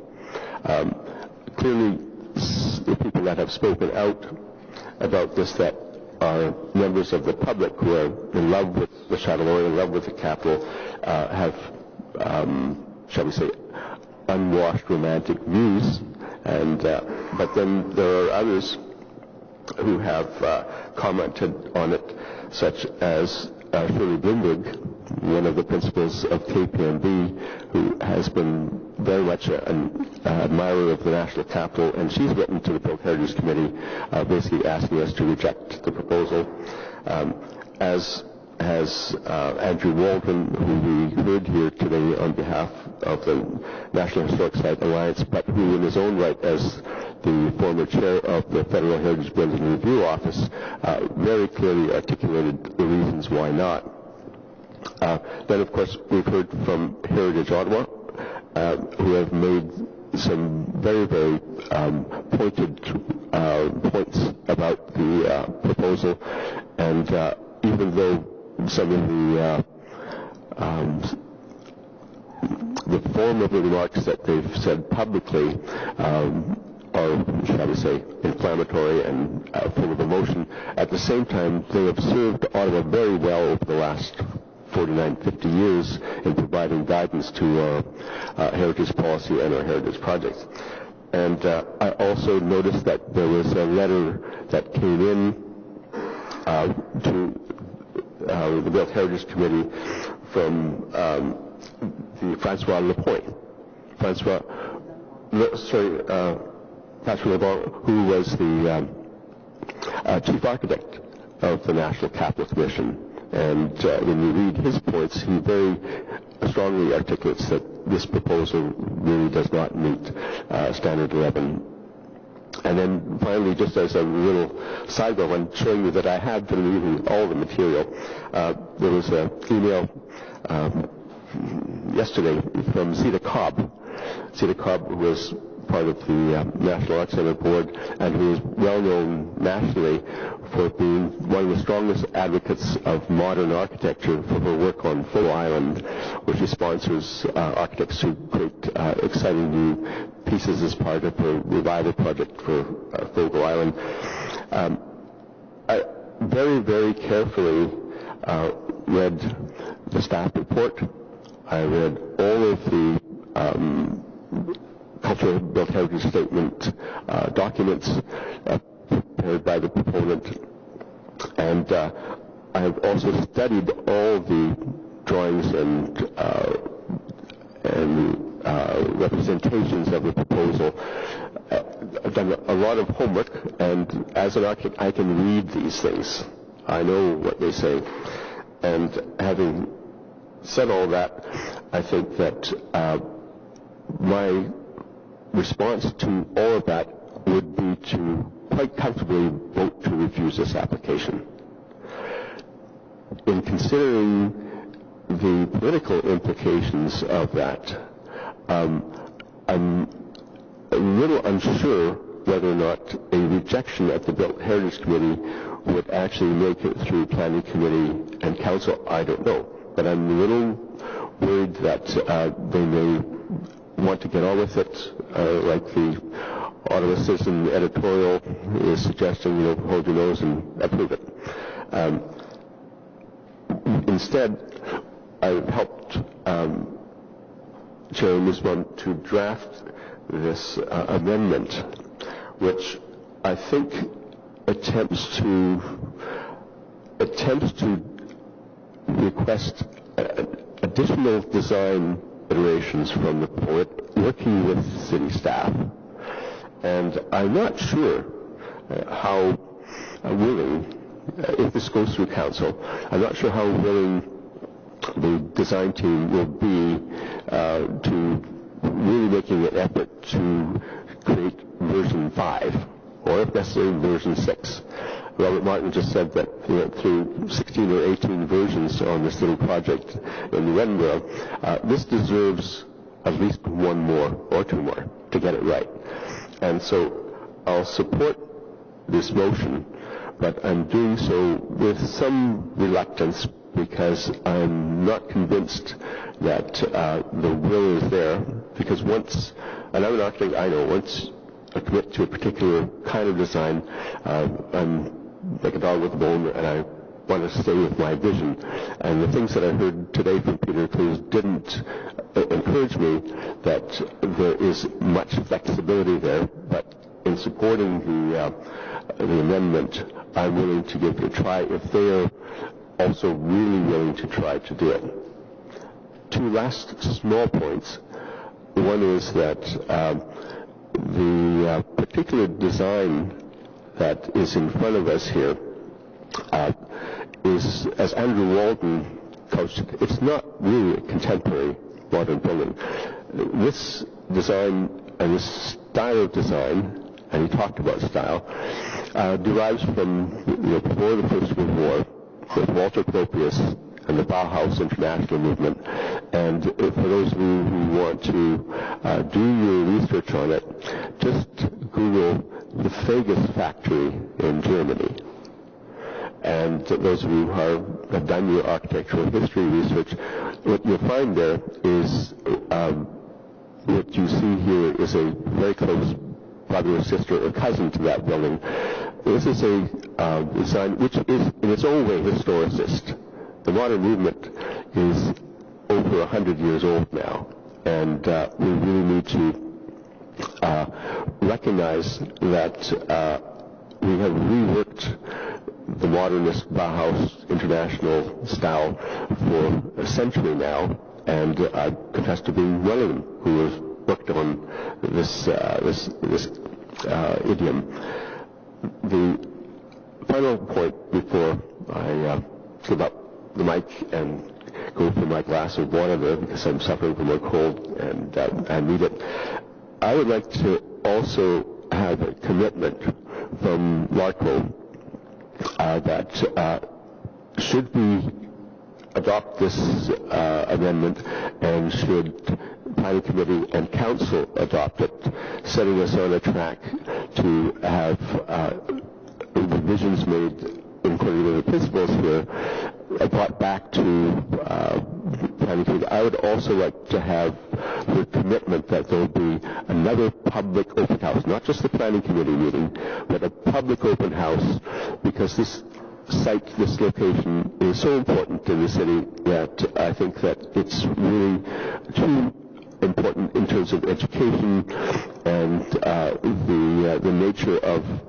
Ottawa and its federal identity for the next 100 years, that it is bearing. It's a great a place to showcase and hear what the public has to say on your next iteration. And I think that that's something that is giving back to the capital, giving back to the city, and I would urge you to do that. So my remarks are with those caveats, I also will support this motion, but remembering that my first inclination, my best recommendation to City Council would be to refuse the application. Thank you very much, Mr. Vice Chair. Those were important comments and thoughtful, and I appreciate you taking the time to convey the incredible wealth of experience and wisdom that you have in terms of the architectural history and context in the nation's capital. So thank you. Member Small? I just wanted to say I'll support the motion just because I think this proposed addition meets the underlying principle of reversibility. Okay, thank you for that. Member Quinn. I will also be brief and say that I will be supporting this motion. And just to reiterate what my colleague Barry has said about this not just being, we have heard not just from the people of Ottawa about how important the building is to them from an emotional perspective. We've also heard from very qualified and eminent heritage conservation specialists and practitioners from across the country, and as you pointed out, who are involved in the original working group with the city. And I do also feel that somewhat disappointed in the answers that we received today about the very, very important question of compatibility. And I think by focusing instead on subordination, the result is that you have a contrast that in itself ends up working against the building. So, and I will just leave it at that for now, and say that I support the motion. But I guess I will add to also say that without this motion, I was not going to be able to support the staff recommendation. Okay, thank you. Councillor Fleury, I know you wanted to get back on the speakers list, so... Just as wrap-up. Yeah, go ahead. Alors, merci, Monsieur le Président, pour votre motion. Je pense que ce que vous avez amené de l'avant, c'est vraiment une position où on est capable de trouver une piste de solution à un projet hyper important dans la capitale. Je pense que ce comité-ci, évidemment, n'aurait pas appuyé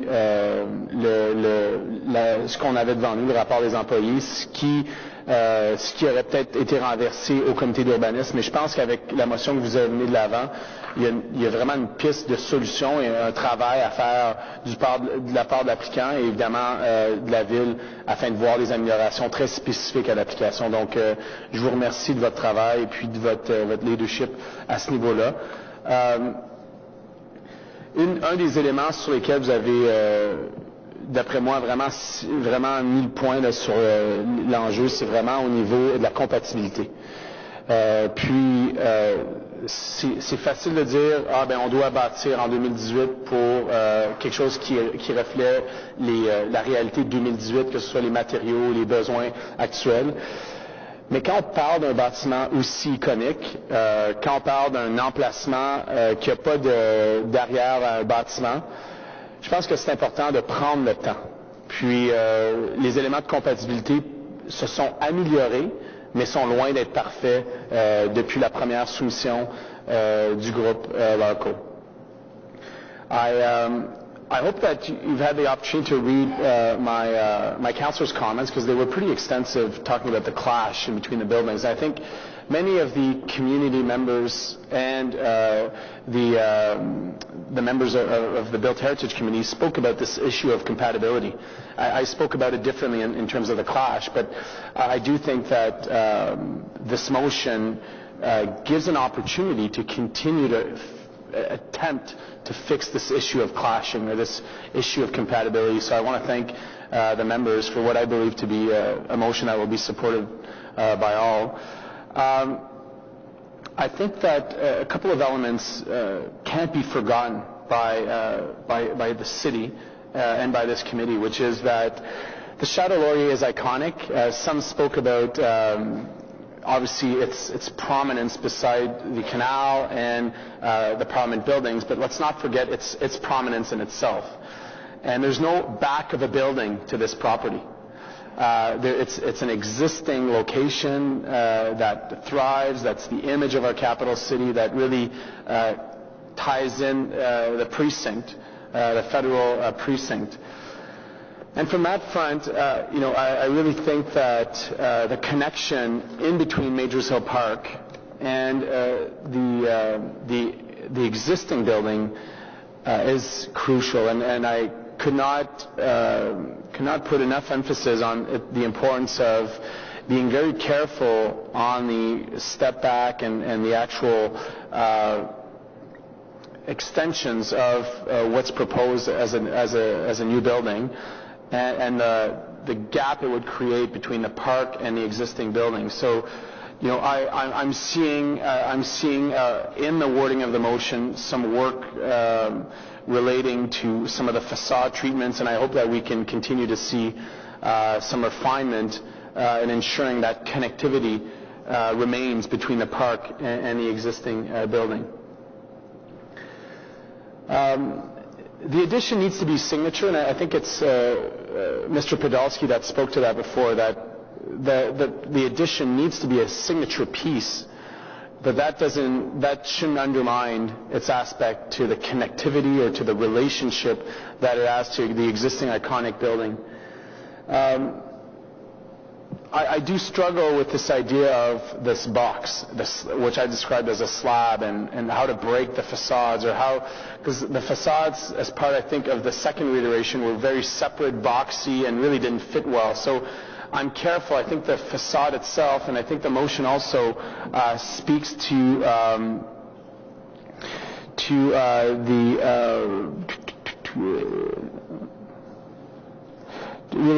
working on some of those fenestration, but also breaking up the uniformity along the north facade, which I think is too dominant. There needs to be something that speaks to the openness. I want to applaud the applicant for the effort relating to the connectivity, the ground floor connectivity around the property and the courtyard, and what appears to be very porous ground floor connections.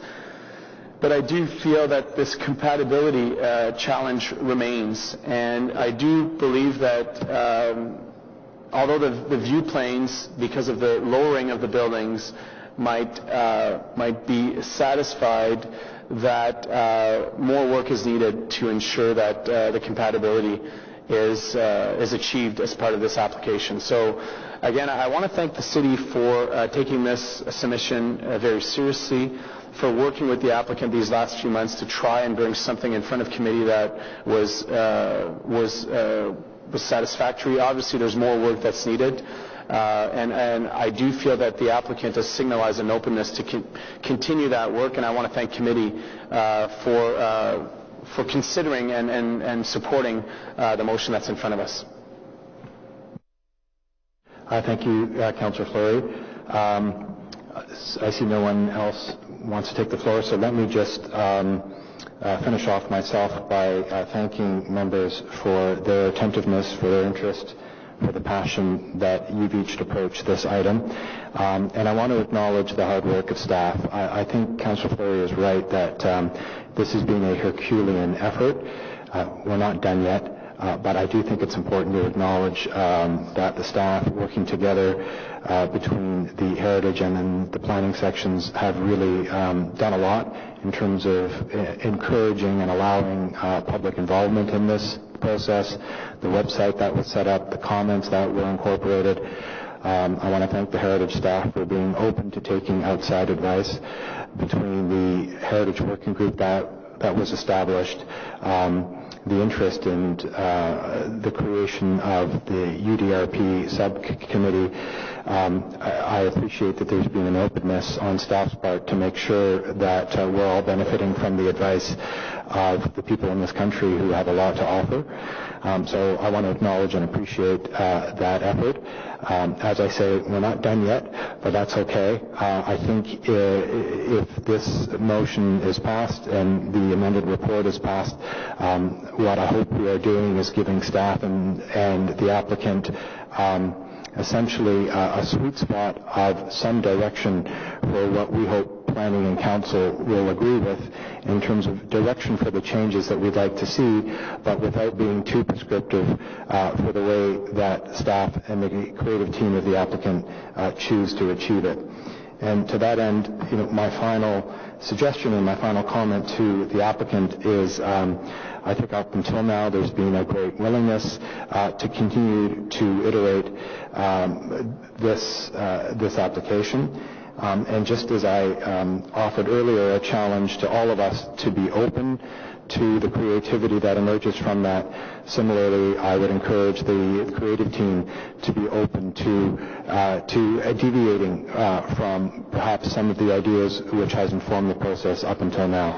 I really think success in this project is going to take that notion of openness to different ideas and a loss of dogmatism and an openness to being challenged to maybe the ideas that we've each come at this application with.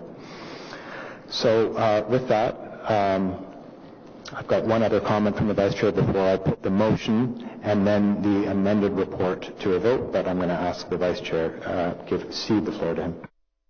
It's not a comment, but it's a question perhaps to staff, and that is, in working with the applicant, would it be reasonable to bring the next iteration and revisions, should City Council approve this motion and amendment, back to the UDRP that has reviewed this before, and invite the members of the Heritage Working Group and possibly somebody from the NCC to participate in that session, because I think that might enhance the number of views and the number of things. Surely extends the process a bit, but I would like to ask if that would be considered.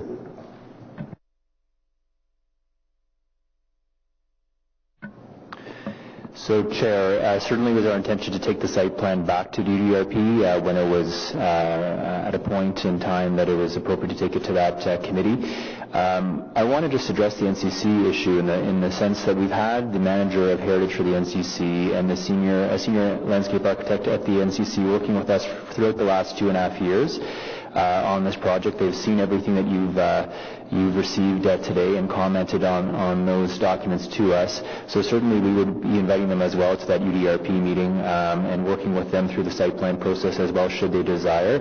And for the Heritage Working Group, that group had decided that they were willing to cease and desist and wanted to move on from the project. But certainly I have no issue with reaching out to them and encouraging them to attend UDRP should they wish to comment on the site plan when that time comes.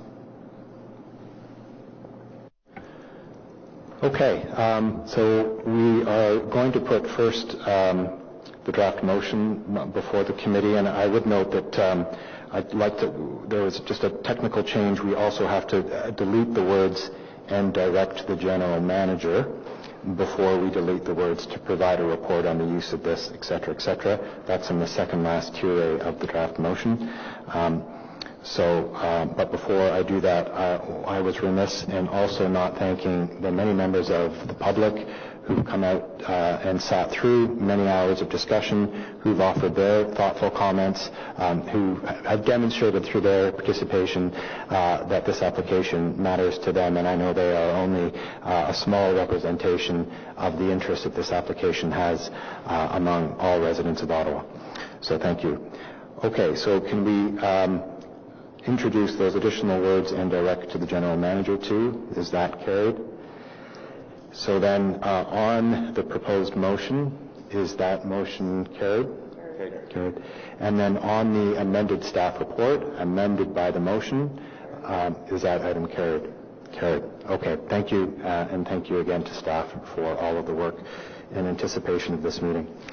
So that concludes the substantive part of our meeting. Are there any notices of motion? Any inquiries?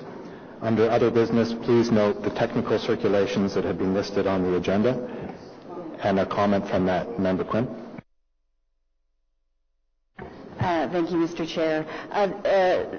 I just have a question about the zoning bylaw amendment in relation to 21 Withrow Avenue. Sorry, I know there's still business on the table. Sorry about that. Just a quick 21 Withrow Avenue. Yes. The designation is referred to as being under Part 5 in this, and I believe it's a Part 4 designation. It is a Part 4 designation. Okay, so that's correct. I will draw that to the attention of the land use planner. Thank you. No, I knew it was just but more importantly, the change that the original 10-lot residential subdivision involved, that was going to face the private street that was going to have to be opened up. The change now is for 13 residential units, 4 of which are going to be facing Withrow, which really is going to, and I maybe not, but upon first reading, it suggests that the view to the historic house, which is very, you can see it from the street now, would be cut off with 4 residential units facing Withrow, because the house is very set back. The historic house is very set back from the street with kind of a bit of a meandering drive, so public views to a designated historic house. Is there any serious, because the community is clearly concerned about this. I've heard about it, and I know that Heritage Ottawa has also heard about it, and I'm just wondering if that's been in this amendment, whether the view to the designated property has ever been a question. Mr. Engineer, the views to the house now are they're narrow through a driveway, but they are not protected under the Ontario Heritage Act. No.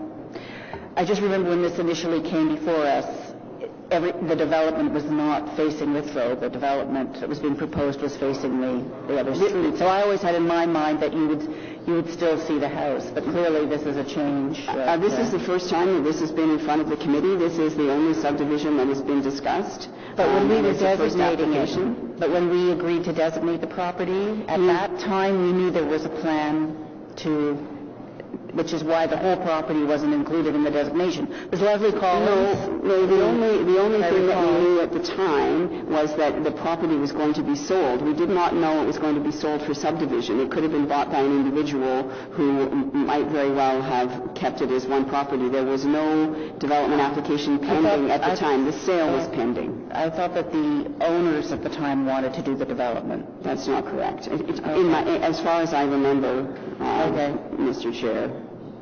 Okay, thank you. Anyway, that was my concern. Okay, Councillor Wilkinson.